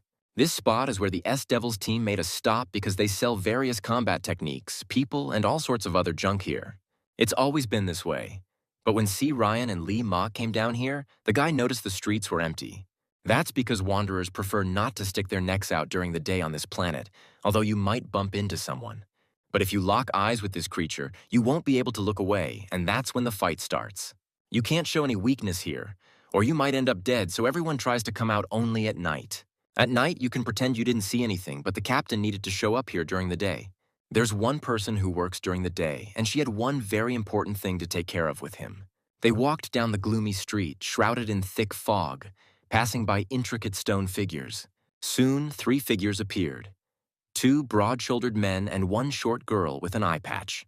This person, Sahi, was recognized by C. Ryan, but she was surprised that she came here on her own as if she was tired of living, and the captain noticed that this girl was still as petite as she had expected. The little one felt slighted, and jumping onto one of her guard's shoulders, she threatened the visitor. So Ryan asked her to calm down, while Lee Mock explained that the girl was actually her age mate. But when she stopped growing, her temper soured, though they're still close friends regardless. Lee Mock looked a bit critical, seeing as the petite one's behavior suggested quite the opposite. Sahi's just mad because Surian once borrowed the Soulblade technique scroll from her. But that's what friends are for, right? To lend stuff to each other, and the guy asked what happened to that scroll. The captain had to sell it because the ship needed repairs, and no one hands out spare parts for free. It turned out that until that moment, the girl didn't know the scroll had been sold, and that really pissed her off. But C. Ryan quickly calmed her down, explaining that she brought back something way more valuable in return. The tough girl wouldn't give up. That scroll is one of the greatest artifacts of ancient martial arts. It's hard to think of anything more valuable in the entire universe, but Saki was still curious about what the captain brought. Suddenly, she grabbed Lee Mock and explained that this guy was the most valuable item. Both the guy and the girl were shocked, thinking C. Ryan had totally lost it. But then she winked at Mock. After all, he had promised to help her make some money, so now he had to play along. After a moment, the one-eyed girl got curious about why this guy was so valuable. Then they headed inside a strange room lined with many stone columns. Along the way, Saki explained to the captain that she was still alive only because she needed her father's permission to kill. So Ryan noticed her friend tense up because of this and told him to ignore it. She actually adores him. Soon, they reached a huge hall with high ceilings, the headquarters of one of the 4 factions. And the father of this girl is the boss around here, and even she has to follow his rules. Now they're heading to make a deal with this guy, and all Lee Mock has to do is sell himself at the highest price. In the main hall, at the far wall, there was a tall throne where the head of Mujan sat. But due to the dim light, his face was still unseen. He recognized the guest from afar, the one he hoped he'd never see again. As people got closer, they noticed his displeased expression. He believed that Ryan had betrayed them by stealing the sacred artifact. The short girl immediately started mocking that her wish to kill the captain would indeed come true. However, Ryan objected, saying she hadn't stolen anything from them and explained that she came here to settle the score for that item. Mujan was ready to accept the payment, but reminded her that debts always come with interest. The captain asked him not to worry about that, because she plans to pay back those interests with a surplus. But Sai kept grumbling that it would be more satisfying to kill her, and promised to chop off her head quickly and painlessly. The boss suddenly stopped his daughter, getting curious about what the captain was about to offer as payment. But he reminded her that even the deepest attachment can't go against the law, and if C. Ryan can't pay up, she'll definitely die, which would actually please his little girl. Then the girl reminded the boss about a certain martial master, Tan Sik Kyum Gui, who was supposed to have lived during the same era. That's when Lee Mock stepped in and objected, saying if that guy was his contemporary, he was a nobody. Things were going according to plan, and the captain asked a friend to demonstrate some of his skills. It could be anything, any technique. Lee Mok had to choose what to show to the faction leader. But then Sarayan asked him to show the smallest skill because then they could agree on a price. Lee Mok started to prepare, took a couple of deep breaths, and then suddenly thrust his fist forward. The short girl didn't get what that was all about, as if the guests were messing with them. The captain was a bit taken aback too. She asked for something small, but not that small. And Lee Mok explained that it was the fist of the great limit, a technique he mastered when he was just a year old. Sarayan still found the move too weak, and she asked him to show something more powerful. Lee assured her that the technique wasn't weak, just vulnerable in defense, but its attack was truly lethal. And to demonstrate it properly, even this room, despite its size, would still be too small. The faction leader pondered, curious, while his daughter worried that he was getting swayed by them. Still, the man insisted, and in that moment, felt a powerful surge of energy whiz by, making his hair flutter. And right next to him, a huge hole appeared in the wall, even though the walls were several meters thick. And there stood Lee Mok, still in place with his fist thrust forward as if he had done nothing. Everyone was a bit shocked when, after his move, a small stream of daylight flooded the room. Lee cursed a bit since he wanted to tone down the destructive power of his punch, but guess he's out of practice. Later, Sahi just muttered that it used to be pretty here, and now there's a huge hole in the wall. But now, Mujan was more curious about how someone could live for over 2,000 years. Sarayan assured him it was true. She found him herself in an underground chamber of the Tessan star system. But that's not the most important thing right now. This guy showed off some incredible skills, and that's just the tip of the iceberg. Lee Mok has almost all the ancient techniques. You could call him a library of ancient martial arts. But the main thing is he's pretty friendly with the captain, and if you ask nicely, he might share a few techniques. And if you record them in secret scrolls, you could sell them for crazy money. The faction leader pondered, and his daughter also reconsidered killing her old acquaintance for the time being. Soon it got dark, and the locals started coming out on the streets of the small town. Everyone immediately noticed the huge hole in the hanging building. It seemed to even puncture the sky. But life went on, and on one of the streets, a gloomy guy appeared, hidden under a long cloak. He was one of those creatures Sarayan talked about. His face was hideous and hidden beneath an even uglier mask. He passed by a snack bar with an outdoor waiting table and overheard someone asking when the shop would open. Turning around, he saw an unfamiliar kid, but decided to check if the question was directed at him. It was Lee Mok, and he pointed out with annoyance that there was no one else around, and it was bothersome to dig out those hiding underground or in the walls. The gloomy guy in the cloak got angry that someone spoke to him in that tone, and Mok asked him not to be scared and just answer as if he was talking to his deceased grandpa. At that, the kid called the creature a child, which infuriated the masked man even more, and he immediately drew his sword. Overwhelmed with anger, he decided to teach a lesson to the man who dared to speak to him at all. But then, Lee Mok snatched his sword and promised to return it as soon as the guy tells him when the shop opens. The gloomy dude totally lost it and, slicing the air with his hands, tried to take on the guy in hand-to-hand combat. As soon as he got close, a protective dome appeared around Lee Mok, which didn't even let him touch the guy. Moreover, when the man slammed his hand into the dome, his hand bone vibrated as if it shattered into pieces. This whole scene was accidentally witnessed by a short girl who was passing by. The guy realized he couldn't do anything to this dude and ended up making him a bowl of noodles. But that's all he had. Lee Mok wasn't upset and admitted that during that vibration, he also cleared his energy channels. He also asked him to be more careful in training soon because his bones were still fragile. The gloomy man walked away, and Mok decided to try the local dish, which didn't look very impressive. Saki approached him, unsure of how to start the conversation, when suddenly Mok spat out in disgust. As he chewed, bits of noodles flew out of his mouth and landed on the girl's face. The guy didn't like the food, thinking it'd taste better if it were seasoned with crap. After spitting it all out, he apologized to the girl for the mishap and asked why she was there. With a displeased tone, Saki explained that her father had sent her to bring Lee Mok to him for a talk. But the guy refused, saying it was rude to drag the great elder around, and if the leader needed something, he should come himself. The girl apologized and tried a different approach, saying her father had politely asked to invite Lee Mok. After a brief thought, the guy decided to accept the invitation and asked the one-eyed girl to show him the way. She agreed to lead, but first wanted to confirm if the guest really knew the ancient martial arts. While answering, He decided to relieve himself, turning away, but confirmed that he knew the techniques.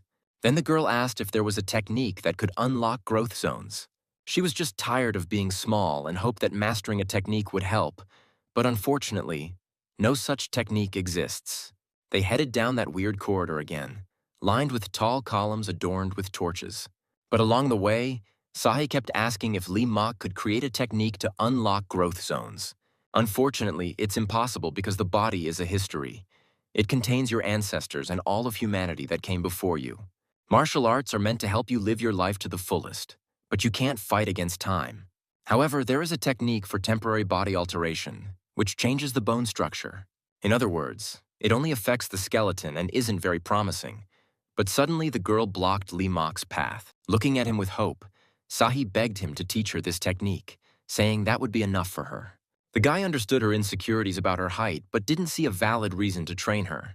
She kept looking at him expectantly for a few seconds, but then she admitted that this man owed her nothing.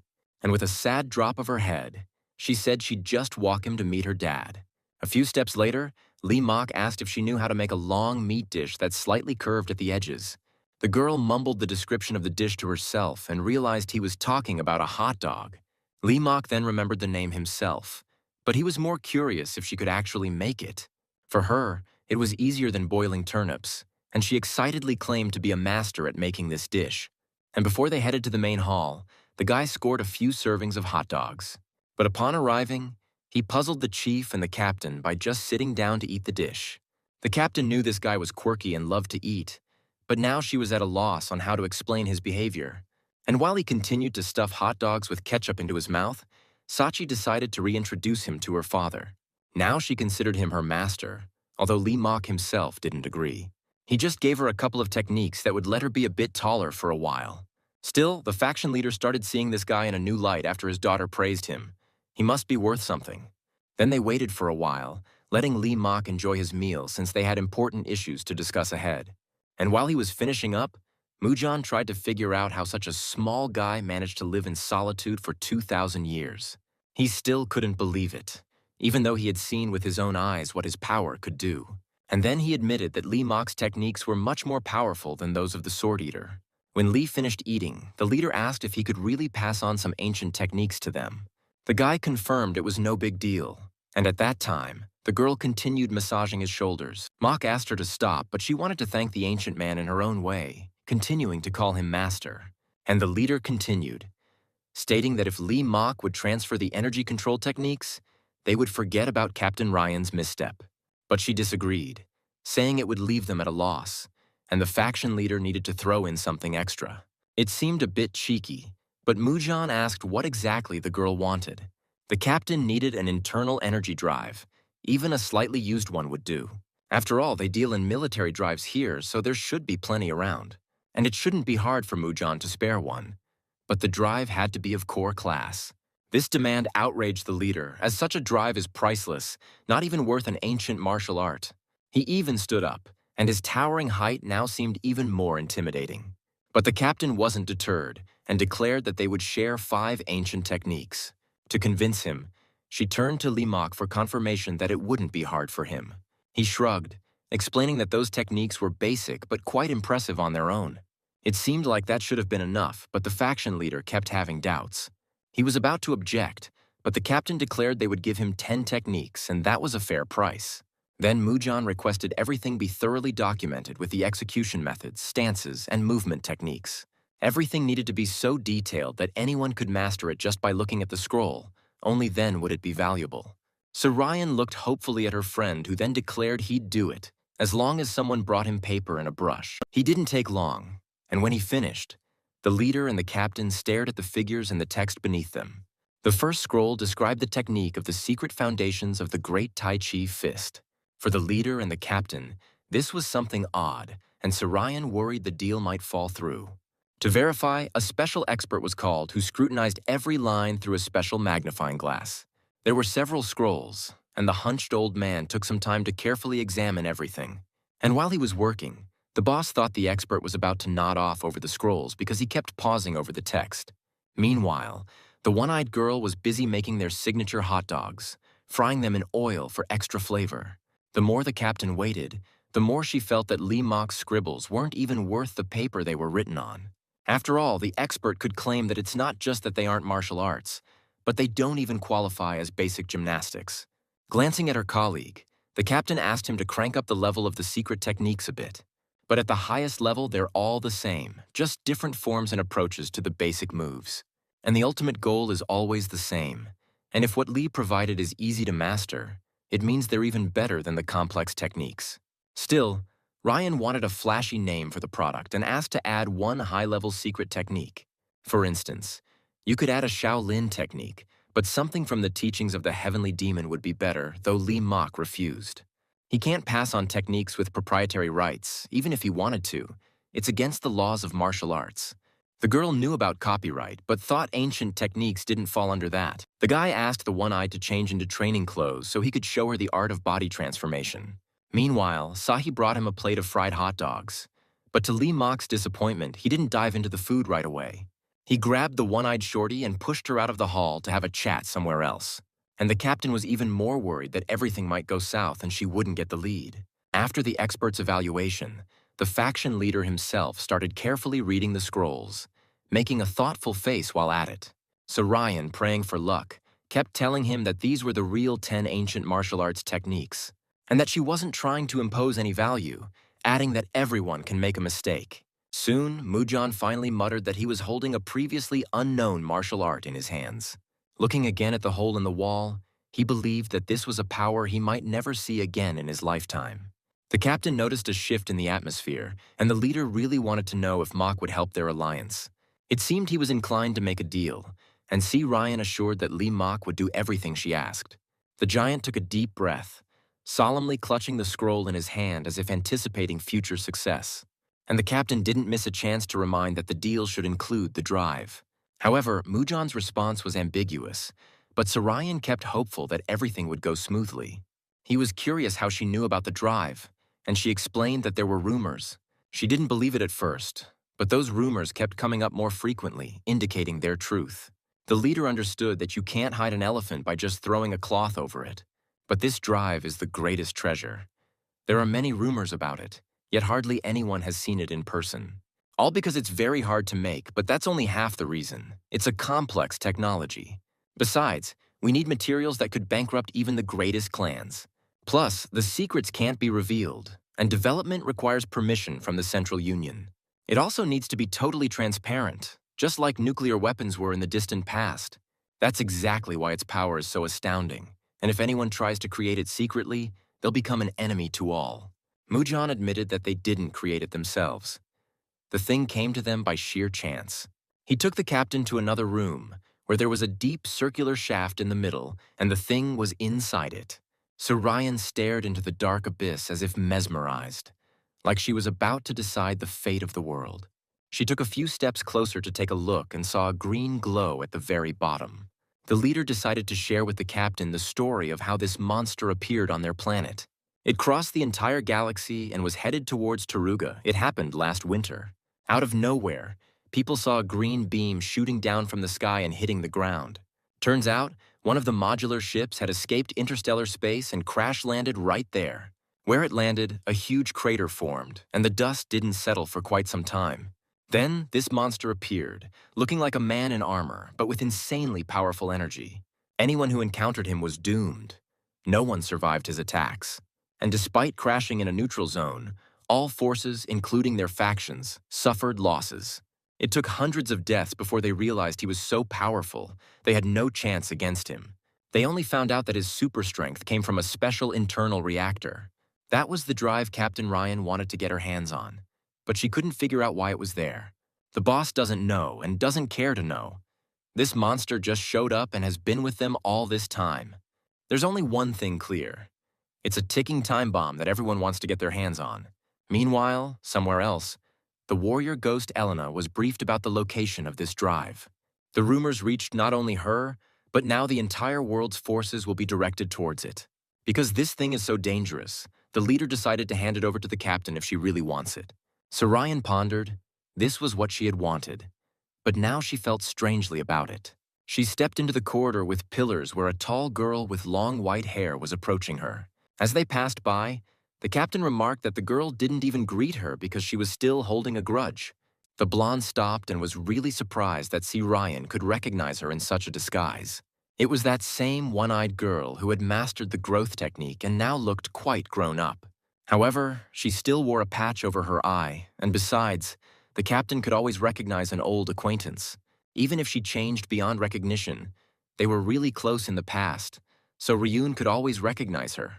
Saki suddenly felt hopeful that her trick might have worked if they hadn't gotten so close. C confirmed it could have worked, but now she was curious why she wore such short clothes. The one-eyed girl got a bit furious. It wasn't her fault her body had grown so fast and she didn't have other clothes. But it wasn't just about the length of the clothes, but also the fit, and that tiny dress was now bursting at the seams. This only added to the blonde's irritation, and then she suddenly reverted back to her former appearance. At first, she froze for a moment as if trying to figure out what happened, then cursed because the effect was short-lived. But she understood it was because she hadn't fully mastered the techniques yet, and once she reached a higher level, she could stay adult for a whole week. The captain congratulated her skeptically, then asked where that famed master was. Soon, Se-ryun found him and went with him to that hole, so he could help retrieve the necessary part. He just needs to go down to the guy at the bottom and snatch the drive module from him. The guy was a bit hesitant. The depth seemed bottomless, but the captain believed he could do it. And just in case the dude wouldn't agree to hand it over, she asked Lee Mok to take the module by force. He realized that this item contained massive energy, something like 1,000-year-old ginseng. The captain didn't know what ginseng was, but from the guy's tone, she figured it was something powerful. She explained that the item's energy was weird and emitted a sinister aura, like a snake's inner core. You have to be super careful with it because if you try to absorb it recklessly, you could lose your soul. Lee Mok asked the captain to drop the idea and offered to share his own internal energy if she needed a boost. Then he headed back to the ship, leaving the captain with no choice but to follow him. Se Ryan was against the ancient guy giving away his internal energy and thought it was better to take a risk with the module. But Lee Mok couldn't understand why she was turning down his offer, which would clearly make her a lot stronger. Then the girl explained that she wanted revenge, but insisted on relying solely on her own strength. It sounded bold, but Lee Mok couldn't see the logic in it, especially since now was not the time to go it alone. Just then, Sun Cha slid him a tray of sausages and advised him not to try to understand the captain's logic, or his brain might overheat. And Robert chimed in that Se used to just steal money outright, rather than borrowing it, thinking it was less of a burden on her conscience. The captain immediately clarified that stealing was the result of her own efforts, while borrowing was just like getting a freebie. Sun Cha again advised Mok to stop trying to understand and just accept things, as it would make life much simpler. Seeing Se Ryan getting angry, the guy decided to drop the argument and get back to what he loved doing. Meanwhile, the faction leader was informed that at dawn, those scoundrels from Yanshan had brought in Elena Palchak. They realized their stench had spread and wanted to wrap things up before even more flies swarmed in. The boss knew the others would start to act too, pulling in every high-level master they could find. But it'd be better for them to just step aside for now and watch everything unfold. He ordered his servant to remove the protection from the border of the Forbidden Zone, where that monster was hiding. Besides, all warriors from the 3 poles should go into seclusion. It'll help them conserve their strength. Meanwhile, out on the street, a really weird guy with a basket on his head showed up. The people sitting at the table noticed him approaching and tensed up, sensing his powerful aura. The old man with the iron jaw offered the newcomer a cup of hot drink. But he kept staring, and the guy, who happened to be an enlightened monk, reminded him that it was rude. Then he grumbled that the old man should close his eyes if he didn't want to end up in hell and even started to chant a spell. At that moment, the gray-haired man decided to take a chance and lunged at the man with the basket on his head. But even when he struck him hard in the chest, the guy didn't budge, as if untouched. And the attacker felt his wrist start to crack, with energy seeping out of the fissures. It was the technique of the highest wisdom of emptiness, and the silver-haired man realized he was facing Buddha Asura himself. The energy leaking from his hand now tried to permeate the entire body of the silver-haired dude. Then his body just exploded into tiny pieces, as if it was split into atoms. The others at the table sat in shock, while the guy with the basket on his head explained that he'd send him to hell for disobedience. The 3 remaining people quickly bowed their heads to him, not wanting to follow their buddy to the beyond. And Buddha reminded them that anyone who meets him in life should be grateful for such a blessing. Then he asked for directions to the black water cult that rules over Taruga in the north. But the people sat frozen with fear and couldn't utter a sound, which only angered Asura more.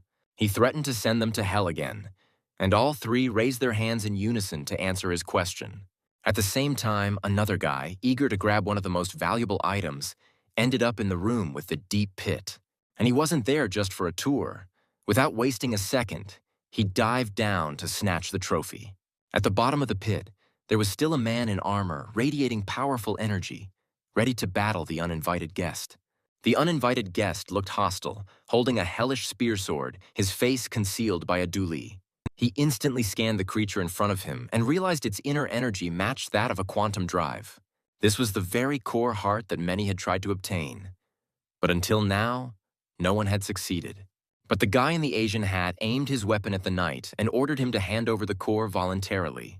The sword at the end of his spear immediately pierced the creature's armor, and the guy in the hat pressed even harder. At that moment, an energy beam shot up from the depths to the sky, but Lee Mok didn't notice it because he was busy with sausages. But Elena, who had already arrived on the planet to get that valuable artifact, noticed that beam. The gleam from the beam's shine was also visible on the street where the guy with a basket on his head was gathering information.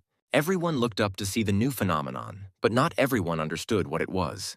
A huge man covered in tattoos was informed that the monster's guard had been taken down. Additionally, a curfew was declared, but the tough guy decided it was poorly timed.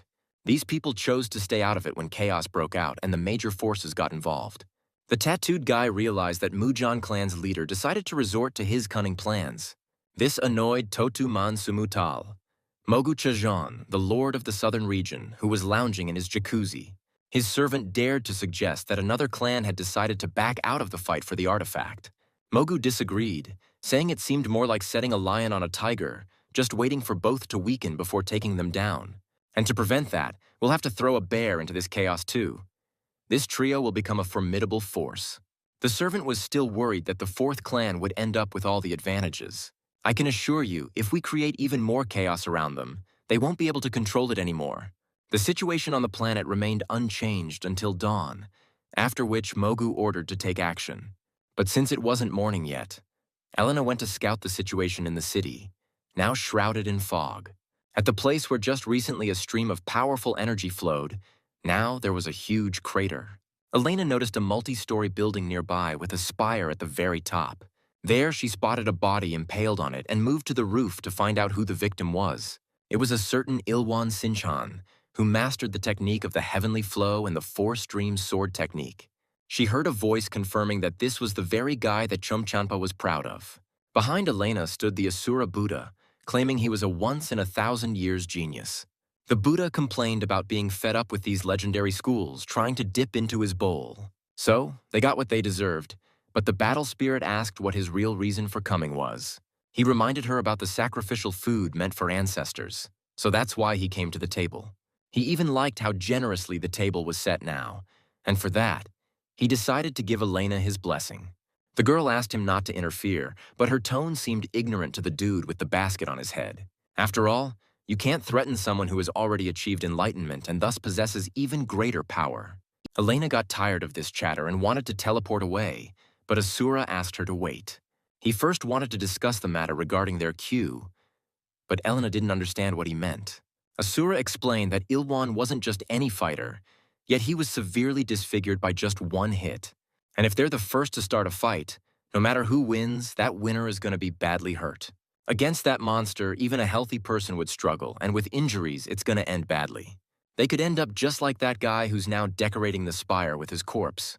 You can't just go solo against a monster. Even if you manage to snag the reactor, you're still going to end up seriously injured. Asura reminded Elena about the fisherman's benefit wisdom and suggested they team up to neutralize the monster. But to the battle ghost, these tips were useless. She bluntly dismissed Asura, not wanting to team up with him. Elena was confident she could handle that monster alone and told the basket guy to not get in her way. Then she jumped off the skyscraper while Asura just critiqued her lack of math skills. However, he decided not to stop her, since she had chosen to become part of the sacrifice. The battle ghost descended to the very bottom of that crater, knowing that the monster was still there. At the very bottom, she spotted a dark tunnel with a green glow at the end. That was exactly what she was after, and she readied herself to attack the monster. But as she got closer, she saw a familiar figure in the glow, and even from behind, she recognized this person. Lee Mock had beaten her to it, deciding to help the captain retrieve the valuable artifact. Elena remembered her mother's warning that if she ever ran into him, she shouldn't even dare to lift her head. And if the battle spirit ignored this advice, Kim Young-hwa would disown her forever. Now she stood behind Mock, who sensed the presence of his old acquaintance without even turning around. He was observing the monster, noticed it had recovered from its injuries, and only then did he turn to Elena. He was actually pleased that she came to him on her own because he had a couple of questions for her. The battle spirit wanted to get closer to him, but suddenly felt a strong pressure in her chest and couldn't breathe. And while she was writhing in pain, Lee asked why the monster's inner energy was distributed throughout its body. It was supposed to be concentrated in one spot, and the battle spirit immediately scanned the night. That's how she figured out that his reactor couldn't handle the overload and melted down. Maybe it's because there's no control system for a reactor of that level, which caused the internal imbalance. But Lee Mock disagreed, because then he would still emit some sort of desires, but he feels nothing in him. This guy in armor is empty like a blank sheet. The dude even tried to touch his helmet to learn more. Elena was scared that this might cause irreversible consequences. But Lee Mock had already leaned in with his palm. A brighter glow burst out, filling the entire tunnel and almost blinding the battle spirit. And the ancient guy kept standing over the monster as if nothing happened. But then he felt something, specifically, that the power of this reactor was comparable to a nuclear explosion. And this monster suppresses the energy with its body. Lee Moku wanted to see the face of this creature. He removed its helmet, and underneath was a perfectly human head wearing glasses, but the knight still sat motionless. Then Lee Mock moved on to the next step and asked the guy in armor to share who he was. Meanwhile, the one-eyed girl kept practicing in front of the mirror. Each time, her technique for growing taller got better, and she was about to transform into an adult again. Her room was filled with a purple glow that brightly lit up the entire corridor. And the next moment, Saki was looking at her matured reflection, but her face remained serious. The one-eyed girl turned towards the table where a framed photograph stood and asked to see how she had changed. In that photo, she was shorter, and next to her was a boy with glasses, Urim. Saki picked up the photo, and for a moment, she was lost in memories of their childhood games. They were always best friends and loved goofing around, and now she really missed him. One day they had to part ways, and Sahi prayed for him to return and see how much she had grown up. All this time she tried to appear tough and mean, but whenever she thought of Urim, she couldn't hold back her tears. That very boy was now sitting in front of Lee Mock, but the ancient dude didn't know it yet. The nerdy guy still didn't answer his question, so Lee decided to look into his eyes, since the eyes are the mirror of the soul. But no matter how hard he stared, he saw nothing but emptiness, which he found odd. Elena also couldn't detect any brain signals, probably because the system overheated and fried the brain too. Now he was no longer a living person, only basic reflexes remained. But Mock believed that if there were reflexes, memories must be buried deep down somewhere. He wanted to help this kid somehow and asked Elena if there was a way to get rid of this mess. The battle spirit was doubtful since it had grown right into his heart, but maybe it could just be yanked out. Lee Mock got anxious at that suggestion, because the boy might die, and asked to think of another way. Unfortunately, Elena didn't know anything else, and it seemed like the kid was beyond saving. Lee decided to end his suffering, but asked him to speak up if he had any last words. He placed his hand on the boy's head, and suddenly the bespectacled kid looked up at him, yet remained still. Mock urged him to pull himself together, despite the darkness and stuffiness of the place, but the kid had to go deeper. It seemed Urim had delved so deep into his memories that even the veins in his eyes bulged, while Lee asked him to focus. His own veins bulged on his neck and cheeks too, because he was using his power to help the boy remember. Elena saw that even Mock's arms had bulging veins and got scared, realizing he was trying to pull out the infected energy. That was exactly the case, but the ancient guy didn't stop, confident that he would succeed. Not long after, the tension in the tunnel grew, but Lee Mock felt he was getting close.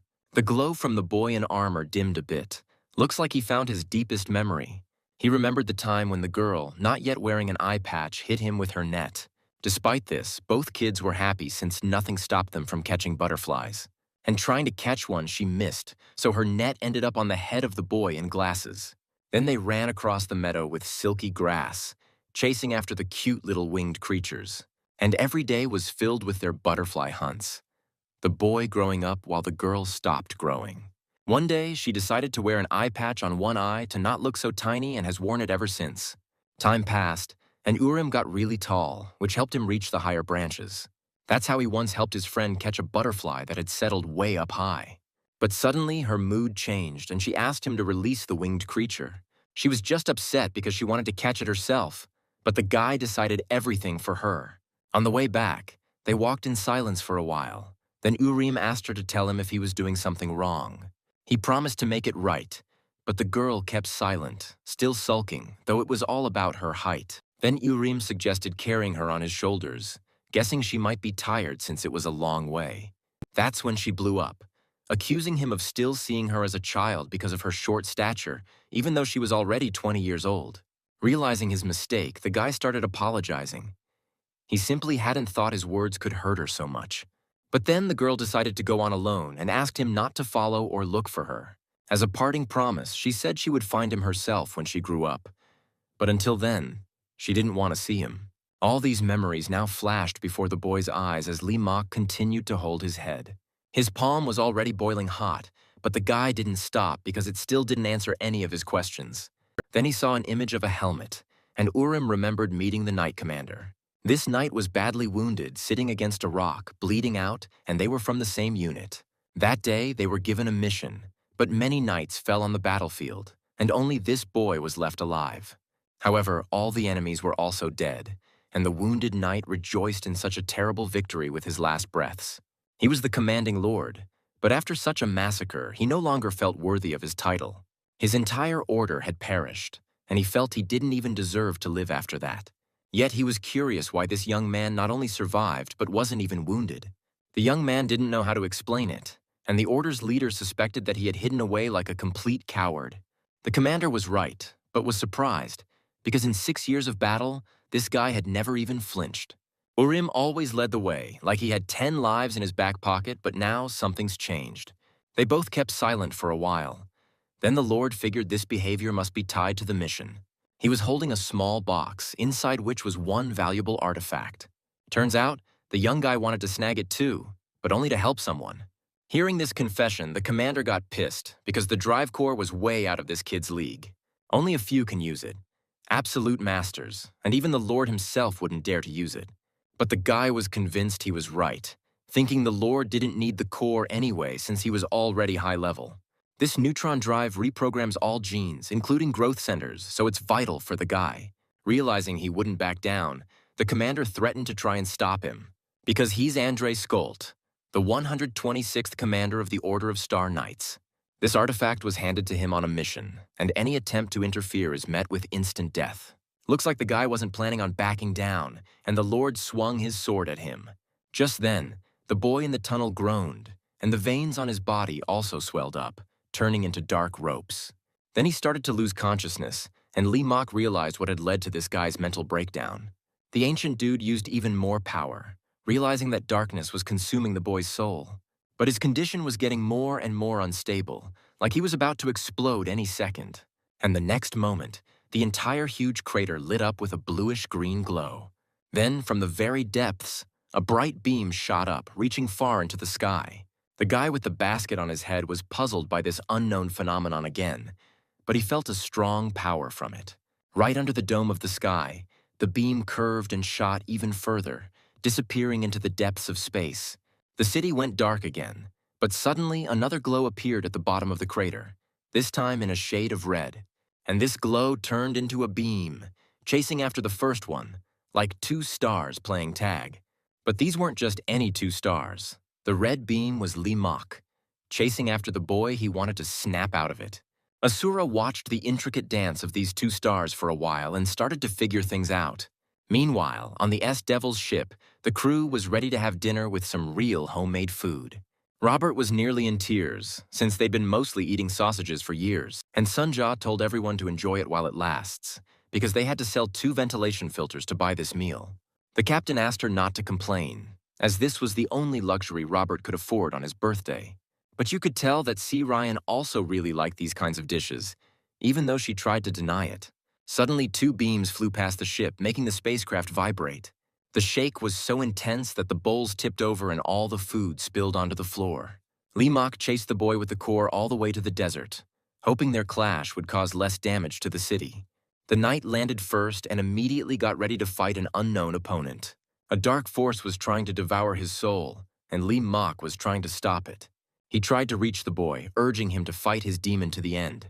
Even if this kid was meant to die, Lee wanted him to die as a human, not a soulless, unconscious being.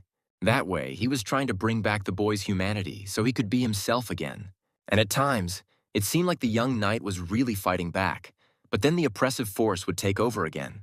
A swirling vortex formed around them, like a horizontal funnel pulling everything into it. Urim suddenly remembered the moment he first opened the box with the artifact to gain its power. The commander he'd stabbed with his own sword while looting begged him to stop. Skolt didn't blame the young knight, understanding that he had sold his soul to a demon because he had a special reason. But this boy was also like a son to him, and until the very end, the head of the order pleaded with him to give up the object. If he decides to use it, it will consume his entire soul, but if he just takes it with him, the whole world will hunt him down. Whatever path he chooses, it will lead to destruction. But the guy wanted to give this object to someone he loved, and he didn't care about the consequences. Even if it meant selling his soul, he wouldn't back down from his plan. At that moment, an incredible force pierced him. The artifact merged into his body and bonded with him on an atomic level. And now this power was controlling him again, trying to remove Lee Mok from the path who was trying to stop it. And when the boy lunged at him with a sword, ready to split him in half, Lee had no other choice. He used the fist technique, which caused an incredibly bright flash at the sight of their duel. The one-eyed girl saw the flash too and knew it was just the beginning. She was right. The flash was a precursor to a mushroom-shaped explosion, like from a nuke. And at that very moment, a battle ghost descended to the two guys, chasing her target. Landing, she spotted a deep furrow left from the clash of two incredible forces. At the other end, by a rock that now acted as a barrier, sat a boy knight, now devoid of any glow. Weak groans, more like growls, came from his throat, and above him stood Lee Mok. He sensed Elena's presence, and without turning back, he reminded her of the words that the core was stuck in this young man's heart. And to get rid of this menace, they'd have to rip his heart out. It was a chance. But Mok was anxious. Then Elena suggested using a tool to extract the drive, allowing them to remove it without contamination. Moreover, she offered to do it instead of Lee Mok, but he decided to leave it on his conscience. Because this method could take the boy's life, he decided to take the responsibility for it. Asking the young knight to close his eyes and try to fall asleep, the ancient guy touched his chest. His hand filled with energy, and he pierced the limp body as if he was just sticking a fork into butter. He would have to take on the burden the knight carried, but with it, he would also take his life. Just as he was about to do it, Captain Ryan appeared behind them and asked Mok to stop. She recognized Urim, to which the ancient guy was visibly surprised, but he seemed not ready to stop. Still, something prevented him from taking the next step, and in those few seconds, a one-eyed girl appeared near them. They managed to persuade Lee Mok to wait with his intention to relieve Urim from his suffering, and he backed off. The knight's body remained motionless, leaning against the rock, with 5 bloody spots visible around his heart. For a while, everyone froze in silence, and the girl approached her old friend, hoping he would wake up. The captain explained to Mok that these two had been friends since childhood, making everyone jealous. But one day, Urim disappeared. After that, Saki changed. She used to be cold and arrogant with everyone. Now she's absent-minded and always smiling. But that smile looks like she's about to cry. Standing over Urim's body, whose eyes were also fixed on one spot, Saki realized something irreversible had happened. She figured out that Lee Mok had done something to him, but she tried to reach out to her friend, whom she hadn't seen in a very long time. Saki hoped he would definitely recognize her, but no response came, just a short groan from his throat. However, the girl believed that Urim saw her and hadn't forgotten who she was, and then she asked him to say her name. The warrior spirit thought it was all useless, since his brain had long decayed and nothing of his memory remained. Suddenly, Urim flinched weakly, then slowly reached out his hand to his old friend. This surprised the others, and Saki was filled with hope again that her friend remembered her. She reached out to him too, thinking it would snap him out of it, but see Ryan suddenly lunged at her. The captain pushed the girl's hand away and explained that the drive case was damaged and the radiation levels were off the charts. If Saki touched him, she'd get contaminated too, but she still believed her friend was in there somewhere. But the captain held her hand firmly, not letting her touch Urim, and her eyes pleaded with her not to do it. Eventually, she let go of the one-eyed girl's wrist, but still urged her not to touch Urim, even if he was still there. Saki looked again at her friend's motionless body, his hand frozen mid-air like a wax statue. The girl realized the captain was right and decided to say goodbye to her friend, but she longed to touch him one more time. And Elena asked Lee Mok to help stop the one-eyed girl, but he thought it was impossible, because there are bonds created by fate itself, and it was this strong thread that connected these two. Meanwhile, Saki reached out to Urim, just a little more and their fingers would touch. All of a sudden, the knight clenched his fist like he didn't want his friend to get hurt because of him. Some disjointed syllables came from his throat again, and Sachi realized his soul was still alive. Everyone else froze in anticipation, and the air around them suddenly filled with a strange vibration. The space began to change. First, a blood-stained flag of the Order stabbed into the ground appeared. Then night turned into day, and they found themselves on the battlefield where it all started. And right where Sachi and Urim were, stone petals sprouted from the ground like a huge bud. Elena and the captain realized it was a protective barrier, and Lee Mok immediately used a technique to remove it. The stone bud was sliced at the base by his swing and tilted to the side, but then it vanished. Everyone hoped to see Sachi and Urim there, but the two had already disappeared from the spot. It turned dark again, and only the rock remained, with a leaf lying next to it, engulfed in green flames. Lee Mok explained that this was the battle formation of the Shaolin monks and the universal Arhats. So there are still mercenaries out there who've inherited this art, but it's gotta be a master of the highest level. The battle ghost figured out that Asura Buddha was the one, and it looks like he's the one who took the stone bud. Meanwhile, a guy with a basket on his head teleported to the main base of the Black Snake. Along with him appeared two huge buds, but now they weren't stone and were blazing with green flames. Then the flames died down, but the buds seemed to glow from the inside, and Asura believed this was his way of saving souls. At the other end of the room, on a small pedestal, stood a broad-shouldered man surrounded by corpses. His name was Mulayan Subul, and Asura asked him who should be billed for the job done. Looks like this guy in the white suit was the only one here able to pay up. Asura was impressed by his huge size, and the guy started walking towards Buddha with his hands deep in his pockets. As he got really close, Asura realized he was facing the fist of the Eastern Sky Lord. Subul was a bit surprised that the guy with a basket on his head recognized him and confirmed they had met before. Leaning his fist against his palm, he added that their encounter was brief and he didn't consider it significant. The big guy didn't like that tone and immediately blasted his guest with flames from head to toe. The fire was fierce, but for Asura it wasn't a threat and he quickly dispersed it. Yet the resistance was so strong that even the floor under Buddha's feet cracked.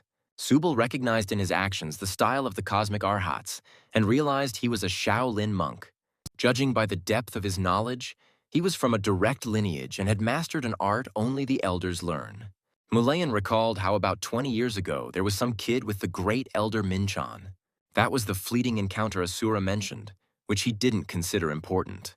But Subul disagreed, because if he's Minchan's student, there must be a reason not to kill him. In the stuff behind Buddha, he recognized a high-level drive case. Subul asked to leave it and get out.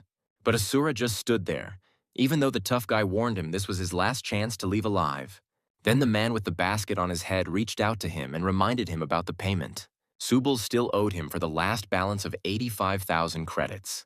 This pissed off the Lord of the Eastern Sky even more, and he threatened to destroy Asura right there. But Buddha just shook his head, indicating threats of life and death wouldn't scare him.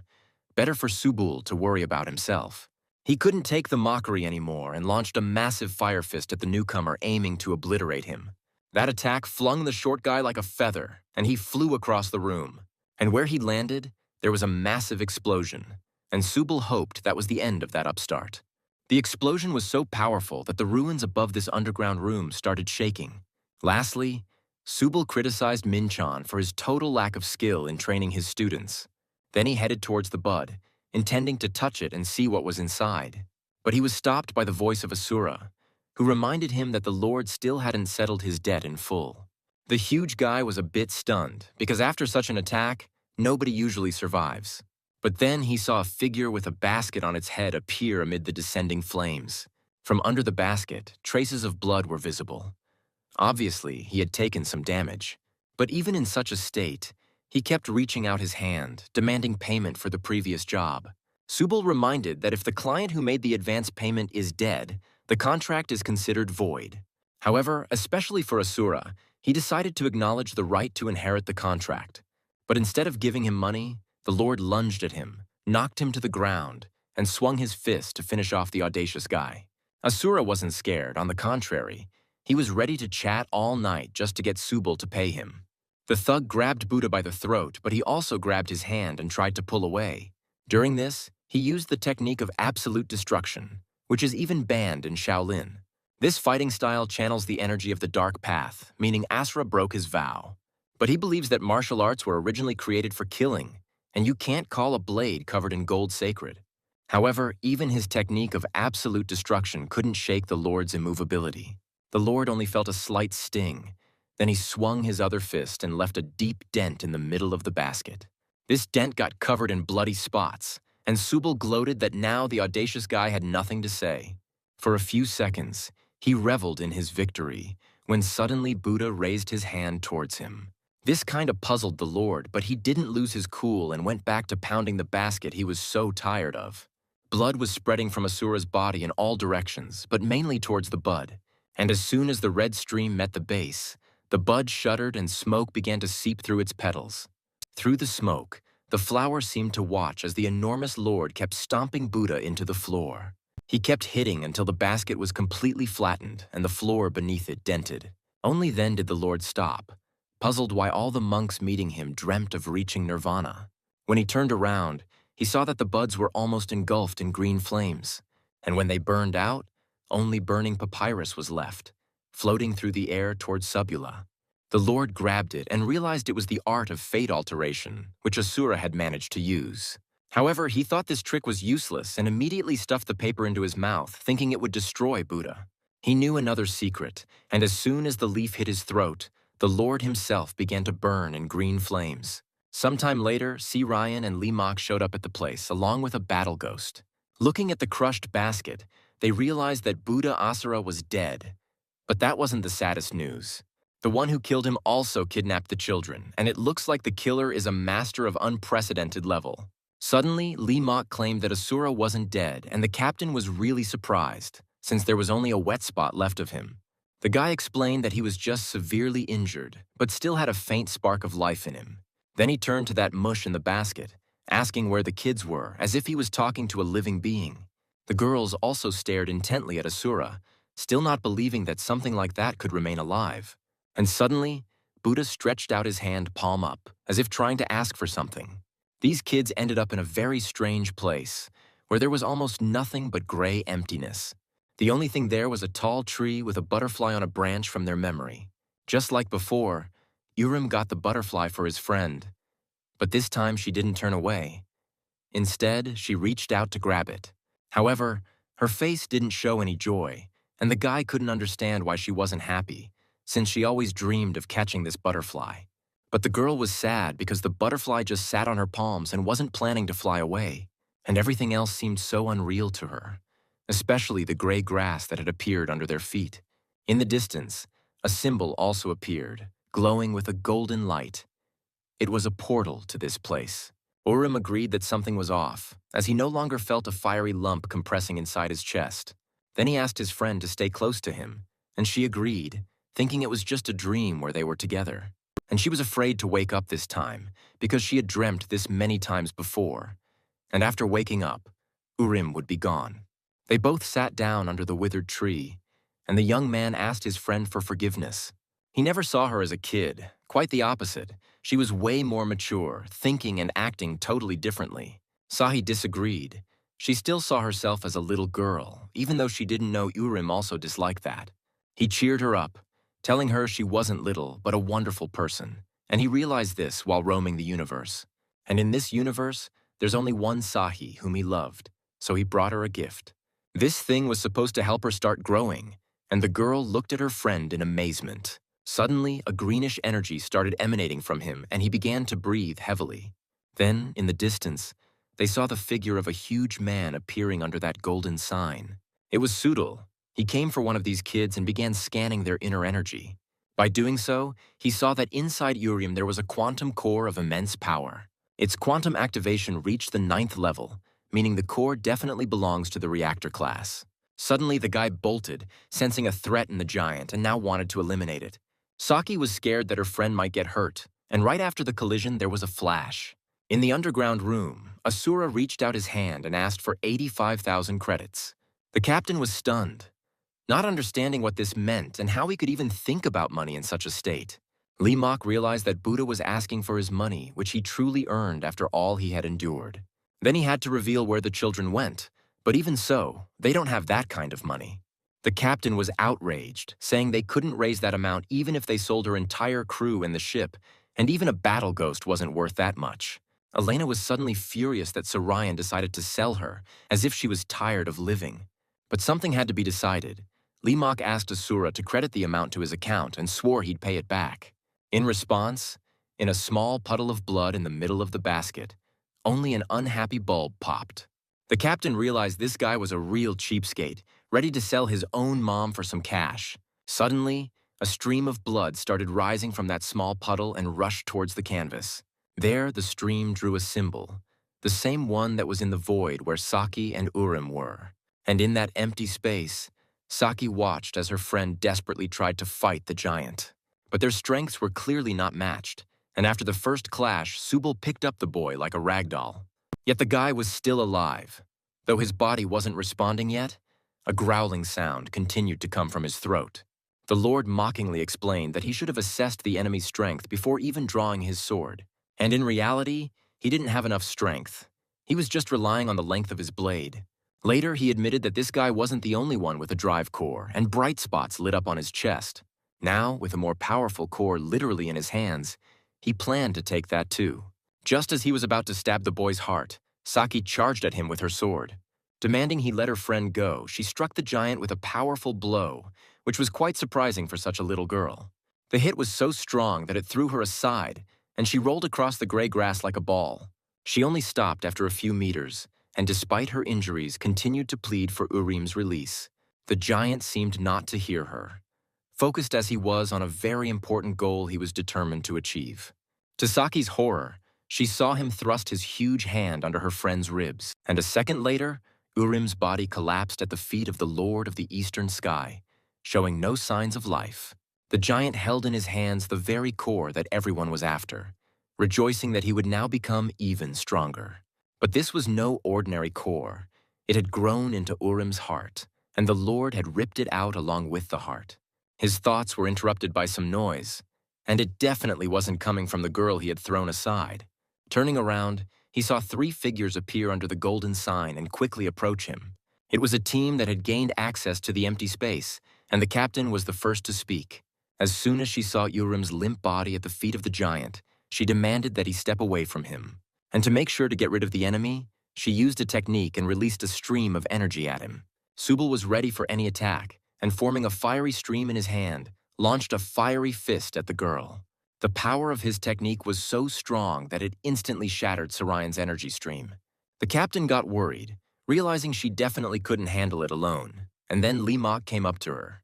He placed his palm on her back, using the technique of a grafted pear to the trunk.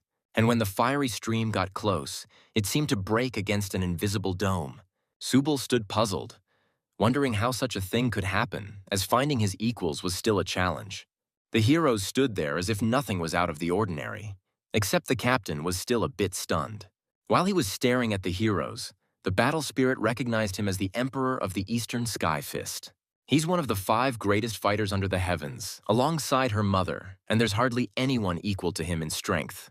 Seems like Lee Mok wasn't scared at all. He just boldly headed towards Subal. Subal immediately started scanning the guy and noticed that he was an unknown without any internal energy drive. The Lord couldn't understand how it was possible to use the technique of the grafted pear to the trunk without a drive. And Lee Mok noticed that the giant had mastered the iron shirt technique, which is why his skin was so tough. Now Subal was completely confused, wondering how some guy could read him, and asked who he was. And Mok declared that he'd love to beat up the Lord right now, but in the martial arts world, it's not that simple. So he decided to give the giant a chance to back off. But first, he had to hand over what he was holding. Subal thought he was a crazy upstart who decided to jump at the Lord himself. But Lee, realizing he wouldn't agree to the terms, decided to nudge him with a solid punch to the solar plexus. It was so powerful that the big guy bent like a spring and even spat blood on the grass. Lee asked him not to give him a reason to beat him up, but on the other hand, he was actually looking for an excuse. Barely enduring the pain in his chest, Subal angrily cursed at the youngster but couldn't get up just yet. Still, he didn't give up, and suddenly his whole body started to emit fire as he was gearing up to attack Lee Mok. Then he showed him the core on his palm, which he had been asked to hand over, and the guy hoped the giant had come to his senses.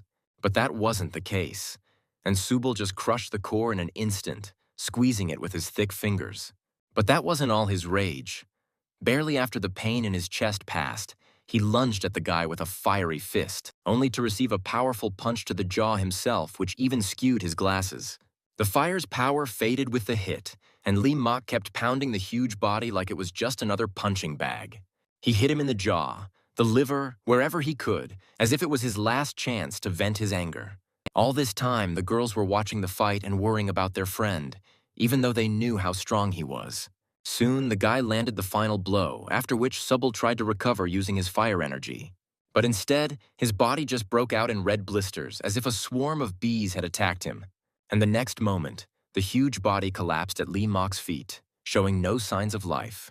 While all this was happening, one-eyed Sahi dragged her friend's body to a dried-up tree. Holding his head in her lap, she prayed for him to open his eyes, but his eyelids remained still. The captain saw how the girl was grieving for her comrade and understood that his body needed to be taken from this place. Because if they left him here, Sahi wouldn't move and would just sit here until she herself died. Lee Mok approached the one-eyed girl and asked her to step away from Urim's body, but Saki didn't want to let him go. Then the ancient guy promised that he would let her say goodbye, but she needed to step back right now. Remembering his incredible strength, Saki decided to trust him and stepped back a little. Lee Mok positioned Urim in the lotus pose, sat behind him, and started infusing his body with life energy. The warrior spirit realized that the guy was about to use the great merging of flows, but that was considered impossible. The captain was a bit surprised, not knowing what that was, and Elena decided to enlighten C. Ryan a bit. It's a state where a person becomes one with nature, because nature is the foundation of everything. Elena had only heard of such a thing in legends, and such a technique required an unattainable highest level. Seeing how well Lee Mok was managing it, the warrior spirit grew even more curious about who he was, and he was just about to replenish Urim's frozen blood flows with the energy of the first breath. For that, he'll lend him his life and give him a chance to spend a moment among the living. Everything was flooded with light, and Saki saw her friend, who had just been dead, open his eyes. She couldn't believe this miracle. She even lost her ability to speak, and a large tear rolled down her cheek. Then Urim asked her for a favor, and once she regained her composure, she promised to do anything he wanted. The guy asked her not to cry because a smile suits her much better than a sad face. He touched her cheek and wiped away the wet, salty trail, and she promised not to cry anymore. Urim also asked her not to close her eyes anymore because they are very beautiful. Saki listened to his request and removed the bandage that was covering her left eye. Meanwhile, the captain was talking to Elena and admitted that she didn't want to appear weak, but everything was fine. Then they continued to watch as Urim embraced his friend's face and looked into her beautiful eyes. He thought she was very beautiful, and to better express his feelings, he kissed Saki. The girl just melted, and then Urim asked her to forget him before he left. After that, they returned to the real world and found the very tree under which Urim's body was buried. The girl lingered by the grave for a long time, but her new friends believed she would get through it. However, they could no longer stay on this planet. Their journey lay ahead. Once aboard the ship, the captain asked to take off as soon as possible, and Robert noticed that C. Ryan was sad. Of course, she tried not to show it and barely held back a tear, thinking that as a captain she couldn't show weakness. And Lee Mok stared out the window for a while, remembering his last meeting with Saki. She asked him to take back the reverse flow he had placed in her, and although Lee asked to leave it, the girl declared that she would never use it again anyway. Then he explained that she didn't have to give it up completely. She could just own it without using it. With that memory, Lee Mak stared at the fading planet where he had made another friend. And as they continued their journey, Kim Young-hwa appeared before the Lord of the Eastern Sky. Yes, he was still alive, beaten up pretty bad, but he still had the strength to surround himself with corpses. The swordswoman noticed that his character hadn't changed, and for the sake of revenge, he was sacrificing his own students. And these kids came to him with the gift of a drive core. But Subal didn't consider them his students. He just taught them a few tricks to make it easier to control them later. Otherwise, they were useless. Then Kim Young-hwa marveled that the indestructible body wasn't a legend after all, considering all the hits he survived. This only angered the Lord, and he decided that the swordswoman had come to provoke him. But the woman explained that she actually came to warn him and she wasn't going to ask twice. Keeping that ancient dude in mind, she demanded they back off him because he was hers. If the Lord disobeys, next time he won't be so lucky. The giant with the beaten-up mug just got angrier as he hatched a plan to get back at that guy. With the same calm voice, Kim reminded everyone that his iron body supposedly made him invincible. But she knew that in reality, he concentrated all his weak spots in one place. And since Lee Mak was hitting him everywhere but the forearms, it shows he just wanted to torture the giant. Finally, Kim warned that if Subal ignored the warning, her sword would pierce his weak spot without hesitation. Then she left him alone among 100 corpses, and he knew he couldn't go against her. Meanwhile, the S-Devil's ship continued its journey through the vastness of space. Guess what Lee Mak was up to? Yep, he was gobbling down fried sausages like he hadn't eaten in 100 years. The captain kept thinking about the energy source, but the drive core was busted, and she let Moku share his power. He explained that it was too late, since he had exhausted himself in the first breath to hold Urim's soul. And now they'd have to wait about 300 years for his power to regenerate before he could share it. So Ryan probably hasn't screamed like that in ages because he promised to help. But in the end, she was stuck with a debt of 85,000 credits. She already knew how obsessed Asura Buddha was with money, and if she didn't pay back the debt, he'd haunt her for life. Buddha himself miraculously recovered and showed up at the bank to take care of his savings.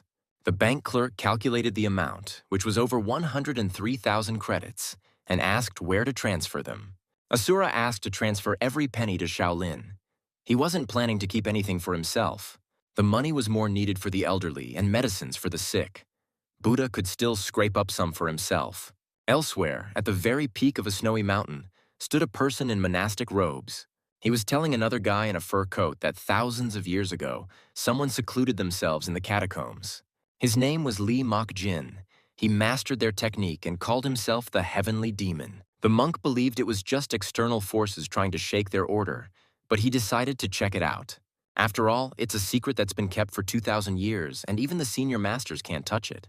And if he really has been reborn, then this Lee Mak Jin is the 6th Heavenly Demon. Monk Wisachan was also curious why external forces knew something that even they barely remember. But by his calculations, there are now 3 heavenly demons in this world, and dealing with them will be tough. And on the ship where this heavenly demon is located, an unexpected mishap occurred. Sun Cha did the calculations and reported to the captain that they were completely broke. They ran out of fuel, and there's only enough food for 4 days, and that's if they eat just once a day. Say Ryan remembered Robert's wedding savings and thought they could use that money. But he yelled that it was all spent at the market, and the captain had promised him a 10-fold profit. After all, he had been saving up for 10 whole years, and now he was left with nothing, and no apologies could fix that. The robot girl interrupted his complaints, stating they had a bigger problem. And everyone immediately turned towards Lee Mak, who was devouring another tray of sausages. Unfortunately, it turned out to be the last serving, and Sun Cha didn't know how to break it to their friend. Then the captain decided to go to the innkeeper, Tin Wan. She handed him a few scrolls, assuring him that it was an ancient martial arts manual. She added that it was just a summary of the essence, but it covered 10 volumes. Round-faced Itin realized it was a very rare item, and Say Ryan even promised a discount if he bought in bulk. He scratched his second chin, thinking a small-time trader like him wouldn't dare grab such a thing. But the captain kept persuading him to take it for a month's supply of food with sausages and a bit of fuel. When Van kept quiet, she was even ready to settle for just the sausages, even if they were expired. Aitin still didn't rush his answer, continuing to puff on his pipe with a long mouthpiece. In desperation, the captain threatened to give it to someone else, and that he would regret missing such an opportunity. Suddenly, Van suggested they pull off a job, and all they needed to do was to get one client home. That meant working as a taxi driver, something she, the great demoness of fiery death, wasn't too keen on. But when she heard the payment was as much as the theft on her scrolls, she changed her mind instantly. They needed to head to the Hog's Galactic Academy, which wasn't too far, and C agreed. During the journey, the captain became lost in thought, and the rest didn't understand what was up with her. But the robot girl advised Robert not to mess with her yet, because she was heading to meet a nightmare from her past. It wasn't long before they arrived at Planet B17G06. It was quite beautiful there, at least in the area where the Hog's Galactic Academy was located. Robert went on a tour there too, wanting to breathe some fresh air. And checking out the scenery wasn't a bad idea either. And soon they approached this elite school. This place is a real diamond den, since just the entrance fee is over 10,000 credits. Robert figured everyone there was nuts, but what seemed even weirder to him was how empty it was everywhere. The captain guessed it was vacation time, which had started 2 weeks ago, and almost everyone had gone home. Suddenly, Robert noticed someone in the distance. Indeed, they spotted some woman. She approached the guests, asking what brought them there, and added that the academy was on break. Out of nowhere, a burst of energy flew towards her, launched by Captain C. Ryan. The woman barely dodged the attack, then cursed in their direction, thinking they were thieves. But she threatened them, saying they picked the wrong target and got ready to fight back. As she got closer, she realized among those who arrived was the demoness of fiery death. She also recognized that it was Jay Gal Hai who approached them, and now understood why her hand instinctively went for her sword. She's the heiress of the Jainal house and has always driven the captain absolutely nuts. Hai didn't want to waste words and asked why Ryan had come, suspecting it was for revenge. But C explained that her move was accidental, like instinctively wanting to squash a cockroach. Then she asked her not to worry because she came with no ill intentions, but was ready to knock Hai's block off. Among them all, Robert still couldn't grasp what was happening. These girls seemed totally off their rockers. So the robot girl spotted her captain's archenemy and realized she had to step in.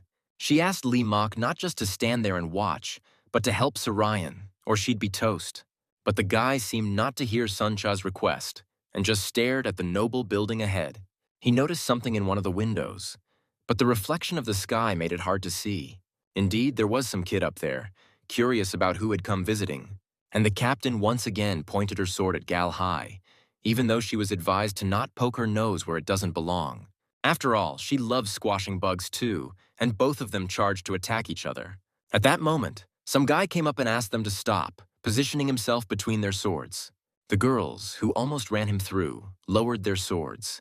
Even the captain hesitated to continue the fight. And Limok just kept standing there, staring at that window, where a girl was also looking back at him intently. Meanwhile, Aiton Van reported that the Heavenly Demon Sect has better intel than any other spy network. Just as official Cho Tai-in had predicted, the Flame Death Demoness showed up yesterday, and following their earlier agreement, he sent her exactly where that bald-headed official had requested. Looks like Captain C. Ryan should have already arrived at the Hog's Galactic Academy. And that guy who broke up the fight invited everyone to the Academy's reception hall. He wanted to clear up the misunderstanding and admitted he was the one who ordered the taxi, but didn't know it would be C. Ryan. But the captain claimed there was no misunderstanding. Her sword just twitched on its own, like it usually does when there's danger. Gal Hai realized that Ryan was up for a rematch and suggested taking the risk. Roberta and the robot girl were asked to wait in a separate room for now. Suddenly, Robert became curious about who that pale-faced guy pretending to be tough used to be. Sun Jia explained to him that this guy is indeed very strong because he's the third son of the Namgung family. Remembering a bit of history, Robert figured out that this must be Zhong Namgung, known as the Azure Storm. So he's not just strong, he must have the highest level of mastery. Even at 20, he competed in the Northern Galaxy Heroes Tournament and made it to the finals. And although he surrendered to the Eastern Emperor of the Heavenly Fist, in reality, he just let Subble win. Robert considered him the greatest of the last generation of Murims, and he's the youngest among the 10 heavenly elites. He talked about Zhang with such admiration that Sun Jia was surprised by his fanaticism. Then, out of the blue, he decided he needed to get a photo with Namgung, since he's also his fiance's idol. She had plastered his photos all over the walls, and Robert could later brag about meeting him in person. Suddenly, a student named Wee Soha approached them, but she didn't say a word, just stopped there. Robert got spooked by the sudden visitor, but couldn't figure out the girl's weird behavior. Meanwhile, the student who was peering out the window walked up to the door, stopped, and claimed something was off here. Then she turned around and headed in a different direction, which seemed even stranger to Robert. At first, he thought she might be a ghost, but realizing she could talk and couldn't walk through the door, he figured she wasn't. Anyway, the student's behavior was odd, which even Sun Cha agreed with. But it was her sluggish movements that initially made Robert think she was a ghost, not a living person. Cha scanned her and found out she didn't have an energy drive and was just pure nature. Robert still didn't get it and asked the robot girl to explain it in plain human terms. She explained that the academy only recruits the top of the top, the absolute apex of the food chain. But even a 6-year-old in the first grade has at least 3 cycles of internal energy tension installed. So there's no talking about pure naturalness. And Vi Soha is already up on the roof where Lee Mok was taking a walk. He didn't expect to meet anyone and didn't even look back until she got closer. Meanwhile, the captain asked Jong to get to the point and tell her who she needed to pick up. And as they talked, Lee Mok turned to the student who had approached him, looking at him like a robot. The guy asked if she was the same girl he had recently seen in a window, and he got curious about why she came to meet him now, even though they hardly knew each other. But to the student herself, this guy seemed quite familiar, as if they had seen each other a long time ago. It's like the feeling you get when you see a father who then leaves his child right after birth. From the girl's stern, unchanging facial expression, Lee couldn't tell if something like that had happened to her. And she declared that she wasn't the type you can easily get rid of. Otherwise, she would have taken revenge for it. Suddenly, the student turned around and walked the other way, leaving Lee totally confused about what just happened. Then she turned back again and proposed to Mok, promising to be a good wife. The guy was pretty stunned by the offer, but he turned it down, saying he was just starting to live his life. But Vi Soha persisted, asking him to reconsider and saying she gets really mad when rejected. Then she turned around once more, and this time she walked away for good, leaving the guy totally baffled. In the reception hall, Jung reminded the visitor that it was holiday season and she should know that since she had visited the academy before. And during the holidays, all students are supposed to go home, but not everyone has that chance. Sometimes a few idiots even insist on staying at the local dorm. And Gal Hai added that because of them, some teachers have to stay at the academy too. Realizing that an old acquaintance had hit rock bottom, the captain even snickered. He didn't like that tone, and she wanted to speak up again, but Namgung cut her off. He mentioned he'd decided to stay as a student for now, but then chose to go back home, and he needed transportation. The captain got it all, and as she was about to leave, she asked to be shown where her future passenger was. Jian told her not to rush because there was no hurry, but C. Ryan didn't want to stay there any longer, and if the teachers really needed her that badly, they could just pay her 1,000 times more than the initial fee. Even that, she felt, wasn't enough for such a job, and she slammed the door behind her. Gal He was outraged by such audacity, but Jeon asked her to hold back since the captain was her friend. This friend they hadn't seen for 10 years, maybe even more, over 13.5 years. A bit later, Namgung led C. Ryan into a room where, in the dim light, some guy was sitting in a wheelchair. After taking a look at the silent passenger, the captain realized she was in for quite a bit of trouble. So, Jong explained that this student is completely paralyzed and can't even breathe on his own. The guy was indeed hooked up to a ventilator, and he looked really scared. Plus, he's almost lost his sight, and the captain wondered how he even got accepted into the academy. Namgung couldn't say which family the guy was from, just that they were incredibly wealthy. His family even donated a decade's worth of the academy's budget for new student admissions. And this guy, he used to stay at the dorm during holidays, but suddenly his family asked him to come home. Jong asked to handle him with care because the guy is very fragile and could easily break. Then they left, and Vi Soa came to the disabled student and asked if he liked that woman. She stared at the guy in the wheelchair for a while, as if waiting for him to respond through the ventilator. Then she told him not to be shy, because it's clear from his eyes that he liked the captain. But the guy mumbled that he had bad vision and couldn't make out anything about the guest. That answer didn't satisfy the student, and she fanatically demanded that he focus. She clung like a leech, and then the disabled man confessed that he was attracted to being able to see her pain. Her energy looked like it was ready to scream at the whole world, and the student paused to think. Still, she wanted to get to the bottom of what this blind guy saw in the captain that was so precious. After a brief silence, he mumbled again that he saw death and a demon in that woman. He even thought she resembled Wee Soha, but she had guessed as much herself. Jong Namgung was giving instructions to Captain Ryan, telling her to transport a passenger to the Lugan Planet Terminal. During their conversation, he offered her tea made from bamboo leaves, remembering she used to like it. But the girl declared with a hint of disgust that she never liked that crap, and even less so now. Looks like their memories were a bit off, maybe because they always get distorted over time. Say Ryan didn't want to touch on a topic she found unpleasant and asked if anyone else needed a ride. She guessed right. John was also planning to go since there was no reason for him to stay at school anymore. No one left to watch over. Putting all the pieces together, the captain realized that Gal Hai would be going with them too, though she wasn't thrilled about it. But Namgung told her not to worry, as she would be busy looking after another student from the dorm. And one of them is a student called Wee Soha, a girl with a distinct personality. A bit later, Gal Hai went to get ready for the trip and started with a hot shower. The steam from the hot water filled the entire bathroom, so she didn't notice right away that someone else had entered. Plus, her mind was full of the fact that someone who was supposed to be dead had reappeared in her life. That's when she heard some rustling and got alert, yelling for the unknown visitor to identify themselves.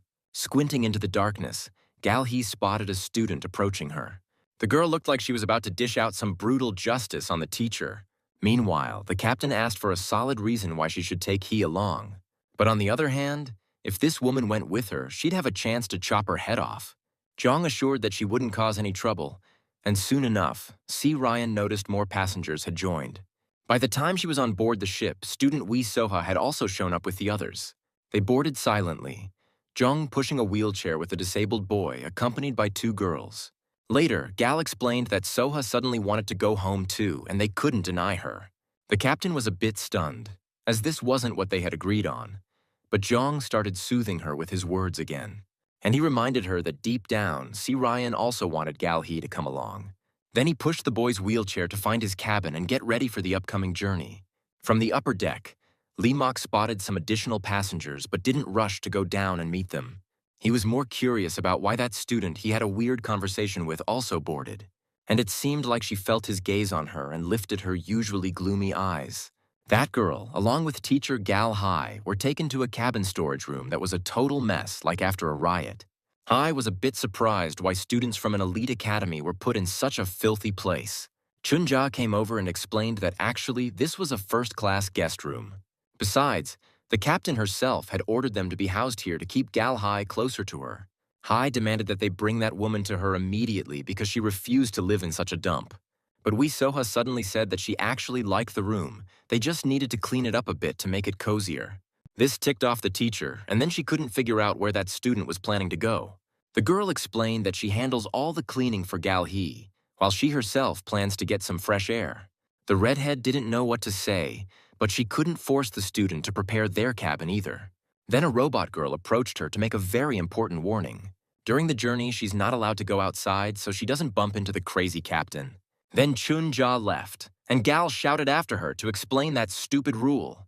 But right then, the door slammed shut in front of her nose and she started yelling to be let out, or else she'd break it. The robot girl ignored the screams and asked the student if she was scared. She was referring to the captain, telling how she loves to swing her sword at any chance. Additionally, Sun admitted that Ryan was uncontrollable before, and now she's completely lost it. She also advised to avoid eye contact with her at all costs during the meeting, because she might bite. Sun-ja got so caught up in her story that she didn't notice the student literally vanished. Now she thought that the captain wasn't the scariest thing on board and that girl was way more terrifying. Meanwhile, C. Ryan decided to spend some time alone and found a secluded spot by the window in the wide corridor. She watched stars and galaxies flicker before her, but right now it wasn't bringing her any joy. She remembered the academy, not her last visit to pick up passengers, but from the time she was there many years ago. Back then, she was a student at that academy, and her friends were Gal Hai and Jong Namgung. Everyone seemed carefree back then, and nobody suspected that their paths would diverge on such sour terms. In that corridor, Jong, who decided to take a walk, bumped into her and noticed that Ryan hadn't changed at all. He recognized her the moment she stepped back into the academy, because she looked just like she did in her childhood. But the captain could argue with that, insisting that Cheon's memory was off since she used to look different. And he himself is the only one who hasn't changed a bit, still as self-centered as ever. Now Namgung decided to challenge the captain, but he approached her because he had something important to say. He asked her to let go of the revenge that still haunted her and to move on. He also asked that if she ever decides to draw her sword against Galhai again, it should be just like yesterday. He wanted them to remain friends, despite the fact that they now barely remember the old times. Sarayan didn't respond, and Cheon decided to leave her to think about it and turned away. Suddenly, the captain asked what would happen if she refused, but Cheon asked her not to test his patience. However, he now decided to stay a bit longer to talk with Ryan, hoping he could change her mind. He even massaged her shoulders, admitting she was right that he really hadn't changed since his childhood. But that's just because he can't stand it when someone touches his stuff. And after those words, Namgung left her all alone to think over his advice once more. As for Lee Mok, he was still spending plenty of time munching on the sausages they had stocked up earlier. But this time, his meal was shared with a disabled boy, who was more just sitting there staring at the guy with his cheeks stuffed. Even though his vision was getting worse, he could still make out Lee Mok's silhouette. He tried to see into his soul, too, but it was so dark there that the disabled boy couldn't see anything. Suddenly, Mok tossed him a sausage and asked him to focus on eating instead of staring at him. Besides, even though he's disabled, he still needs to eat because he's still young. The boy objected, saying he was going to die soon anyway and eating food was just a waste. The old guy doesn't understand why he's so pessimistically set, as if he already knows exactly what the future holds. And the disabled guy confirmed that he could see, and it was out of his control, but Mok didn't seem to care at all. So the boy in the wheelchair decided to grab his attention using telekinesis, and instantly, all the sausages flew around. However, Lee Mok just kept sitting there calmly, as if everything happening was normal and didn't even flinch. He later shared this with Vi Soha, hoping she could explain this guy's behavior. The only thing Mok asked for then was for that passenger not to play with the food and to put everything back in place. The disabled had no choice but to accept it at that moment and continue observing. After that, Lee asked the boy to stop worrying and eat, since worrying only made him lose more. It wasn't easy. The student couldn't understand how this guy so effortlessly canceled his telekinesis. After listening to the disabled, she guessed that this guy might be the same kind of mutant as her. The student couldn't tell, because the darkness inside him prevented him from seeing anything clearly. But when this guy started talking to him, the disabled man felt a strange calm. Suddenly, he didn't want to die anymore, and now he was totally confused, trying to figure everything out. And Vi Soha told him not to get his hopes up with empty dreams because he was going to die anyway. She looked at the planet they were approaching and added that death awaited him somewhere there. This planet wasn't as picturesque as theirs. It looked more like an abandoned factory, completely covered in gray haze. Upon arrival, Sun Cha explained that this terminal was built in the early stages of galaxy development. The passengers headed to one of the buildings with large dish antennas that hadn't yet fallen apart from time. Also, the robot girl explained that the terminal used to handle over 100,000 flights a year. And 700 years ago, it was shut down due to the cancellation of the Northeast Galaxy project. The captain realized that this place was abandoned, but everything looked as though someone was still maintaining it in decent condition. It's all because of the automated systems. They're still up and running. But Robert found it odd, since they had to be getting energy from somewhere for the past 700 years. Besides, compared to them, they meticulously tweaked the settings to save even a drop of fuel. But C. Ryan didn't care. She demanded they disinfect every corner of the ship after that girl. First, Robert decided to check if the payment had been made and noticed that the money hadn't hit the account yet. This pissed off the captain, and she demanded to be immediately connected to the keeper of the Wild Crane Hotel. Sung Ja was already on it, but all attempts were unsuccessful due to poor connection. Apparently, a blocking barrier had been activated, but it's unclear by whom and why. Meanwhile, their passengers were getting closer to the building, but Jeong suddenly stopped everyone.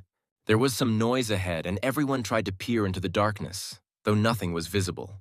But the noise kept getting louder, and soon they saw something approaching through the fog. The outlines were hard to make out, but then something from that side started firing lasers. Namgung shouted for everyone to duck down and quickly created a protective dome around them. The captain saw this on the monitor and was confused, like someone had intentionally started a war. Then the firing stopped, and they could see the armored vehicle that had moved closer, equipped with powerful weapons. Robert, who was obsessed with weapons, immediately recognized the multi-launch rockets, already considered a relic. Then the armored vehicle started shooting at people again, and Zhang decided to take a different approach.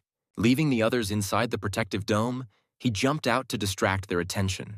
The vehicle's barrel turned towards him, and then blazed with a prolonged burst. But Jiang surrounded himself with a similar barrier and charged towards that hellish machine. He had his own plan to remove the obstacle, and he landed on the armored vehicle, smashing it in half with one strike. The captain watching the monitor couldn't understand why such things hadn't been scrapped yet. Robert, who had seen how much trouble just one unit of this tech could cause, backed her up. Suncha added fuel to the fire by pointing out that there were quite a few of these machines around. She detected them with a specially tuned radar, and everyone saw about 100 red dots. It wasn't just them who noticed the reinforcement of armored vehicles. Their passengers also saw the approaching machines, and each one was equipped with the same weaponry as the first, and then they all started shooting.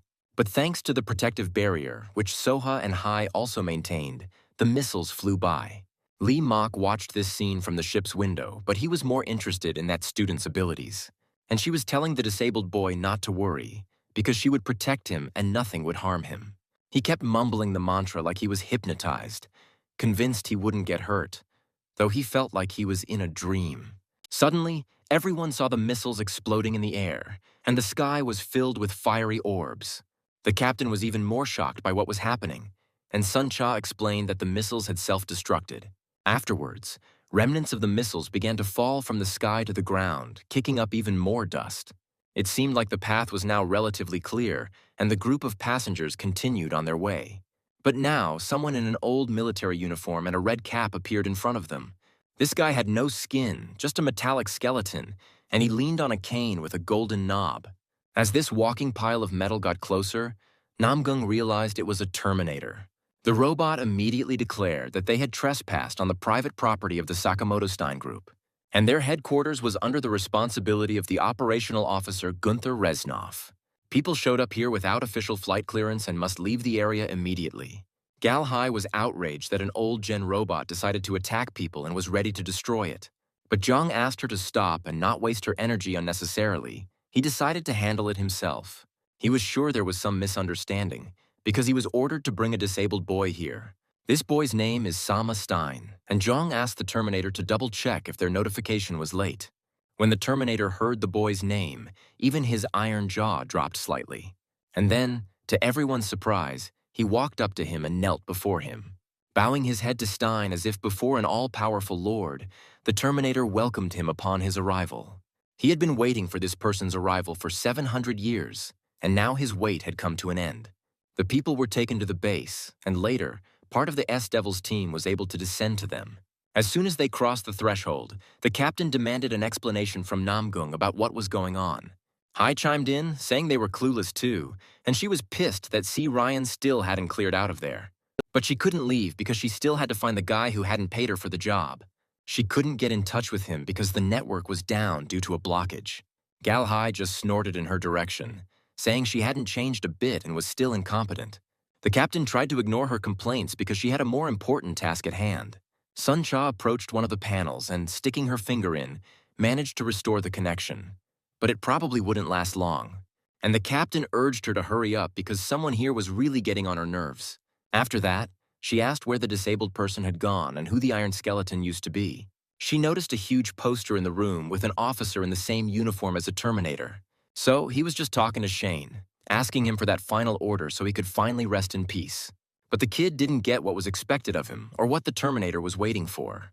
The robot just wanted to die already, and all it would take was one word from Shane. Meanwhile, Sun Ja managed to connect to the internal computer network, and Ryan ordered to immediately contact the hotel owner to pay up, since it seemed like he had tricked them. After all, he had sent them to this abandoned terminal for some reason. But then Sun Ja noticed something odd. Over the last 700 years, there had been 87 landings of alien spacecraft recorded here. However, there's no record of them ever leaving this planet, as if they never flew away. Everyone suddenly became alert, sensing something was off, and it looked like they had some figuring out to do. And the disabled boy was trying to explain to the Terminator that he had no right to give him such a command. For some reason, this pissed off the robot, and he declared that everyone here would die. He remained kneeling, but started emitting electrical discharges like tiny lightning bolts. Robert, staying on the ship, watched through the window and couldn't understand why the atmosphere felt like a cheap horror movie.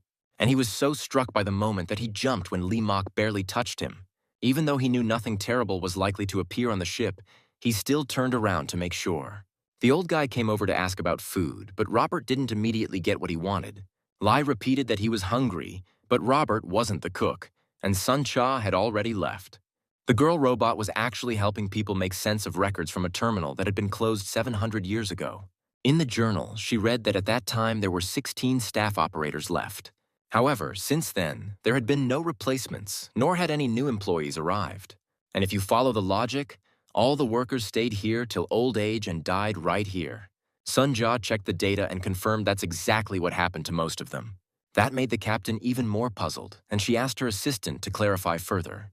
According to the records, everyone died except for one person, the chief operating officer. His name is Gunther Resnam, and that's his huge poster hanging on the other side of this room. Gal Hai and Jung Namgung realized that this officer somehow turned into a Terminator, and he was just telling a boy that he had been waiting 700 years for just one order. He had to cut off his own rotting limbs and remove his decaying organs. He replaced all that with iron parts, and all that's left of him now is just a dry, weak brain. And now he's begging to be given the command to die because he can't take it anymore. Sun Ja just found his medical records, which included a history of replacing both arm and leg prosthetics. Plus, there's a history of transplanting the stomach, intestines, heart, liver, and lungs. Even the eyes and joints were replaced, all the way down to artificial blood vessels. Essentially, he replaced his entire body, and he did it to survive all this time. Surian still couldn't understand why he went to such lengths and stayed alone in this isolated place. Suddenly, Zhang decided they shouldn't meddle in this matter. Maybe he just wanted to do it this way. The captain couldn't grasp why Namgung thought like he had no blood in his own veins. For her, it was sad, but Gal Hai couldn't understand why such a level of suffering was considered merely sad. She was also concerned about why they asked to bring a disabled boy specifically here, as there seems to be no connection. Then Sangju explained that the main shareholder of the Sakamoto Group is the Bit Satoshi family. She owns this terminal and is considered the richest family in the universe. She's monopolized genetic engineering, AI development, and space exploration, even funding the human government. However, all information about this family is strictly hidden, except for the name of the founder, Satoshi Stein. That's when the captain started to suspect a connection, since the disabled man's name was also Stein. She kept telling the Terminator that he doesn't even exist to the family, he wasn't recognized as a person, so he can't represent his family, let alone give any orders. He also felt that he and the Terminator were similar because both were abandoned creatures, and if they wanted to die, they couldn't even do that on their own terms. Suddenly, Galhi noticed that Vai Soha had disappeared somewhere and panicked, fearing something might have happened to her. Everyone quickly looked around. The student really wasn't there, and no one noticed when she disappeared. And Sama continued, saying the only thing he could give to the Terminator was his non-functioning body. The robot suddenly stood up and looked at the disabled boy with complete respect. He declared that he was a vassal of Gunther Reznov and ready to accept his will as an order to continue surviving.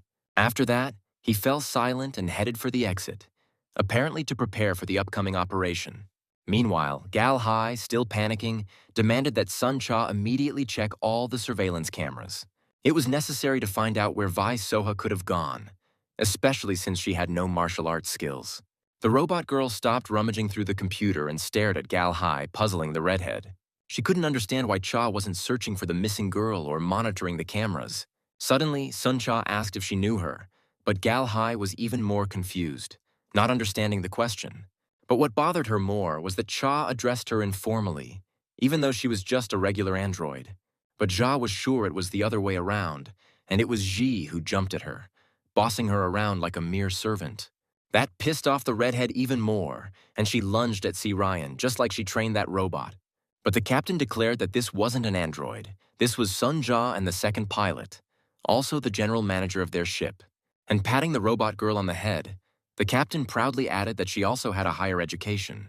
Realizing she wouldn't get any help from those two, Gal Hai decided to search for Wee So-hee herself. And she just asked if the student returns, to please ask her to stay put and not make a fuss. When she left, Surian praised Sunju for doing a great job putting the redhead in her place. She couldn't help it and hugged the girl like a real child, finding her very cute. Meanwhile, Lee Mok also decided to go down and take a look around this planet. Approaching the ancient building, he noticed that student emerging from the mist towards him. Why Soha figured they really are the perfect match since they're even heading towards each other.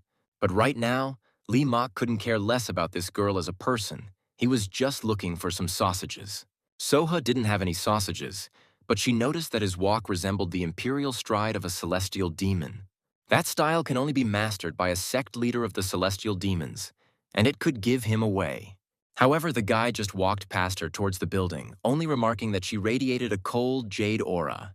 And people might think she's mastered the Emerald Jade Demon technique, known only to the women of the celestial demons. Besides, it'd be tough for her to hide her powers at such a young age, since everyone's misunderstanding her. Moving on in his quest for sausages, the guy just advised the student to be more careful. Suddenly, the girl caught up to him, blocked his path, and demanded to know who he really was. But Lee Mok threw the same question back at her. He too wanted her to admit who she really is. Gal He wandered around the station looking for the missing student, calling out her name at every turn. As she walked through the dimly lit corridors, she caught a whiff of something foul, like rotten meat. Peeking into one of the rooms where the stench was strongest, He saw bodies scattered all over the floor. And right in the center of the room, the dead bodies were piled up as if someone had deliberately arranged them that way. Puzzled, she felt chills run down her spine when she heard rustling sounds from behind. But then, recognizing the heavy footsteps approaching, she realized it was the Terminator coming towards her. Without turning around, she asked if he was responsible for all these people's deaths. He simply stated that he still needed to live and asked her to give up her life as well. Still facing away from him, the girl was quickly figuring out how to get rid of this menace. Suddenly, Gal He spun around and prepared to leap at the crazed Terminator. She blasted him with a stream of fiery energy, and right next to the iron skeleton, an explosion erupted. And when the smoke cleared a bit, she noticed it hadn't harmed him at all. Not even his clothes were singed. The Terminator himself activated a scanner to figure out what kind of creature was in front of him and how to defeat it. In her, he detected an Alpha Prime class internal energy drive with 7 cycles. The Terminator snapped his iron fingers, deciding that this vibrant, energetic being was exactly what he needed. Then he reached out towards the girl and asked her to hand over the item voluntarily. But Gal Hai, calling him a crazy piece of metal, lunged at him with a new attack. This time she struck with her sword harder than before, slicing his cap in half and engulfing him in flames. Because her energy strike was more powerful, the robot's clothes were completely incinerated. This blow also drained Gal Hai's strength, but she only needed a couple of deep breaths to recover. And when she looked up, she saw the Terminator glowing with colorful lights like a Christmas tree. They all blinked and shone brightly, and she realized these were different energy drives. Now she was sure that the robot had killed all those people to take their energy drives for itself. But the Terminator, like a mad psychopath, claimed he just borrowed their lives. Then he repeated, demanding the redhead to give up her life too. But he messed with the wrong girl. Gal Shi believed she could defeat this pile of metal and attacked him with renewed inspiration. At that moment, the disabled boy saw the redhead woman fighting the robot and started calling for help. Even though he was almost blind, his inner vision was sharper than a medium's, allowing him to see. He also sent his thoughts to Vi Soha, who was still talking with Lee Mok. She found the guy quite annoying, and then suddenly she heard Stein's mental signals. Claiming Moku got lucky this time, but they'd definitely have a chat next time. The student hopped back to base in big leaps. Lai realized she went to help a friend and thought of her as a good person for that. When Soha got to the disabled boy, she immediately demanded he explain why he called her. And he, with his own eyes, saw that Gal Hai was lying on the floor and told Vi that their teacher was in danger. Soha still didn't get why Stein called her just because of that woman. The boy stayed quiet for a bit, then saw Hai clutching at a wound near his heart and realized it was too late. Gal Hai, with her last strength, staggered over to the rest of the group, and Zhang got anxious, not understanding what had happened to her. But the red-haired teacher didn't respond, just collapsed on the floor, showing no signs of life. Namgung and Si Ryan immediately rushed to her, hoping things weren't as dire as they seemed. Zhang started examining her, but the bloody chest wound pretty much said it all without any fuss. To make sure, he decided to check Hai's pulse because it seemed to him that she was still breathing. Meanwhile, Sun Cha, with her scanner eye, determined that this woman's body had severe internal damage. And the main reason wasn't that her internal energy drive was forcibly removed. Meanwhile, the Terminator went to tidy himself up and change into a different set of clothes. Next to a red cap on the shelf, he placed the energy drive he had just obtained. However, he wasn't in a hurry to attach it to his other drives, as if he decided to save it for later. Suddenly, the drive sparked as if it was transmitting energy pulses into the body of its former carrier. At that moment, Galhai's body truly began to twist like it was being electrocuted, with sparks flashing around her. Namgung got even more anxious, not understanding what was happening, and even thought she might explode. Suncha explained that it was a short circuit, since when her drive was ripped out, her neural system got damaged too. If they don't get the drive running fast, the entire neural network, including the brain, will be destroyed, and she'll definitely die. Stuttering from anxiety, Zhang asked them to stabilize Galhi somehow. He decided to find and retrieve the drive himself and teleported away, promising to return very soon. Se Ryun and Sung Ja were left alone over Galhi's body, which was still emitting electrical discharges. And the robot girl figured that the guy in the cap just ran off and she didn't know what to do about it now. The captain asked if there was a way to stabilize Galhi's condition. And Ja explained that the person who could do it had run off 3 seconds ago, but there was one method. They could connect another power drive, but it would only help for a short time.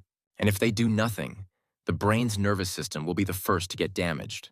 As a result, the woman might last about 5 minutes, and after that, her brain will completely die. The captain looked at the sparkling body and realized she felt sorry for Hai, who lay there completely helpless. It really annoyed her, but she still pulled out a spare energy drive she carried. It was external, but Si Ryan asked Sun Cha to hook it up, hoping it would somewhat improve the situation. She had bought it from a scrap metal dealer before, thinking of trading it for sausages later. But now, it was way more important for her old acquaintance, and she urged the robot girl to hurry. Suncha immediately started what looked like a surgery, but it turned out that this thing was totally incompatible. Hai's system worked with an internal drive, and it needed at least an alpha-class drive for stabilization. The one the captain provided was too weak, and the girl got even more nervous. She remembered for a moment how they used to have fun in their childhood and were best friends. Then she dug in her pocket and handed Suncha another drive, this time an alpha-class one. The robot girl looked a bit puzzled at the captain, who even turned her face away. It's just that Se Ryan said Galhai was her enemy, but now, for some reason, she's trying to save her life. The captain just grumbled that Hai needed to stay alive so that she could kill her herself later. Meanwhile, the crazy Terminator kept sprucing himself up when he suddenly noticed someone's presence. Lifting his iron skull in a cap, he saw a student sitting on his locker, casually swinging her legs. Her gaze was too squinted. It seemed like this girl, Wee Soha, was plotting something serious.